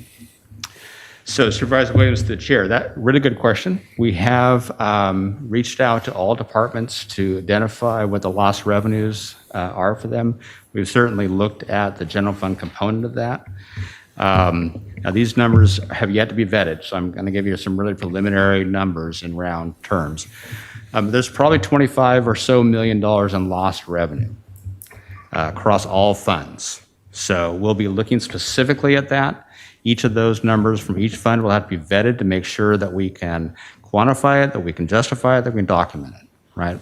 To meet that, and again, some of that clarification on how we calculate that, I'm expecting through the formal guidance from Treasury. And so, but right now I would tell you that it's probably, again, this is for last fiscal year and this. So we're able to reach back into last fiscal year. There's probably about $25-ish million across all funds. And how much of that is gas tax loss or any other road-related funds? Sure. So you heard Mr. McGolpin on Wednesday. I think he gave a number of $3.2 million was kind of the gas tax component. Great question. Other supervisors? Supervisor Lavanino. Maybe I missed. When when are we going to see that list of that 25? Like what? Well, it'll need to be vetted. Supervisor Lavender is the chair. Okay. So, I mean, again, one's guidance, the guidance typically, so just if I piggyback and kind of parallel what we saw under the CARES Act, there's a series of questions that go back and forth with Treasury to get guidance and clarification on how do you calculate certain things. So that the big question is, how do you calculate, how do you justify, how do you document the revenues that were lost? So that's going to take us a while. And I don't know that we certainly won't have that before hearings. I'd love to, but we won't have done that work. So we can talk about strategies if your board wants on ARPA, but we won't have that number specifically. Okay, so just for the mechanics of it, let's say, okay, all right. I'm just trying to do it in my head of what would happen then, but I think I'm answering my own question in my own head. So I got the answer. Yeah, I was just trying to think like, okay, would we already move it into the budget, into Public Works for that and then back it out? But I guess it doesn't need to be done right now anyway, so. Correct. Thank you, Supervisor Lavigno. Other questions? Well, I comments? mainly asked the questions to try to, because if we look at all these requests and we only look at the cannabis tax pot, it's an artificially cramming too much into one place. Yep. We need to view this strategy as complementary to the ARPA, in particular with the amount that's lost revenue, because that is more flexible than the rest of the ARPA funds. CEO Miyasada. Supervisor, through the chair, you're correct. And I think what's helpful to staff and what we try to do is then to figure out what your priorities are. And so we did a priority tier 1 and tier 2, and tier 1 is just things that general services, hey, we have to get done for health or safety issues. And then tier 2, and then we have a whole bunch of lists. And so we took the CIP to you, which is basically to say, these are things we're going to fund in the next year. We didn't obviously account for this additional cannabis revenue or potential ARPA funds. So we can talk as we go through deliberation about whether you want us to come back, but what's most helpful for us is having your idea of maybe not even priority specific project, but your priorities in general, because typically then we would use that criteria in addition to what general services, parks and roads already use to figure out, this is the list of priorities, we have so much, that's where the line is drawn. And if we have more, then boom, you go down the list. And that would probably be most helpful, given there's going to be some uncertainty about the ARPA funds. And speaking as Mr. Williams said, Board Member Williams said about the flexibility, he's right. But there's also some of your special revenue funds who would like to have that lost revenue back in their reserves. And so we would be balancing all of that. So special revenue funds, if they lost revenue, they would like to have some of that funding back in their reserves. Great. Okay. So, Madam Clerk, do we have any public comment on this, on special issues? Chair Nelson and members of the board, we have one request to speak on this special issue of capital and deferred maintenance projects and funding sources. And that is Andy Caldwell. Mr. Caldwell, when you're ready.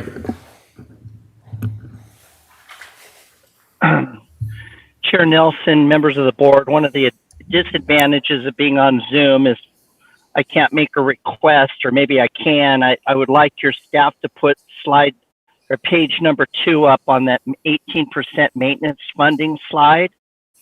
We're bringing it up right now. Thank you so much. I honestly don't understand this, so I'm not trying to accuse anybody of wrongdoing or whether it was just wrong projections.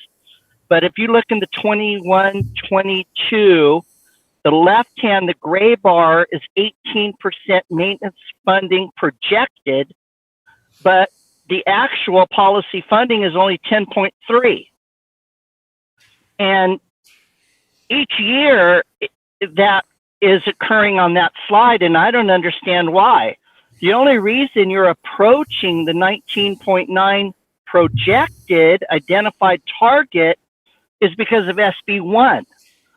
SB1 should have been hurling the board over the top versus helping you get there And I never heard an explanation why there's a $6 million difference between the projection versus the actual preliminary funding. And I'm going to steal a line from Supervisor Lavanino. In the last item, he was talking about saving money down the road. This should be the name of this slide, saving money down the road, because as your staff says, when they're going to the left of the PCI slide, it's 5 to 10 times more expensive to repair or replace a road than it is to maintain it. So what I really would like to see in the future is a slide that shows how much money you're either losing or gaining by virtue of keeping the PCI as high as possible. And anyway, I think Supervisor Adam did a great thing to get this funding. The county general fund is still contributing a pittance. For the most part, it's gotten better. But considering the fact that you have $1 billion between your CIP and your maintenance deficit, you're in the hole $1 billion. And I know that you're going to try to borrow some of that through COPs, which may make sense. But I haven't seen the real plan ever. And this is probably as best as the county's ever done right now. But I've never really seen a plan on how they're going to catch up in the long run, because it's certainly going to take more than what you've got going right now. And we wish that you would catch up, because I think you're paying more than you ought to by doing it the way you're doing it. So anyway, I'd love to have an explanation of the difference between the projection and the actual, because it's getting bigger and bigger every year. Thank you. Thank you, Mr. Caldwell. And I'm actually going to try to answer that question. So back in 2014, my understanding is this was a projection looking, 6, 7, 8 years in advance, and imagining based on all the constants remaining the same, what we might be able to allocate towards maintenance. That said, since then, I believe this board and our fiscal staff has dedicated a significant amount of funds to other capital investments in the county. So kind of the good thing and the bad thing about the 18% policy, it's unallocated growth. And so we've allocated those dollars towards other capital needs in the county.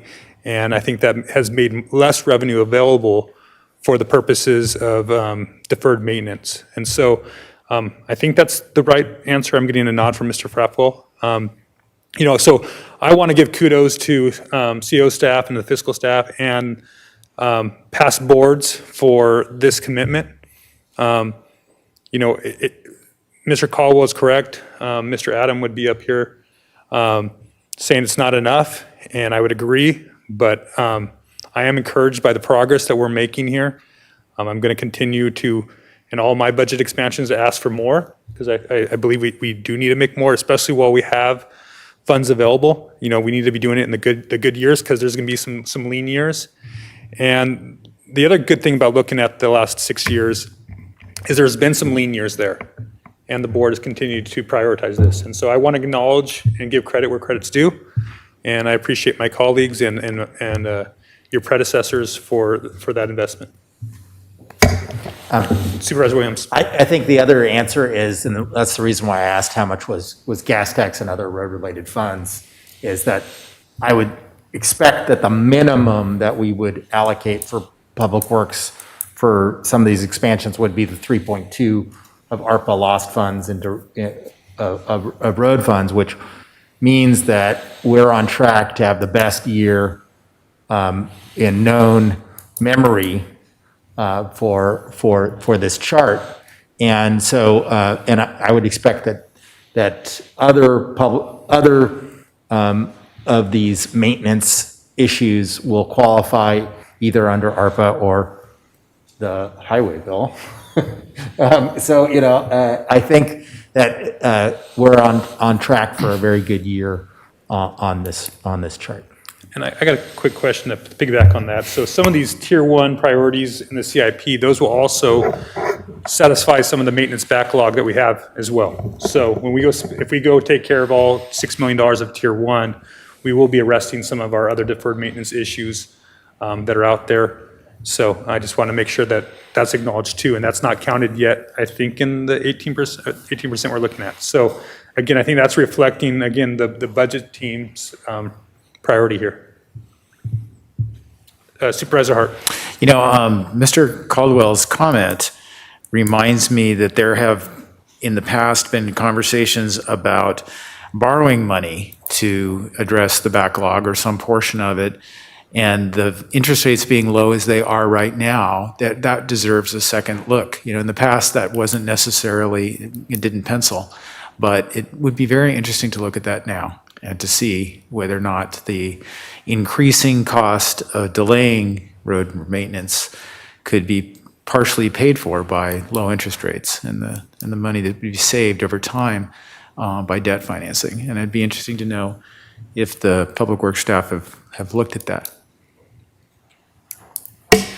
Supervisor to the chair, I think we did look at that, and I think Supervisor Adam had brought that up earlier. And regardless, it means that you have to have a dedicated stream of funding to pay for the debt service, and I think that had always been a struggle for us. And I don't know if Mr. McAlpin and Mr. Stin want to say anything more, but I think we did look at that when Supervisor Adams was here. We can look at it again, but again, it was always trying to find what's a dedicated stream of funding they could dedicate to this to get more one-time capital. We could look at it again, but as you see, Mr. Sneddon is saying we're using some of the road money that we have to fund their operations even. That's why they're looking ahead, is why they say they have a structural deficit, because they're spending more than they're getting in revenue for their basic operations. So I'm saying, well, I don't know if we're there yet, but we might be, and we could take a look at it. And it brings up a question for me is, you know, I know at one point we were looking at doing some COPs for some funds. Did that ever materialize, or were we in a better situation? Mr. Frapwell can answer that question. The COPs are still on track. What's the linchpin or the key hurdle that we have to get over before we issue? Let me start backwards. Once you issue debt under the Treasury guidelines with respect to tax-exempt debts, you really have 36 months to spend that, right? And so that becomes that's your limiter. So that tells you when you can really issue debt. You have to be prepared upon issuance to be able to spend that in 36 months. The issue that we have right now, and I hate to sound like a broken record, is our Northern Branch Jail. Northern Branch Jail is a key point in time. The opening of that is a key point in time that allows us to move some of our inmate population from the South County Jail, the main jail we have here in Santa Barbara, up in Northern Branch Jail to free up space to do that $25 million project. So that becomes, that's point number one. The other issue I think we're about to bring back to your board, I'm hoping, Mrs. Pell, before the end of this fiscal year, the issuance of an agreement with our public safety radio system. It's going through a protest process right now, as we expected it would. We hope to have that concluded and be ready to do that. So that's those are the two main kind of things that have slowed us down. We've had conversations as recently as 2 weeks ago with our financial advisor, talking about the market, talking about what the interest rates are, what we think the long-term projection is. So I think we'll be back in front of your board early this summer, probably before your summer break, to talk about this specifically on the COP and to seek your board's approval of what they call a reimbursement resolution. What the reimbursement resolution allows us to do is to proceed with the projects, understanding we're going to have some probably cash outlay as far as design, but then be able to reimburse the county through the proceeds of financing. What that does is it extends that 36 months, right? If we can move those projects forward to a certain point, then issue, then we've got 36 months to construct. Sorry. It's probably more full answer than you're looking for. No, that's actually great. And I think to Supervisor Hart's point, you know, the more that we can do with that on other capital projects, that might free up the general fund that we need to spend on roads, So, I mean, it's money's somewhat fungible here, and there's different strategies that we can employ, and so it's exciting to see that there's some options there. Supervisor Hartman. Well, longer run, public banks, public infrastructure banks offer another opportunity, and it's not just interest rates, it's all the costs that go with borrowing money, which can be, upwards of 20, 25% of the whole thing. So I think long range, that at least is worth exploring. I had a very minor question that didn't get to general services because we were kind of running through, but just on the landscaping, it was slide 17, I think, but the landscaping and power tools and gas go electric. We're doing that with the APCD, and we found that people really like them. They're quieter and have, at least the testimonials seem to be very positive. So I'm hoping we can pursue that. Yeah, we will. Thank you. Chair Nelson, and to that point, the Air Pollution Control District actually has a grant program to fund local governments acquiring electric lawn maintenance and landscape maintenance equipment, and other local governments have taken advantage of that, and so that could help offset the cost of making those investments. Thank you. And one last point, I look at the various deferred maintenance projects and spending. Something that I get it, but I'm always concerned about is I see a lot of current maintenance costs on the deferred maintenance list, and I understand that doesn't do us any good to fix something than to leave it alone. So I'm in support of routine maintenance, but I also want to be a watchdog that these funds were again to try to arrest that issue of increasing deferred maintenance issues in the county, and so just don't want it to become too operationalized as we this is about clawing back ground, not just maintaining the current system. So just my piece there. All right, that concludes the special issues. We now have one more presentation. I believe that is general county programs, and that will be presented by Ms. Nancy Anderson. Thank you, everybody.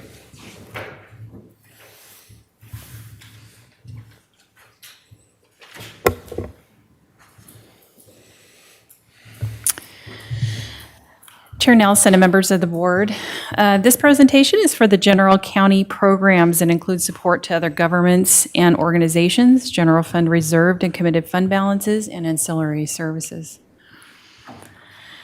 The main purpose of this budget unit is to support activity that is not associated with a specific department, but is a county obligation, such as fiscal support to LAFCO or debt service payments, or countywide initiatives that are a priority for your board.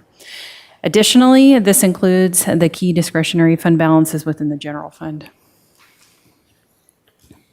Appropriations for this program requested in fiscal year 21-22 is $4.3 million. This amount includes $1.4 million in debt service payments and funding for Renew 22 efforts, redistricting expenses, Innovate SBC, LAFCO, and other operating program costs. These costs are offset by approximately $2.7 million in general fund contribution. The remaining costs are funded by an IRS subsidy and general fund reserved and committed fund balances. The funding from these programs accomplished several key objectives in the current fiscal year. The Northern Branch jail operations were funded in accordance with the plan. 18% maintenance funding was allocated. KPMG reviews for several public safety departments were completed. Several trainings were held to promote Innovate SBC, and funding related to key board priorities was identified and managed through the prudent policies. For next fiscal year, the objectives remain very similar. Northern Branch jail operations are accounted for. 18% funding of $10.3 million has been allocated. KPMG reviews for B-Well, DSS, Clerk Recorder Assessor, Public Works, and Auditor Controller are planned. Innovate SBC training continues with the goal of 60 employees for the Black Belt training and a total of 300 for the Green Belt training. And we will continue to manage funding board priorities, including critical capital and technology projects. There are no service level reductions related to this budget unit. In summary, we'll continue to manage these programs that provide assistance to all departments. We will ensure that the county's ongoing Renew 22 and countywide big picture goals are being supported, and funding will be managed consistent with board initiatives and county policy.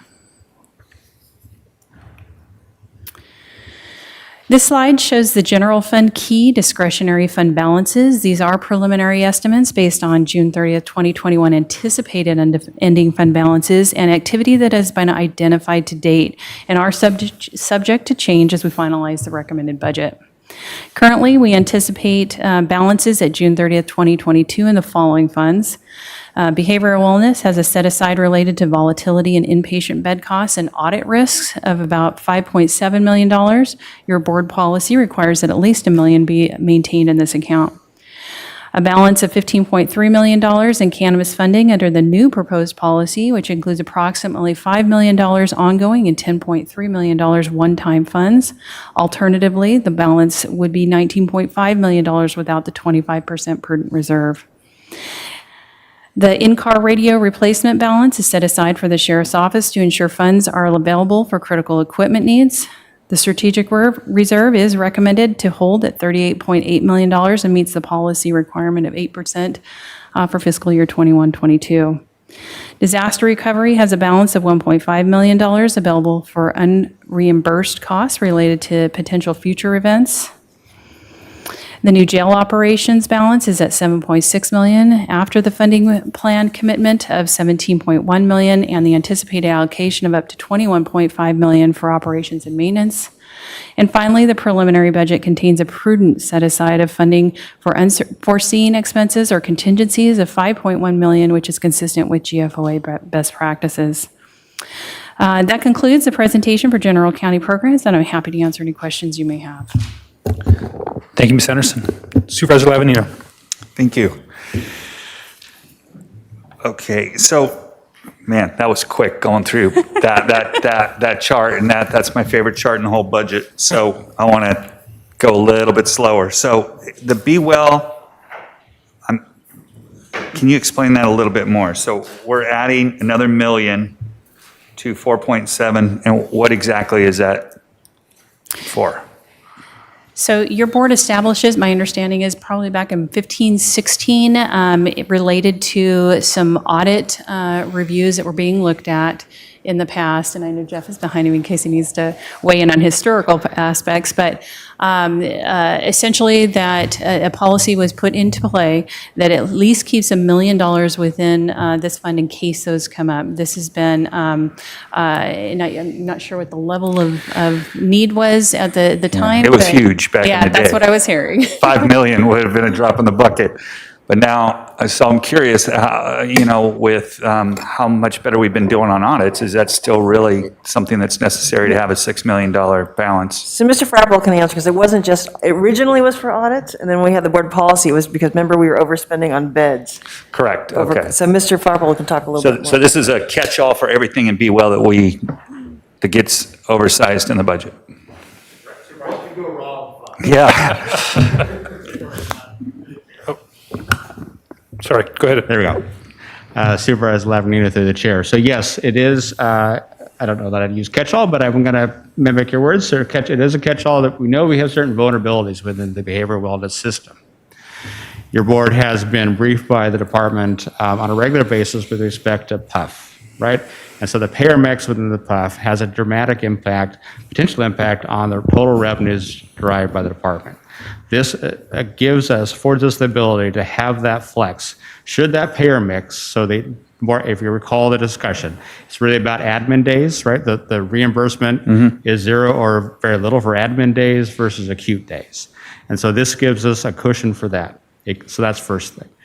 I think the audit risk, the need for maintenance of audit risk reserve is lower than it has been. I think the department has done a great job with respect to tracking the cost, making sure that their claims are correct and defensible. And frankly, kudos to council as well, because we have been in that, and council's been instrumental in helping us argue against the state controller otherwise disallowing costs. So that's, I think, a lower risk. And then the third element that we try to cover in this fund is really about the fluctuation of the need for inpatient beds. Okay.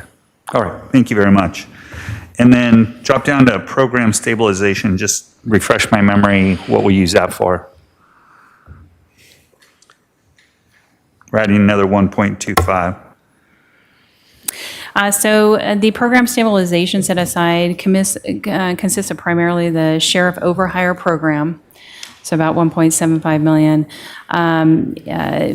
Funds set aside for escalating general liability costs, anticipated increase in IHSS MOE, and potential employee pension cost increases. So that in the other one we were asked to fund, that is a general liability, I think it was 1.65. That's not included. That wouldn't be coming out of this. That'd be another. That would be another 1.6. Correct. Correct. Okay. And then emerging issues. We're adding 5 million to there, but that's all in. That emerging issues, it really becomes one of those in and out funds, so it just helps facilitate the movement of funds. And then contingency is considered basically strategic reserve, but that we have a little bit better access to. Checking account versus Through the savings. chair. It really is there for kind of those immediate needs, right? It's strategic reserve as we look at it is really the long-term issues, right? It's really your safeguard if we're starting to see the economy trend down, if we're starting to see some things that are longer term. Contingencies are much more shorter in nature. So you would say that we have a one-time hit, or we have a one-time expense, or a one-time hit on revenue that we have to make up for, rather than mid-year try to reduce appropriations, which can be very difficult to do and difficult. Our ship is it takes a long time to turn our ship, right? And so the contingency is there to make sure that we can make it through the balance of the year and gives us time to make long-term plannings. So that's kind of the difference as I look at it, contingencies versus strategic reserve. Okay. And Mr. Gazzoni, you're comfortable with the litigation fund where it is? I am, and I echo on the behavioral wellness that some real improvements on record keeping and contracting by behavioral wellness, and the fact that the state, as Mr. Farpwell summarized, the county has done well in objecting to these audits and getting back the majority of what we object to. So I think that has actually helped to improve the state's behavior. Good training on your part. And then from what I understand, the strategic reserve is at its 8%. So we're where we're supposed to be by accounting standards. Okay, great. Thank you. CEO? Supervisors, to the chair, and just on the behavioral wellness amount, because it is a big fund balance, and a couple of things on that. I don't think we'll need to keep that amount of fund balances forever. And the reason is, as you heard Ms. Glughorn talking about, they're going to this CalAIM system, which means that funding for mental health services will be more like public health, right? So it's not like we expend all this money and then we have to figure out the reimbursement and fight with the state. So they're shifting to another system. And then remember, we have the champion beds, which is supposed to relieve pressure at the PUF and our admin days, et cetera. Because of COVID, it's been not clear, how much that relief has occurred because people aren't moving, but over time, I think that will improve. And so hopefully this will reduce our need to keep balances here. Thank you. Supervisor Williams, and then back to Supervisor Lavanino. Well, I wanted to use this slide to make one point and also ask one question related to that, Mona, about your opinion on it. But I'm trying to wrestle with Supervisor Lavanino, your opening salvo in the budget, and I just want to make sure that I'm reading this right, that under the staff recommendation use and policy of a percentage of the cannabis money being counted ongoing would be the detaining of more cannabis funds this year than the recommended amount to be spent, correct? I mean, that you're talking about putting into the fund 15 and taking out 12. I can't see from there, so I'm doing from memory. But am I correct? That essentially the reserve fund under the policy would be higher you know, this next year than it was before. Supervisor So Williams, the even chair. though we would be spending 12 million. Correct. Supervisor Williams, the chair. So the 15.3 million that shows in the far right column is the amount that's available, assuming you set aside the 25%. Right. If your board is not interested in doing that, should your board decide not to set aside 25%, then that number becomes higher, becomes 19. Right. And so I guess my point is that the reason why I don't feel that counting a percentage as ongoing is risky is because of how much we're detaining in reserves. And if we weren't willing to count it as ongoing, I guess the other side of that is I wouldn't be okay with detaining this much in reserves because you don't need to detain this much in reserves if you're not using any of it as ongoing. Yeah, and I wasn't not trying to spend it. I'm trying to spend more. I want to spend all of it, just not on ongoing. Got it. I could Okay. spend 26 million this year on one time.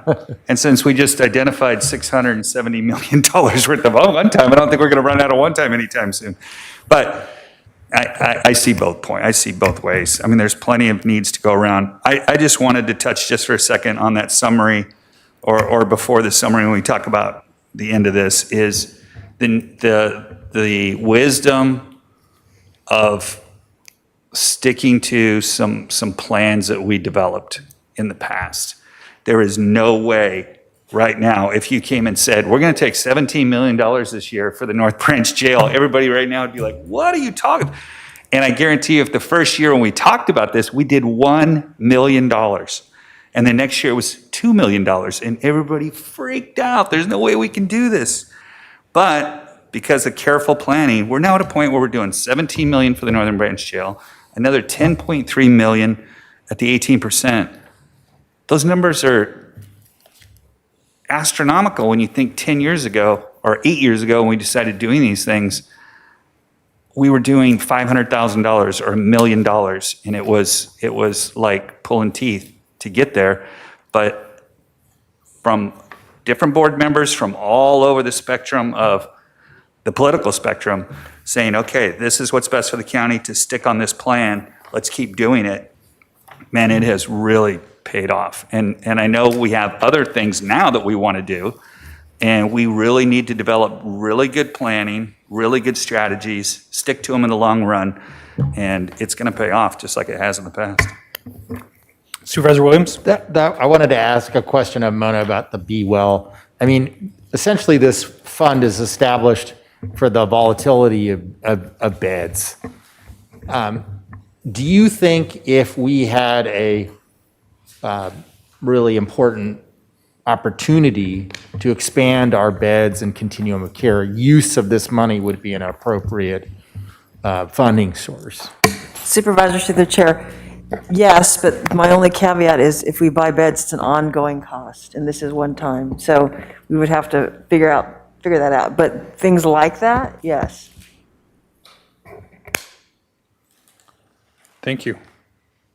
Well, I want to thank Supervisor Lavanino for guiding us on that conversation. I think that was really helpful. So that concludes general county programs, and I think we have one additional special issue to wrap up with now. Actually, I just need to make sure I ask it. Was there any public comment on general county programs? Chair Nelson and members of the board, we had no requests to speak on the general county programs and fund balances. Okay. So now we're going to conclude with our last special issue, and presenting that will be Mr. Frappel. Thank you, Mr. Chair. Ms. Anderson and I are going to tag team on this for you, and I'll let her open that up.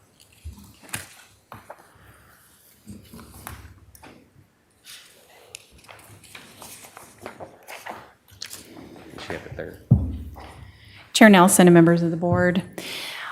This is a special issue for digital transformation, and as Mr. Frappel indicated, we will be jointly presenting this. This special issue focuses on how the county is transforming how we do business. There have been several discussions throughout these budget workshops that demonstrate the need for technology infrastructure upgrades and improvements, and your board has set funding policy and program priorities that support these efforts. Today, we will be updating your board on the Business Applications Needs Assessment, or BANA project, and several other key investments and initiatives that have been completed or are currently underway. We would like to start with a discussion on BANA and what will ultimately be the county's new enterprise resource planning system. This countywide project has been spearheaded by the Auditor Controller and is in coordination with the CEO, ICT, and County HR. So what is BANA? BANA, or Business Applications Needs Assessment, was the first step towards a county enterprise resource planning system solution, or county ERP. This chart illustrates a county enterprise resource planning system which integrates budget, finance, HR, payroll into one system. The functional areas and key business processes displayed on this chart are within the scope of the BANA project, which help to identify the areas of focus.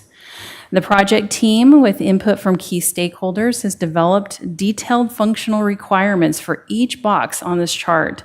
These functional requirements will help inform software vendors of exactly what the county needs in an ERP solution, and ultimately help inform us of which solution is best for our county.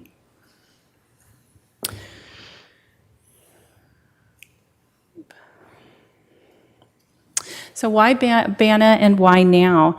This is a significant investment if we want to fully commit to efficient and effective processes.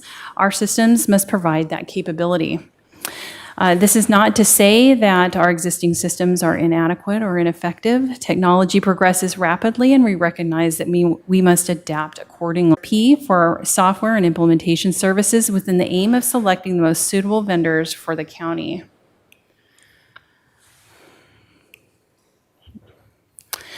So how will this impact our next year's budget?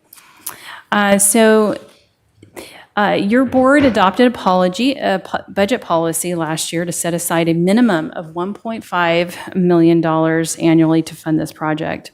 Appropriations have already been made for the assessment consultant contract through fiscal year 21-22. Implementation and licensing may begin as soon as July 1st, 2022, thus require a significant investment in fiscal year 22, 23, and beyond. The budget policy will help prepare the county for these future costs. The county ERP system will further be discussed with your board in the coming months as the RFP is developed. Next, we'd like to move on to other key initiatives that have been completed, and this will be presented by Jeff Rapwell. Mr. Chairman, members of the board, I'd like to spend a little bit of time on what we have accomplished. It's a little repetitive of general services slides, but I think it bears repeating. You know, I like to tell people, especially in this day of virtual meetings, that the gray hair that I have in my beard is not premature. I've been around county government for quite some time. And I will tell you that the transition that we made during this telecommuting in order to accommodate telecommuting is nothing short of remarkable. It took a lot of work by a lot of people and a lot of commitments. It also took $3.8 million of CARES funding to make that happen, but it was accomplished. Here on these next two slides is a little bit about that rapid transition. We upgraded the throughput and capacity of our ISP providers. This is critical as we move data to and from people's homes, people's remote work locations in order to get county work done. We enhanced our cybersecurity prevention and detection and monitoring capabilities. This is critical. In this time in our history, both regionally, nationally, and internationally, the amount of cybersecurity breaches that are occurring is unprecedented. The introduction of remote workplace created vulnerabilities for network systems in corporations and governments alike that we've never seen before. The number of governments that have been infiltrated with cybersecurity issues is off the charts. So we enhanced our cybersecurity prevention. We acquired and implemented hardware and software to support our virtual public meetings. Our participation in your board meetings, as well as Planning Commission and other public early stages of our transition, where people are using personal computers at their home or laptops, either desktops or laptops. What that dual factor authentication really is, it's about having something and knowing something. So the having something, they had a computer, knowing something is their password. The have something on dual factor authentication was the implementation of a software called Duo. And what that allowed people to do on their personal computer, if they tried to log into a county system, it alerted their phone. They had to have their phone as a second factor of identifying them so they could then punch yes, it's really me trying to access the county system before they got on. Again, another important cybersecurity feature. We exponentially expanded, as Mrs. Pell mentioned during her presentation, the number of software licenses we had for Zoom, for Box, for Smartsheets, for other collaborative software tools, critical in making sure that county government continued to function. We acquired software to allow employees to remotely receive and make business phone calls from their laptops. No longer did you have to be tied to your desk phone in order to be able to receive and make county business calls. We purchased new hardware to support employees working from home, whether that was laptops or a second monitor or headsets, et cetera. We acquired network tools, as Mrs. Bell mentioned, to be able to troubleshoot remotely. So somebody sitting here in this building or somebody sitting in their home can remotely detect and troubleshoot problems that one of our employees may be having from their own residence. That's two examples of things that we also put in place. We put in place electronic signatures. This is something, an initiative the county's been trying to do for years.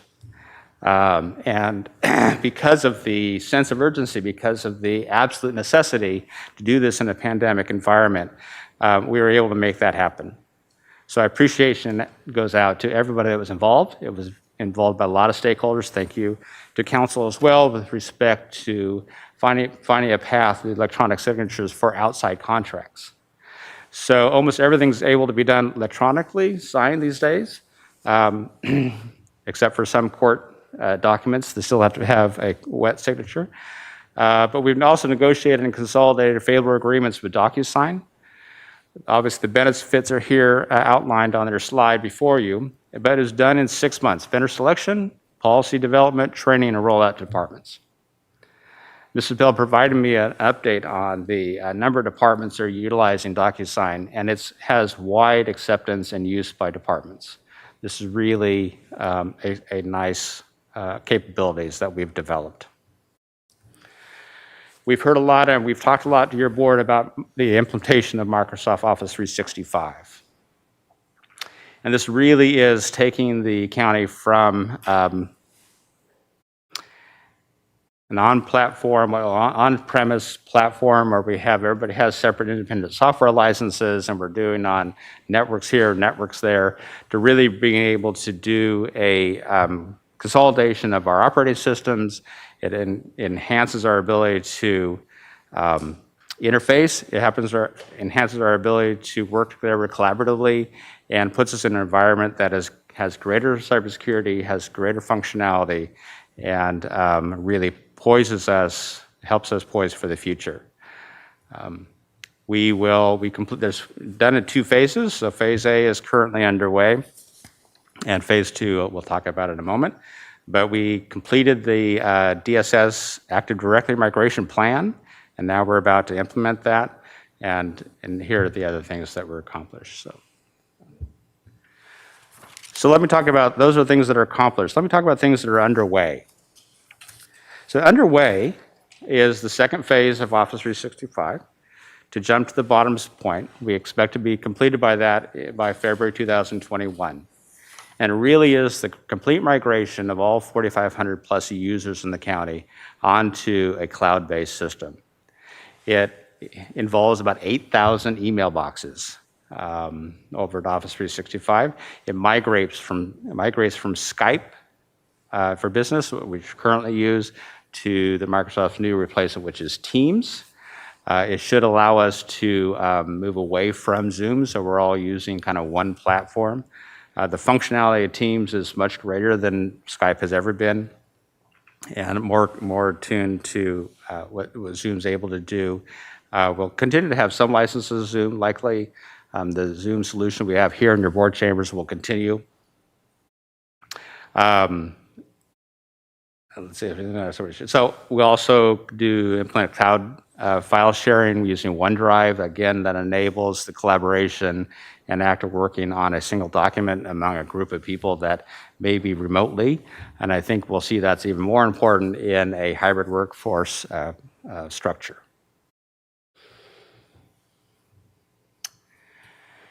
Next month, I think it's next month, we'll be before your board. No, I'm sorry, later this month, we'll be before your board bringing an agreement with Civics Plus. Civics Plus is the vendor that we've selected to help the county update and modernize and bring into compliance the county's various websites. Anybody who's tried to navigate the county website, it can be a little cumbersome, and there's inconsistencies between departments. And so that makes it more difficult for the end user to be able to navigate and find the information and have access to services that they're looking for from the county. So that project is expected to be completed by hopefully the end of this calendar year. With respect to Acela, Acela is our software that we use. It's a very powerful software that we use currently within planning, within environmental health, and now within the cannabis program to help interface with the public as it relates to requesting permits, licenses, inspections, and access to other county services. The first two instances I discussed, planning and environmental health, are currently what we call on-premises licenses or instances within Acela. And that means we have local networks, hardware that drives that runs those systems. The cannabis instance of Acela is cloud-based. It has been proven to, as a platform, to be a better platform. We are making modifications to the program itself and to enhance usability, but the platform being on the cloud base is a superior platform. So each department that has a standalone instance and administration integrates into a standalone pricing model, which is less cost-effective for us. So the idea here on the initial phase is to migrate planning and development and environmental health into our cannabis instance on the Acela platform that's online. That allows us to reduce cost, allows us to have a single instance, and have better access for the public. The next phase of the Acela is really then expanding that capability once we move through the initial phase out to additional departments. So we're having a meeting in 2 weeks, I believe, with Fire Department and Public Works who are interested in using the Acela platform to be able to push those services and access to those services out to the public as well. So it's growing use, and I think it has a lot of capabilities, and we can do that when we leverage that all those departments to be able to leverage down and keep the price more cost effective. And again, this assists us and consistent with our goals in Renew 22 as we try to move more and more services online. On Monday, you heard a lot of conversation around discovery. You heard a lot of conversation of how do we do criminal justice better. And one of the key linchpins discussed on Monday was the ability to share data, the vast amount of data between the criminal justice departments in an effective way. So our criminal justice partners have come together in a steering group consisting of the DA, the courts, public defender, sheriff, general services, and our office to look at this and examine, first of all, define the issue, what is our objective, and then secondly, come up with solutions on how do we address that objective. The focus really is on the transmittal, evaluation, and sharing of criminal justice data from the inception, which starts at all the frontline law enforcement agencies, through the ultimate legal proceedings as something winds up potentially as far as court, and develop a repository of that digital evidence. It involves cloud-based solutions in order to minimize costs and reduce the need for redundancy of large volumes of data currently being held by each individual criminal justice partner. Finally, I want to talk about what we call GRC, or Governance, Risk, and Compliance. This is critical as we continue to move forward on the county's efforts to make sure that we run a network and a systems that are secure and reduce the risk from cyber attack. It leverages what we currently have now. Currently, we use a program or a service called ServiceNow, and it really, this leverages, the GRC effort leverages on that existing program. So in other words, we're not acquiring new software, we're using the capacities, the capabilities of an existing software to better meet our needs. It incorporates all the findings from our IT security assessment and establishes actionable items for each department security officer as well as the county's chief information security officer. It provides reports and dashboards for the county CISO and the executive leadership in real time to monitor and manage the county's cybersecurity posture. So that is just kind of a quick highlight of some of the things we're doing digitally. And with that, I'd be happy to answer any questions. Thank you, Mr. Frappel. Supervisor Williams. Just a minor question. Has GoToMeeting also been evaluated as an alternative software since it is a locally, at least in part, a locally generated product? Supervisor Williams, the chair, I would have to refer to General Services, but if we have not looked at that, we're happy to do that. The Teams is an integral part of Office 365. It comes included in that package, which is why we pretty much landed on that. It does not preclude the use of GoToMeeting. I have had plenty of opportunities to use that through this pandemic and find it very functional. Thank you. Other questions? Great job. I mean, it's pretty impressive stuff. All right, well, Madam Clerk, do we have any public speakers on this item? Chair Nelson and members of the board, we have no requests to speak on this special issue. Okay. So Chair Nelson, if we could just, I think we're almost ready to go. If we could just get a 10-minute break. I think my staff is ready to go at this let's time. go ahead and make it 15. 15-minute break? Yeah. All right. Actually, I do have one question. As we look at ongoing revenue and one-time revenues, I know we're talking about the cannabis, but am I missing where there are other sources, or is everything else prescribed? The latter. Everything else is prescribed. And we'll talk about that in the wrap-up, but there is a very small amount of ongoing GFC that has not been allocated, but $100,000, but we'll talk about that. All right, thank you. Thank you.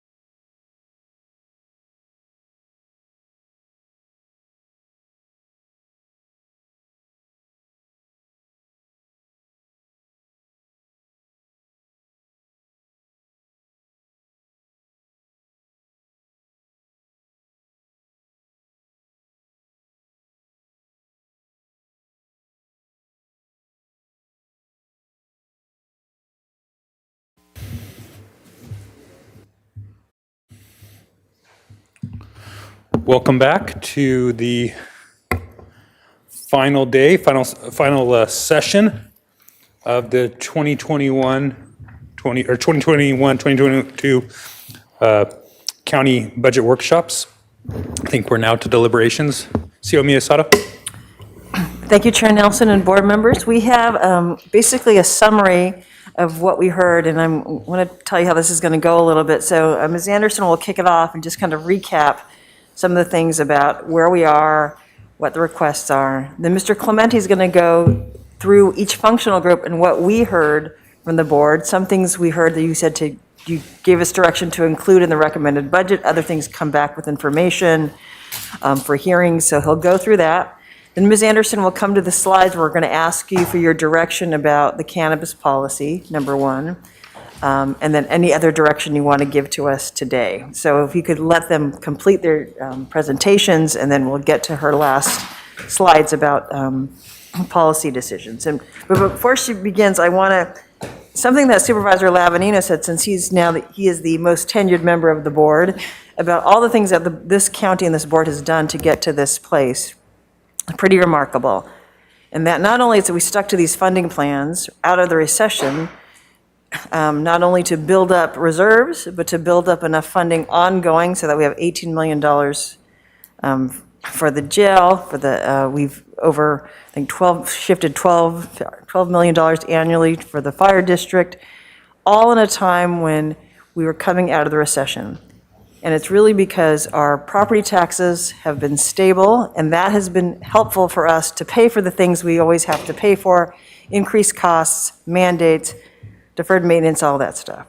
What's so different about this year, as you know, and it's been a topic of conversation, is our cannabis revenue. We would not be in the situation we are today with the options for the improvements and the increases and the new projects and new programs, or continuing or augmenting programs, if it weren't for that cannabis revenue. And I think I think you all know it, but it's very clear to us, and I think the county organization. And with that, I'm going to hand it over to Ms. Anderson. So I wanted to recap, basically this week there's been a lot of discussion, and we'll start with that the preliminary budget for next fiscal year is positive and stable. We have revenues that are expected to meet our operations. We have steady growth in our discretionary revenues, and we do have slight improvement in state and federal funds for ongoing services. There are no service level reductions, and we do see continued growth in cannabis revenue. And we've made investments consistent with board priorities and commitments, especially associated Northern Branch jail operations, deferred maintenance and capital projects, and information technology. The county has been at the forefront of the pandemic and will continue to be as we focus on health, public safety, and the safety net services. We continue to provide emergency operations and assist with recovery and efforts with the businesses as they look to reopening further. Our federal fiscal relief funds will aid recovery efforts. As we've talked on multiple occasions regarding the American Rescue Plan Act, they'll be further discussed at budget hearings. But these may cover increased costs, replenish lost revenues, and mitigate some of the economic harm caused by the pandemic. The recovery plan will be developed in collaboration with departments and, as indicated, discussed further at budget hearings. Changes implemented to ensure continuity of operations and delivery of services may endure, and many of our county departments will continue to be involved in that process. The preliminary budget was developed with the board's key focus areas in mind: efficient and fair criminal justice system, environmentally sustainable community, infrastructure improvements and maintenance, enhanced community amenities, recreation and open spaces, preservation of the safety net, equity and inclusion, and stable finances with prudent reserves. This slide is brought forward from Monday's presentation and has to do with our pre-workshop expansions. And we did want to go into a little bit of explanation on the differentiating these in the department expansion requests. We identified a certain amount of general fund contribution that was available for ongoing expenses. And we prioritized the department requests based on risk exposure, compliance issues, mandates, and/or KMPG critical operational needs. These were brought forward through workshop expansion, pre-workshop expansion requests, and they include the clerk recorder assessor, human resources, planning and development, sheriff, general services, public defender, probation, sheriff, and then the data and discovery positions and equipment, which was a grouping of multiple departments you'll see on the next slide, for a total of $4 million in pre-workshop expansions. This is just a recap of the data and discovery set aside that was recommended. As you may recall, these are specific positions and equipment that was requested. However, we are going to be spending some time in discussion on what that really needs to look like further and make a recommendation for the specific positions and needs in June. On the next slide, we have the ongoing expansion requests or one-time requests from departments that were not included as pre-workshop ads. And these, because we were limited on the general fund cost allocation, are really focusing on ongoing cannabis as a resource. That's why it becomes important on how your board wants to move forward regarding that. These are not to say that these are not critical position or requests of the department. We just got to a point where we needed to determine which funding source would be available and what are the priorities of these for your board. These include, and I'm going to detail, but for the departments, clerk, recorder, assessor, district attorney, planning and development, probation, public defender, Public Works, and Sheriff, and Treasurer Tax Collector. These total $7 million in ongoing and $2 million in one-time costs. In addition, on the next slide, we have maintenance expansion requests that were just discussed with you today and for community services and Public Works, and $150 for landscape maintenance for general services. So overall, all remaining expansion requests include 19 and a half positions and the total 7.2 ongoing costs and 7.5 one-time costs. We've also brought forward the Tier 1 and Tier 2 prioritized CIP projects that are unfunded for further consideration by your board.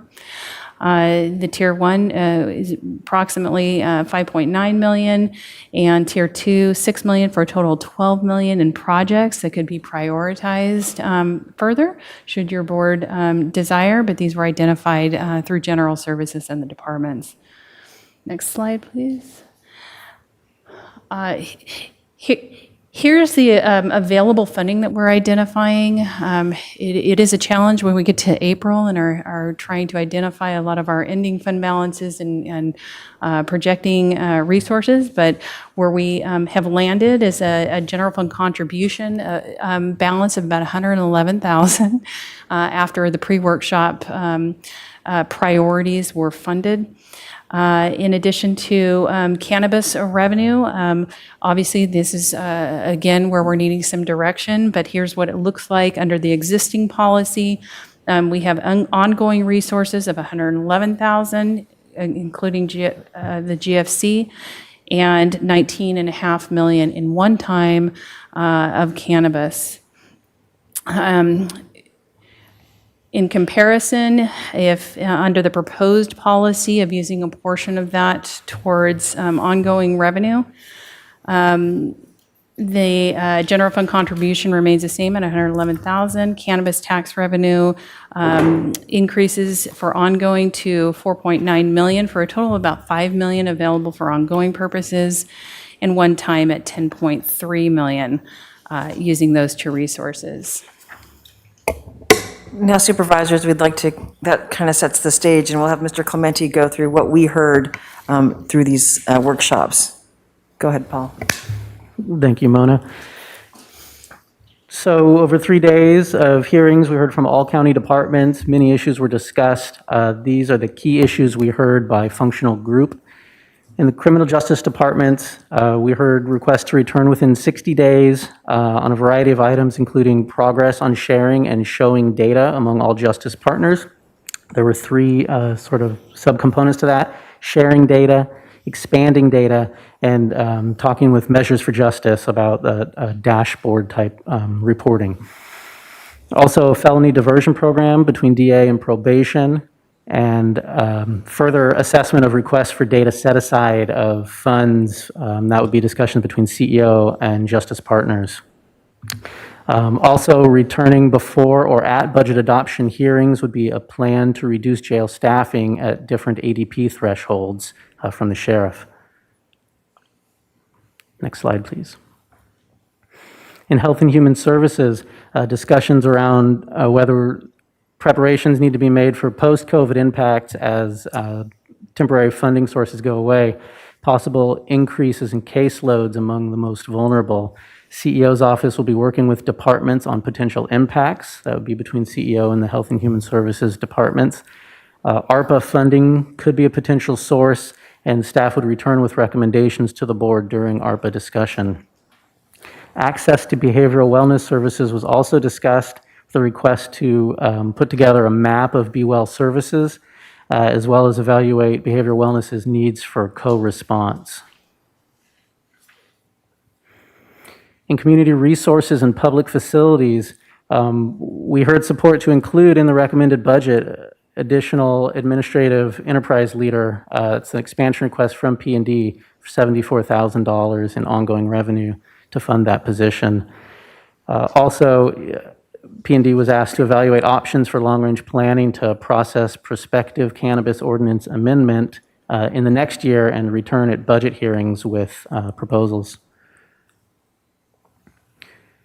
In the policy and executive group we discussed this morning, we heard a request to review for the CEO's office to review needs for cannabis licensing staff and return at hearings, including in the recommended budget, funding for viability study with other counties for Central Coast Public Bank, including in the recommended budget the chief data officer, which is a CEO expansion request, and that there is funding set aside already for that as part of that data set aside.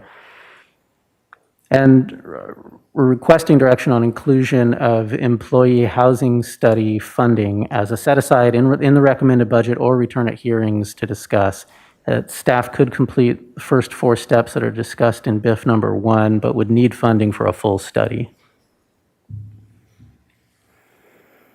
Finally, in general government and support services, we heard support to include in the recommended budget funding for the cannabis tax collection request from Treasurer Tax Collector as a set-aside pending the return of the KPMG study.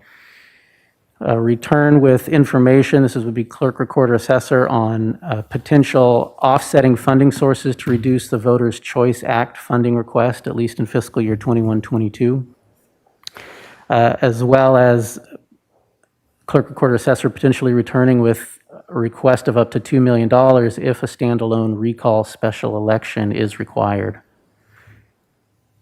I'll turn it back to Nancy. So this slide focuses on some things we need to consider for future needs. As you've heard through some of the department presentations, there are some departments that are using one-time funds for ongoing operations, and these are things that we need to evaluate and work with them on, such as the road fund indicating a $2.9 million challenge within their operational budget unit. We know that the crisis intervention teams will have to find alternative funding for those in 23-24 for about $1 million. And your public health department indicated that they are still struggling to determine how they're going to deal with the 340B revenue loss of about $4.2 million. These are ongoing needs that we'll need to be working on and finding out long-term solutions for. In addition, we mentioned that, we look at employee cost escalation, that each year there's a CPI growth and a corresponding increase for, typically for our retirement costs associated to those salary increases. There's general liability rate escalation that we've been dealing with in the 21-22 development, and anticipate that that's going to continue to go up.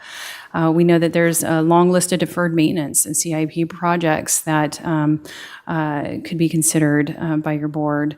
Potentially, there's obviously set aside for pension needs in the future, additional equity set aside should your board choose. And of course, the strategic reserve is always a good place to put financing resources should you be needing to. On the next slide, today we are looking to really focus on three things from your board.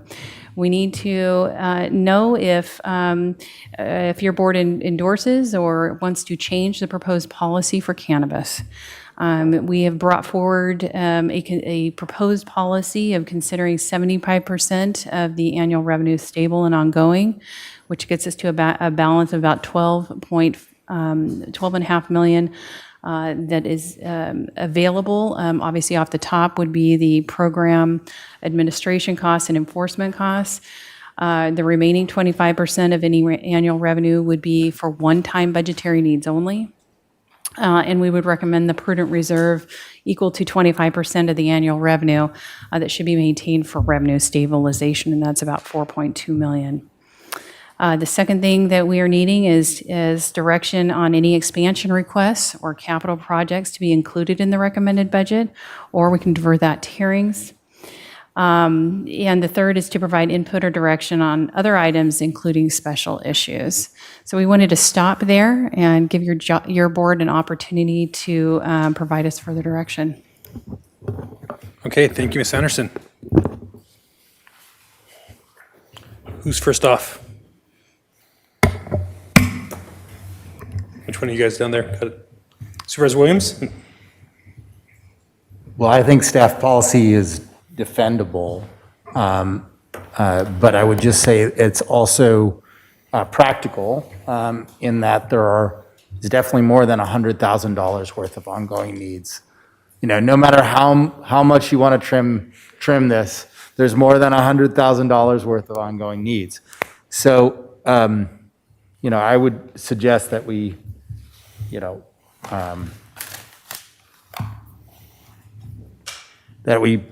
support staff policy, but that doesn't mean we have to use it all for ongoing expenses. And I think that this is definitely the year for one-time expenditures.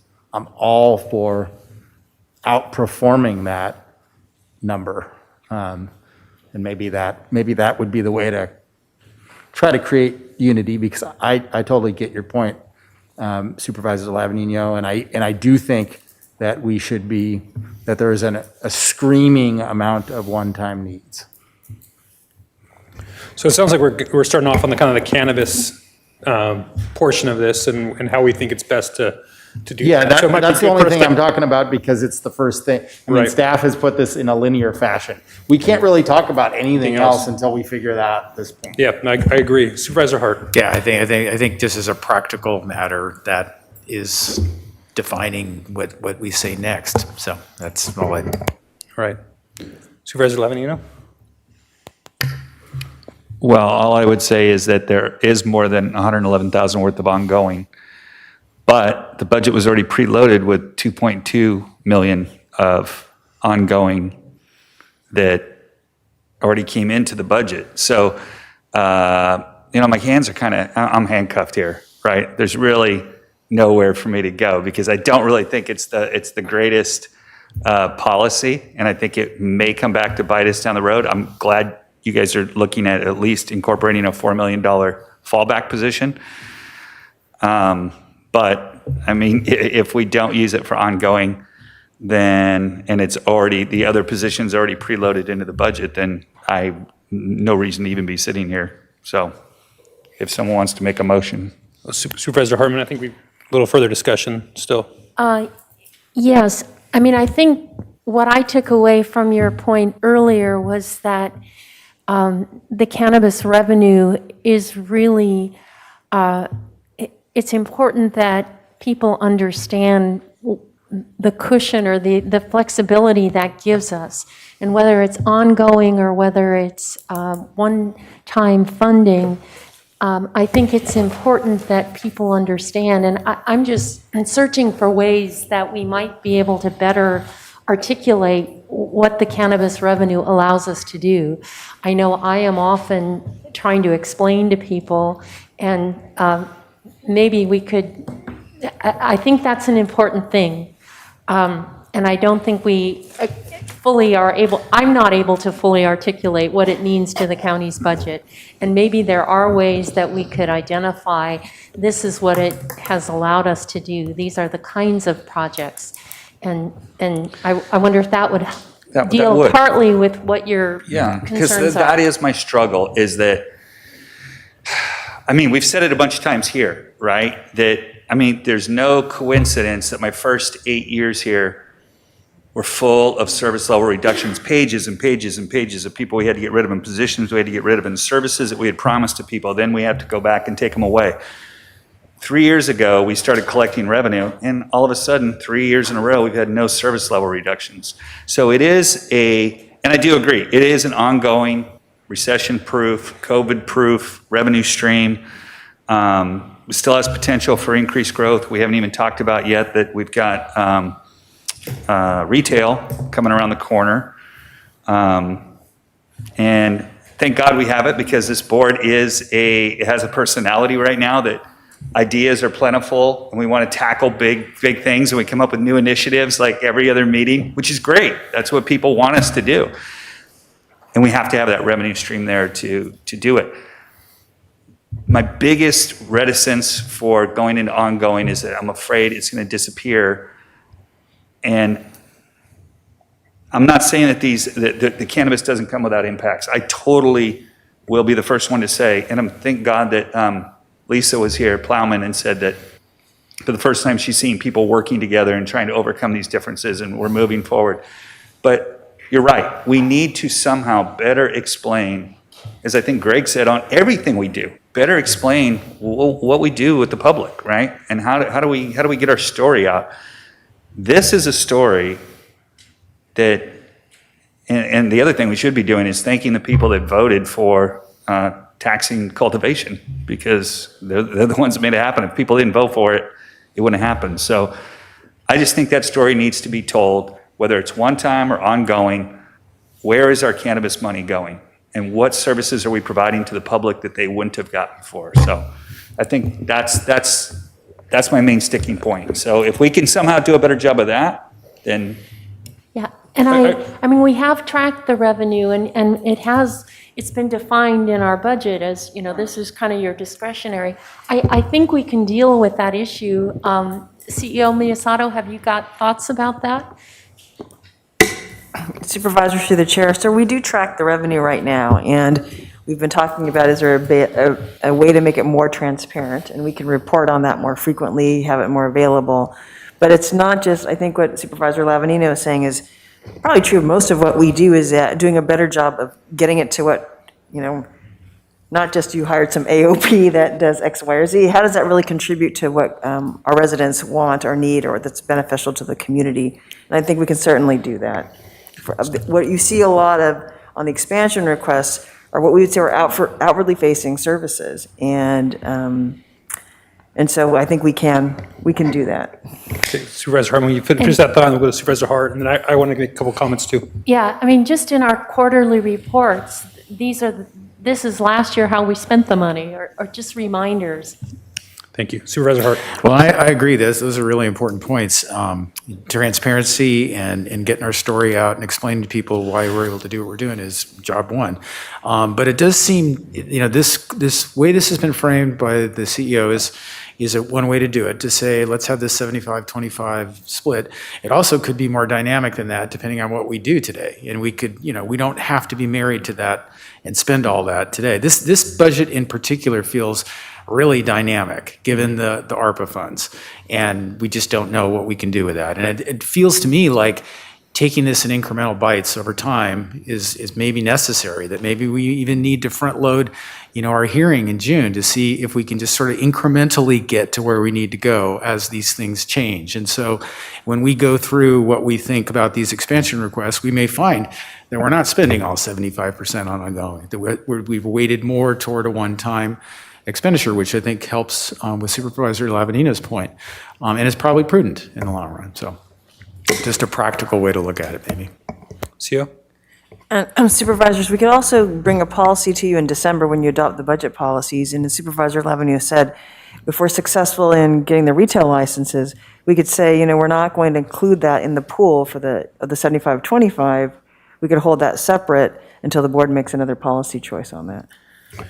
And so the feedback that, or at least my thought, I think I'm agreeing with where Supervisor Hart is, that, we don't need to spend all of this, especially looking at the ARPA funds, because, if ARPA funds are available for certain projects, then I don't really, I don't need to go after the cannabis revenue, right? But if it's not, then I'm going to be a little more aggressive for certain projects I want to see get advanced. That said, we're trying to tell a story here, to our constituents, to our taxpayers on where the revenue from these impacts have gone. I keep seeing it. We all see it. It's IT and data. It keeps popping up. I think there's a really great opportunity here to say, okay, these are some needs that we have to move our county forward. We're not going to see the same kind of cost savings we might see from, a solar project where we're going to have less utilities, but we are going to see cost savings other places throughout the organization, hopefully in efficiencies. Things are going to be more timely. They're going to be more certain. We're going to make better decisions. And, this ties in not only to economic recovery for our county, but also deals with all these criminal justice issues that we have. So we kind of can hit multiple birds with that same stone if we maybe focus on the data and IT as some of our ongoing costs. And so that's where my BIF 8 was coming from, was I was trying to quantify what are those numbers there if we wanted it, if that's the story we want to tell. Maybe that's the BIF we start to look at to maybe build from. And that's only 1.4 of ongoing and $400,000 of one-time to fully fund the expansion requests on the data and the IT. So just an idea out there. Other thoughts? Supervisor Williams. Well, I make one suggestion, that because we have the ARPA and questions outstanding, that we do not try to handle the one-time things today, because it's going to fit like a puzzle, right? That there's going to be some things that qualify for the ARPA and some things that don't, and we should be using the cannabis revenues for the ones that don't, that are a high need, right? Supervisor Lavanino. I agree with that, except for, I think on the Floridale Bridge, isn't there timeliness on that we need to move on? So Yeah, I would. I'm okay with that. Yeah, I would agree with you. I sort of assumed that was. Yeah, okay. There's 4 head nods, maybe 5 if I didn't see Supervisor Hart on that. But yeah, I think there's 5 people there that, 5 supervisors that are on board for that. Well, was the equity, Greg, that you had talked about, was that listed as one time or? That is definite by definition, I think, one time. And we have an ongoing commitment, I think, as a board to doing that and funding that. And, I think that the CEO suggestion of, the question, should we put another $500,000 in that account? It seems right to do. But that does go against what we just agreed. Well, we can wait. I mean, yeah. I just didn't know There's no if you would time get limit to more that. pressure. So, I mean, is that going to make, I mean, it's $500,000. I didn't. But I'm fine with waiting on one times except for Floridale, and we can make those decisions as we get more pieces of the puzzle put together. And one last thing on the cannabis, is that, I mean, policy-wise, policy always just gets changed with 3 votes, right? So, but it's up to 75%. I guess it says consider. I don't know how you want to do that, but at least give us some wiggle room in there so we don't end up tripping over ourselves later.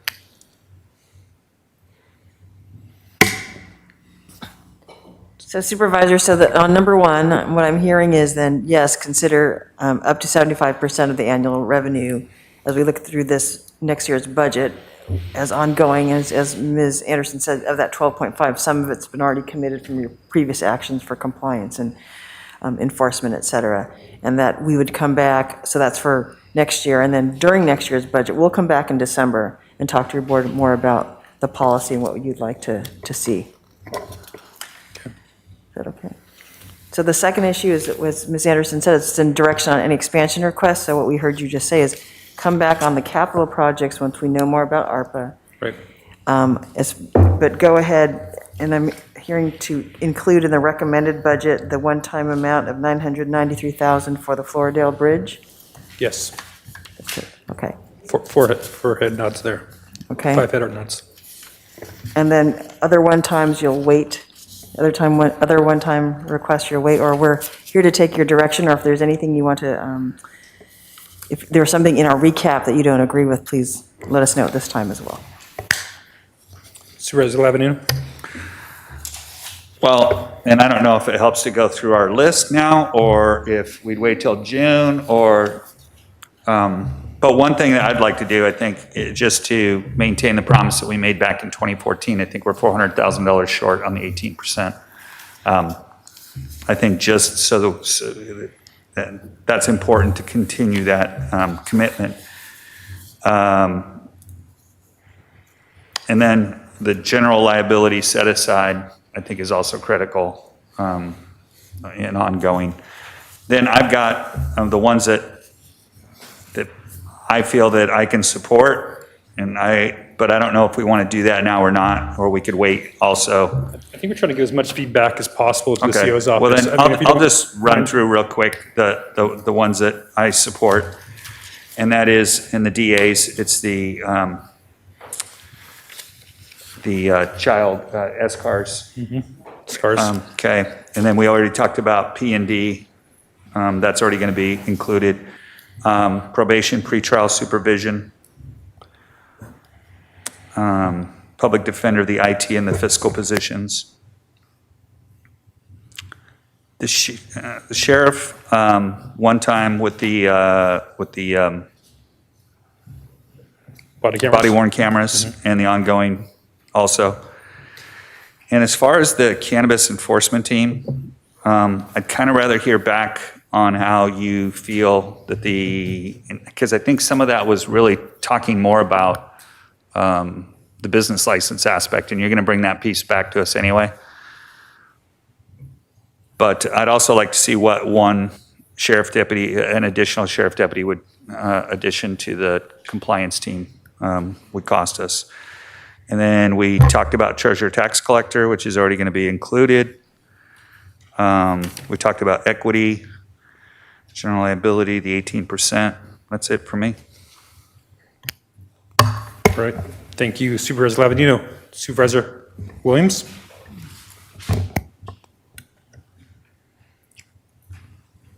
The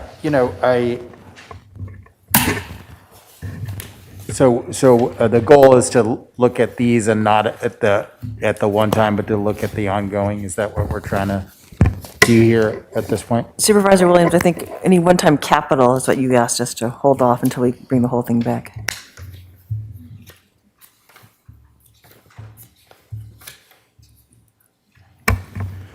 Well, then I'll work the opposite direction. I'll say absolutely to the treasurer tax collector, cannabis tax collection and compliance.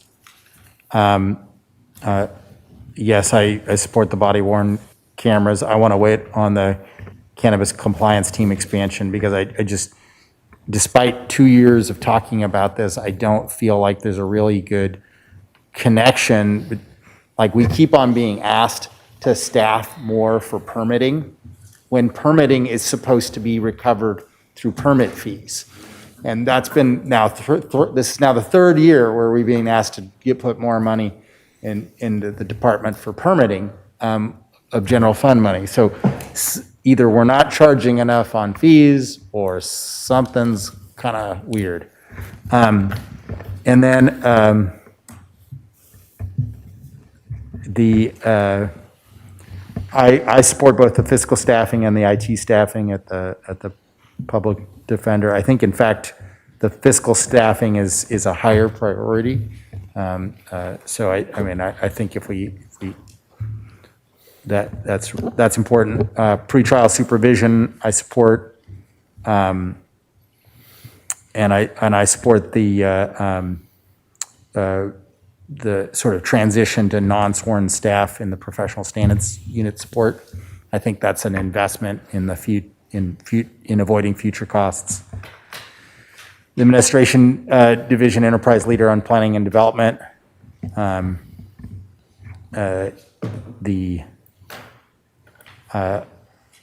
do also support the eSCAR's child abuse reporting project.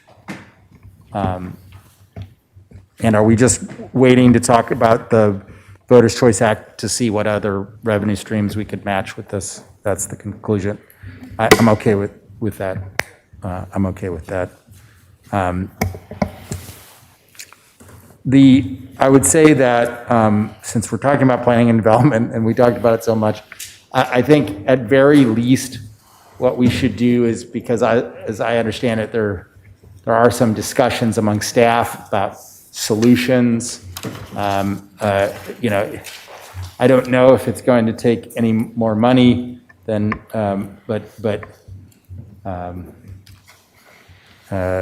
yeah.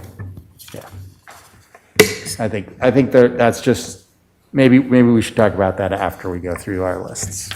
And supervisors to the chair, so Ms. Plowman is on the line, so why don't you go through that discussion and then she can brief you on what other information she has about that.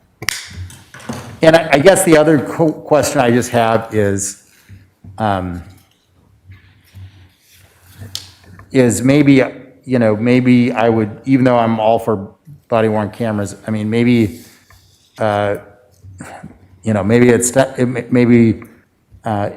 you know, maybe we should wait till June because we are asking for a product from the sheriff, but I'm open to talking about that.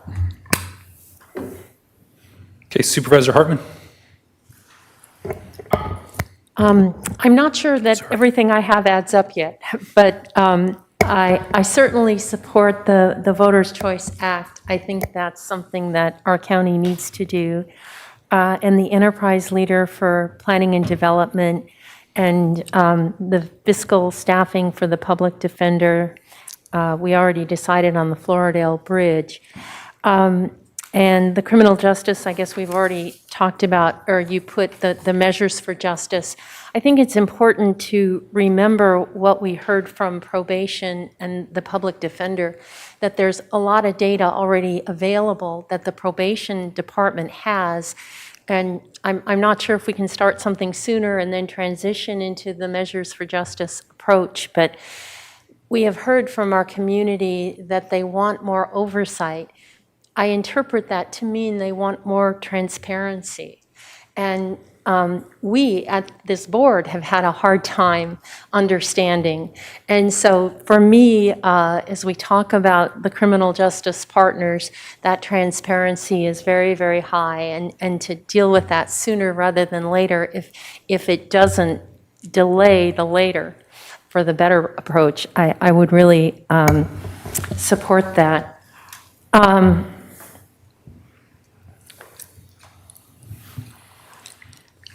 We talked about the AOT program, and I think there's two different options, but for me, that's really, really important. I think there was $136,000 for ongoing to double capacity or $40,000 one time for extra help, and I really strongly support that.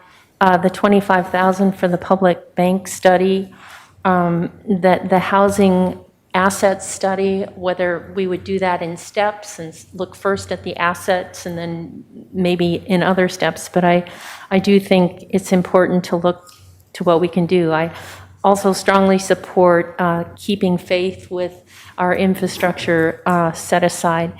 There's one issue that I didn't mention earlier and that I think is important, and that is money on cannabis education, public health impacts.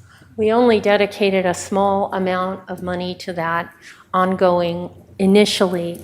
We do say, I have, Gina Fisher is amazing. She actually has this, what we said on the ballot, but we did say mental health and public health among other general services.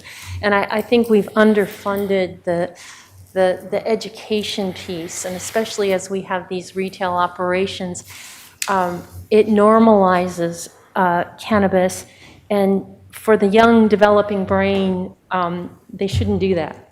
And we really need, we need to, I mean, we talked about the benefits that we derive, but we also have to be mindful that this is not something for children. And we haven't really invested in that. And so I would like to add more money to that. I think it's really, really important. And it just is key, to, I think, to our integrity as a county and the cannabis program. So I think that covers it for the most part. I just want to go back to the planning and development, long-range planning, and just say, over time, I think this is something we need to deal with, how that we really are stymied in so many of our innovations. And I think the discussion last time got a little confused, and maybe things got conflated. So I don't mean it necessarily for this time, but ongoing, we really need to wrestle with that. So that's all I wanted to say, except maybe while I have it, I just want to thank the department heads. I think every presentation we had was about an extraordinary year of service, and especially to our everybody who's worked on the budget. I asked Jefferson, he went back, the budget team, Nancy Anderson, Jeff Frapwell, Paul Clementi, Rachel Lipman, Wesley Welch, Richard Morgantini, AJ Kinaviva, Stephen Yee, Reese Telsted, and Nicole Parmalee.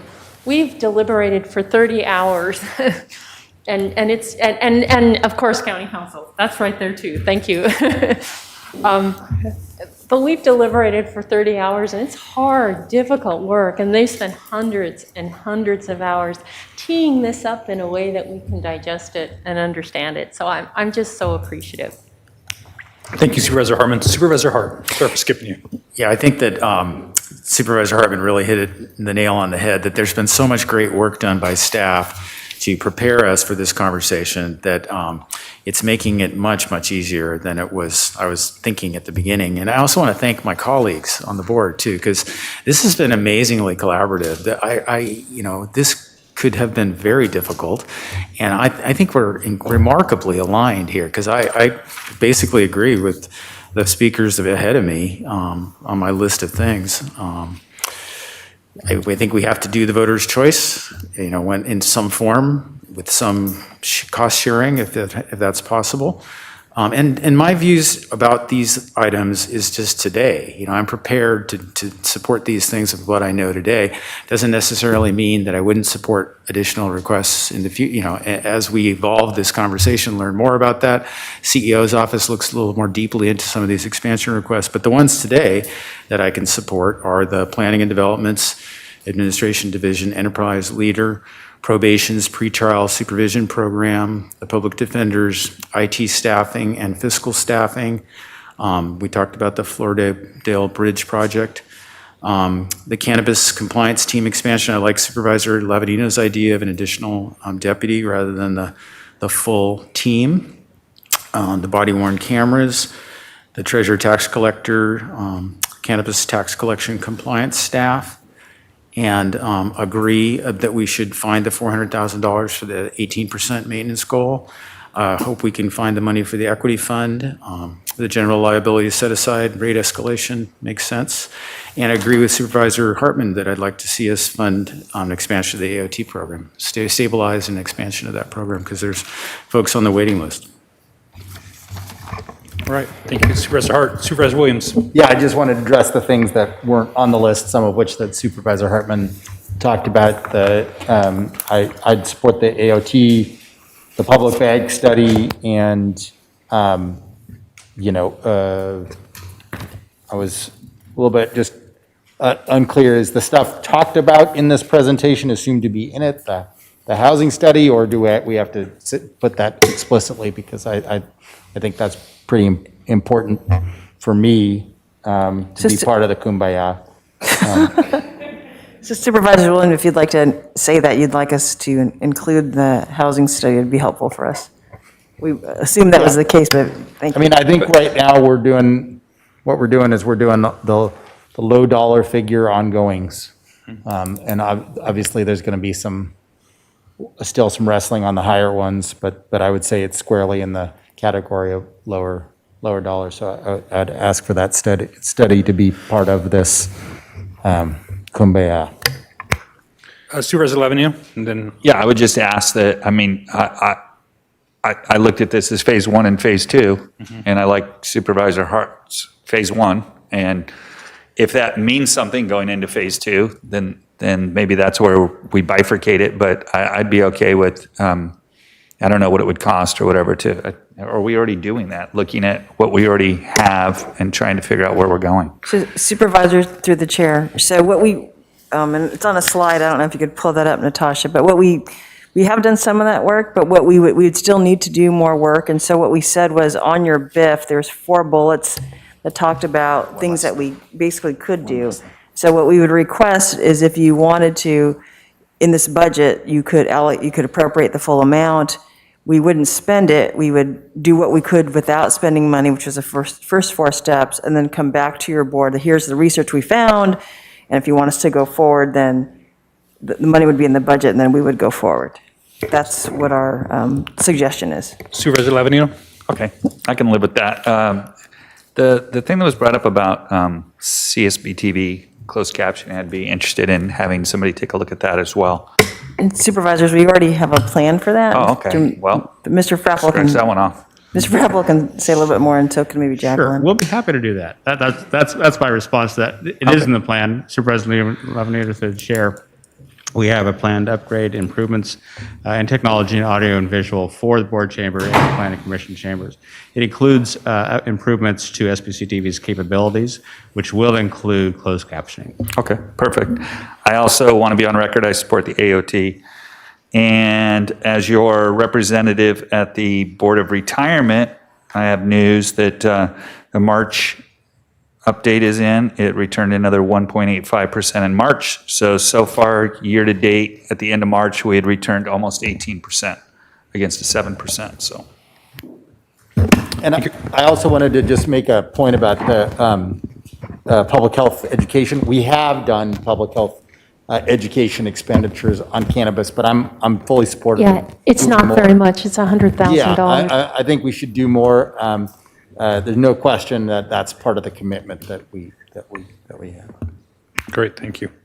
Supervisor Hartman, did you have something else to add?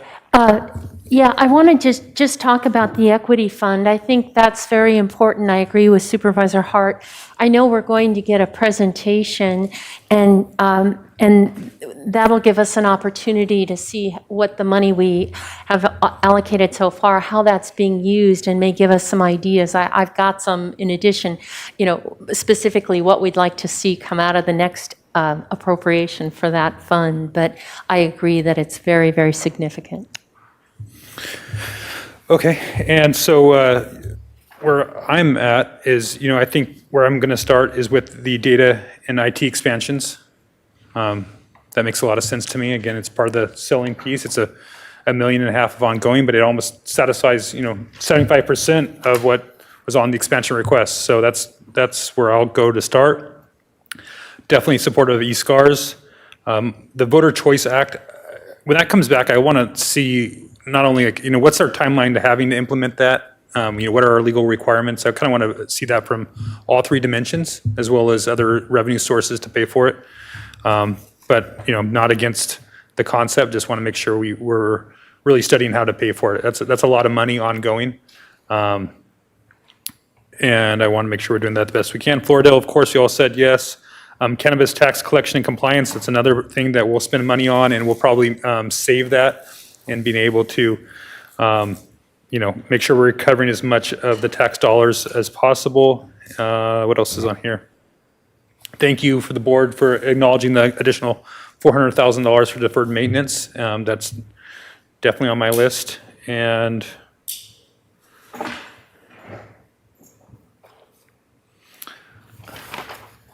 yeah, I think that's it for this point. But, as we start to talk to move towards phase two, I kind of think still that housing study is part of that phase two discussion. I mean, not saying that we're not going to support it, but I think that that's a one-time expense that we're going to see if ARPA funds are available for that, or if they need to be canvas funds. I think that's part of that bigger discussion. I want to talk about Vandenberg Air Force Base and, what we can do more with that. I mean, that's kind of an economic issue. And so I kind of want to have that as part of that whole entire discussion is my thought. I also have, quite a few things on the CIP list that I'd like to see advance. And, I've got some creative solutions for that and want to make sure that I'm not only asking, but offering to help too. So looking forward to that further discussion. And, the other thing to be thinking about moving forward is spending on homelessness. And, that's obviously a big fallout of this, the COVID crisis. And, and doing that in an appropriate and an efficient way. I want to make sure that whatever dollars we're spending on that we're maximizing the effect and ability to impact the lives of those who are without shelter. So those are my list. Supervisor Lavanino. Well, since everybody gave their list, I think it's time, and we did recognize our budget team, but the person running the whole thing, Mona, you gave us a great, well, you're a painter, right? You paint, so you gave us the canvas, right? And now we've got to figure out what to do with it, but you've provided us all the colors and all the tools and everything we need, so much appreciated, and I know Terry is a big part of that as well. And also Jacqueline, getting us all of our materials and everything that we need. Great job. So, and I agree with Greg. It's refreshing to be able to work as a team and everybody, pulling on the same end of the rope, and it helps that there's a lot more rope there than there was in the past. We were pulling at straws, so. Well, I think it shows there's an amount of trust in the room for each other getting through this process. Nobody's, making sure they get their allocation real quick because they're afraid it's going to disappear. I think we've got some big things in the county that we're all going to tackle together, as well as, deliver some great services to our districts too. I mean, I know that's a priority for myself and each one of you. There's countywide and district specific issues that we're going to want to fund. So I appreciate all the help for the board. Thank you, staff. And anything additional from CO? We have 2 more slides just to wrap things up. So Ms. Anderson, go back to the very end of it. Keep going, keep going. There we go. So, yeah, it's there you go. So this is basically what we'll be doing from this point forward. Thank you very much, board members, for providing that direction. It'll be very helpful as we compile the final schedules for the recommended budget. So we'll take this information back. We will prepare those. The recommended budget is going to be released in May, and the final budget hearings will be June 8th and potentially June 10th. And just a reminder, our revenues and expenditure estimates are still subject to change over the next few months. That is the challenge of coming in April. And the final recommendations for today, so the next slide, please, is just to receive and file information about the fiscal year 21-22 preliminary budget. And you provided the direction that was very helpful. And so we are ready to take that. Thank you. So I'll need a motion to, on D1 of the agenda. I'll make a motion that we move recommended actions A through D, and I think we've provided staff with plenty of direction. Second. Okay. So all in favor? Say aye. Aye. Opposed? Okay. Motion carries. And we still have general public comment. Madam Clerk, is there any general public comment today? Chair Nelson and members of the board, we have no requests to speak on general public comment today. Okay. With that, back to CO Miyasato. Chair Nelson, I just want to say that, so thank you for thanking the staff. They've done a great job, and as you know, this is Mr. Clementi's first time in his elevated role as our chief over budget, and Ms. Anderson as our budget director. Mr. Frappel is sitting gleefully in the back, but he doesn't have to do it. But I really do appreciate them, so thank you to them and all their staff. That's great. Thank you. With that, I adjourn today's meeting, and we're back this Tuesday. That is April 20th, here back in Santa Barbara. Thank you.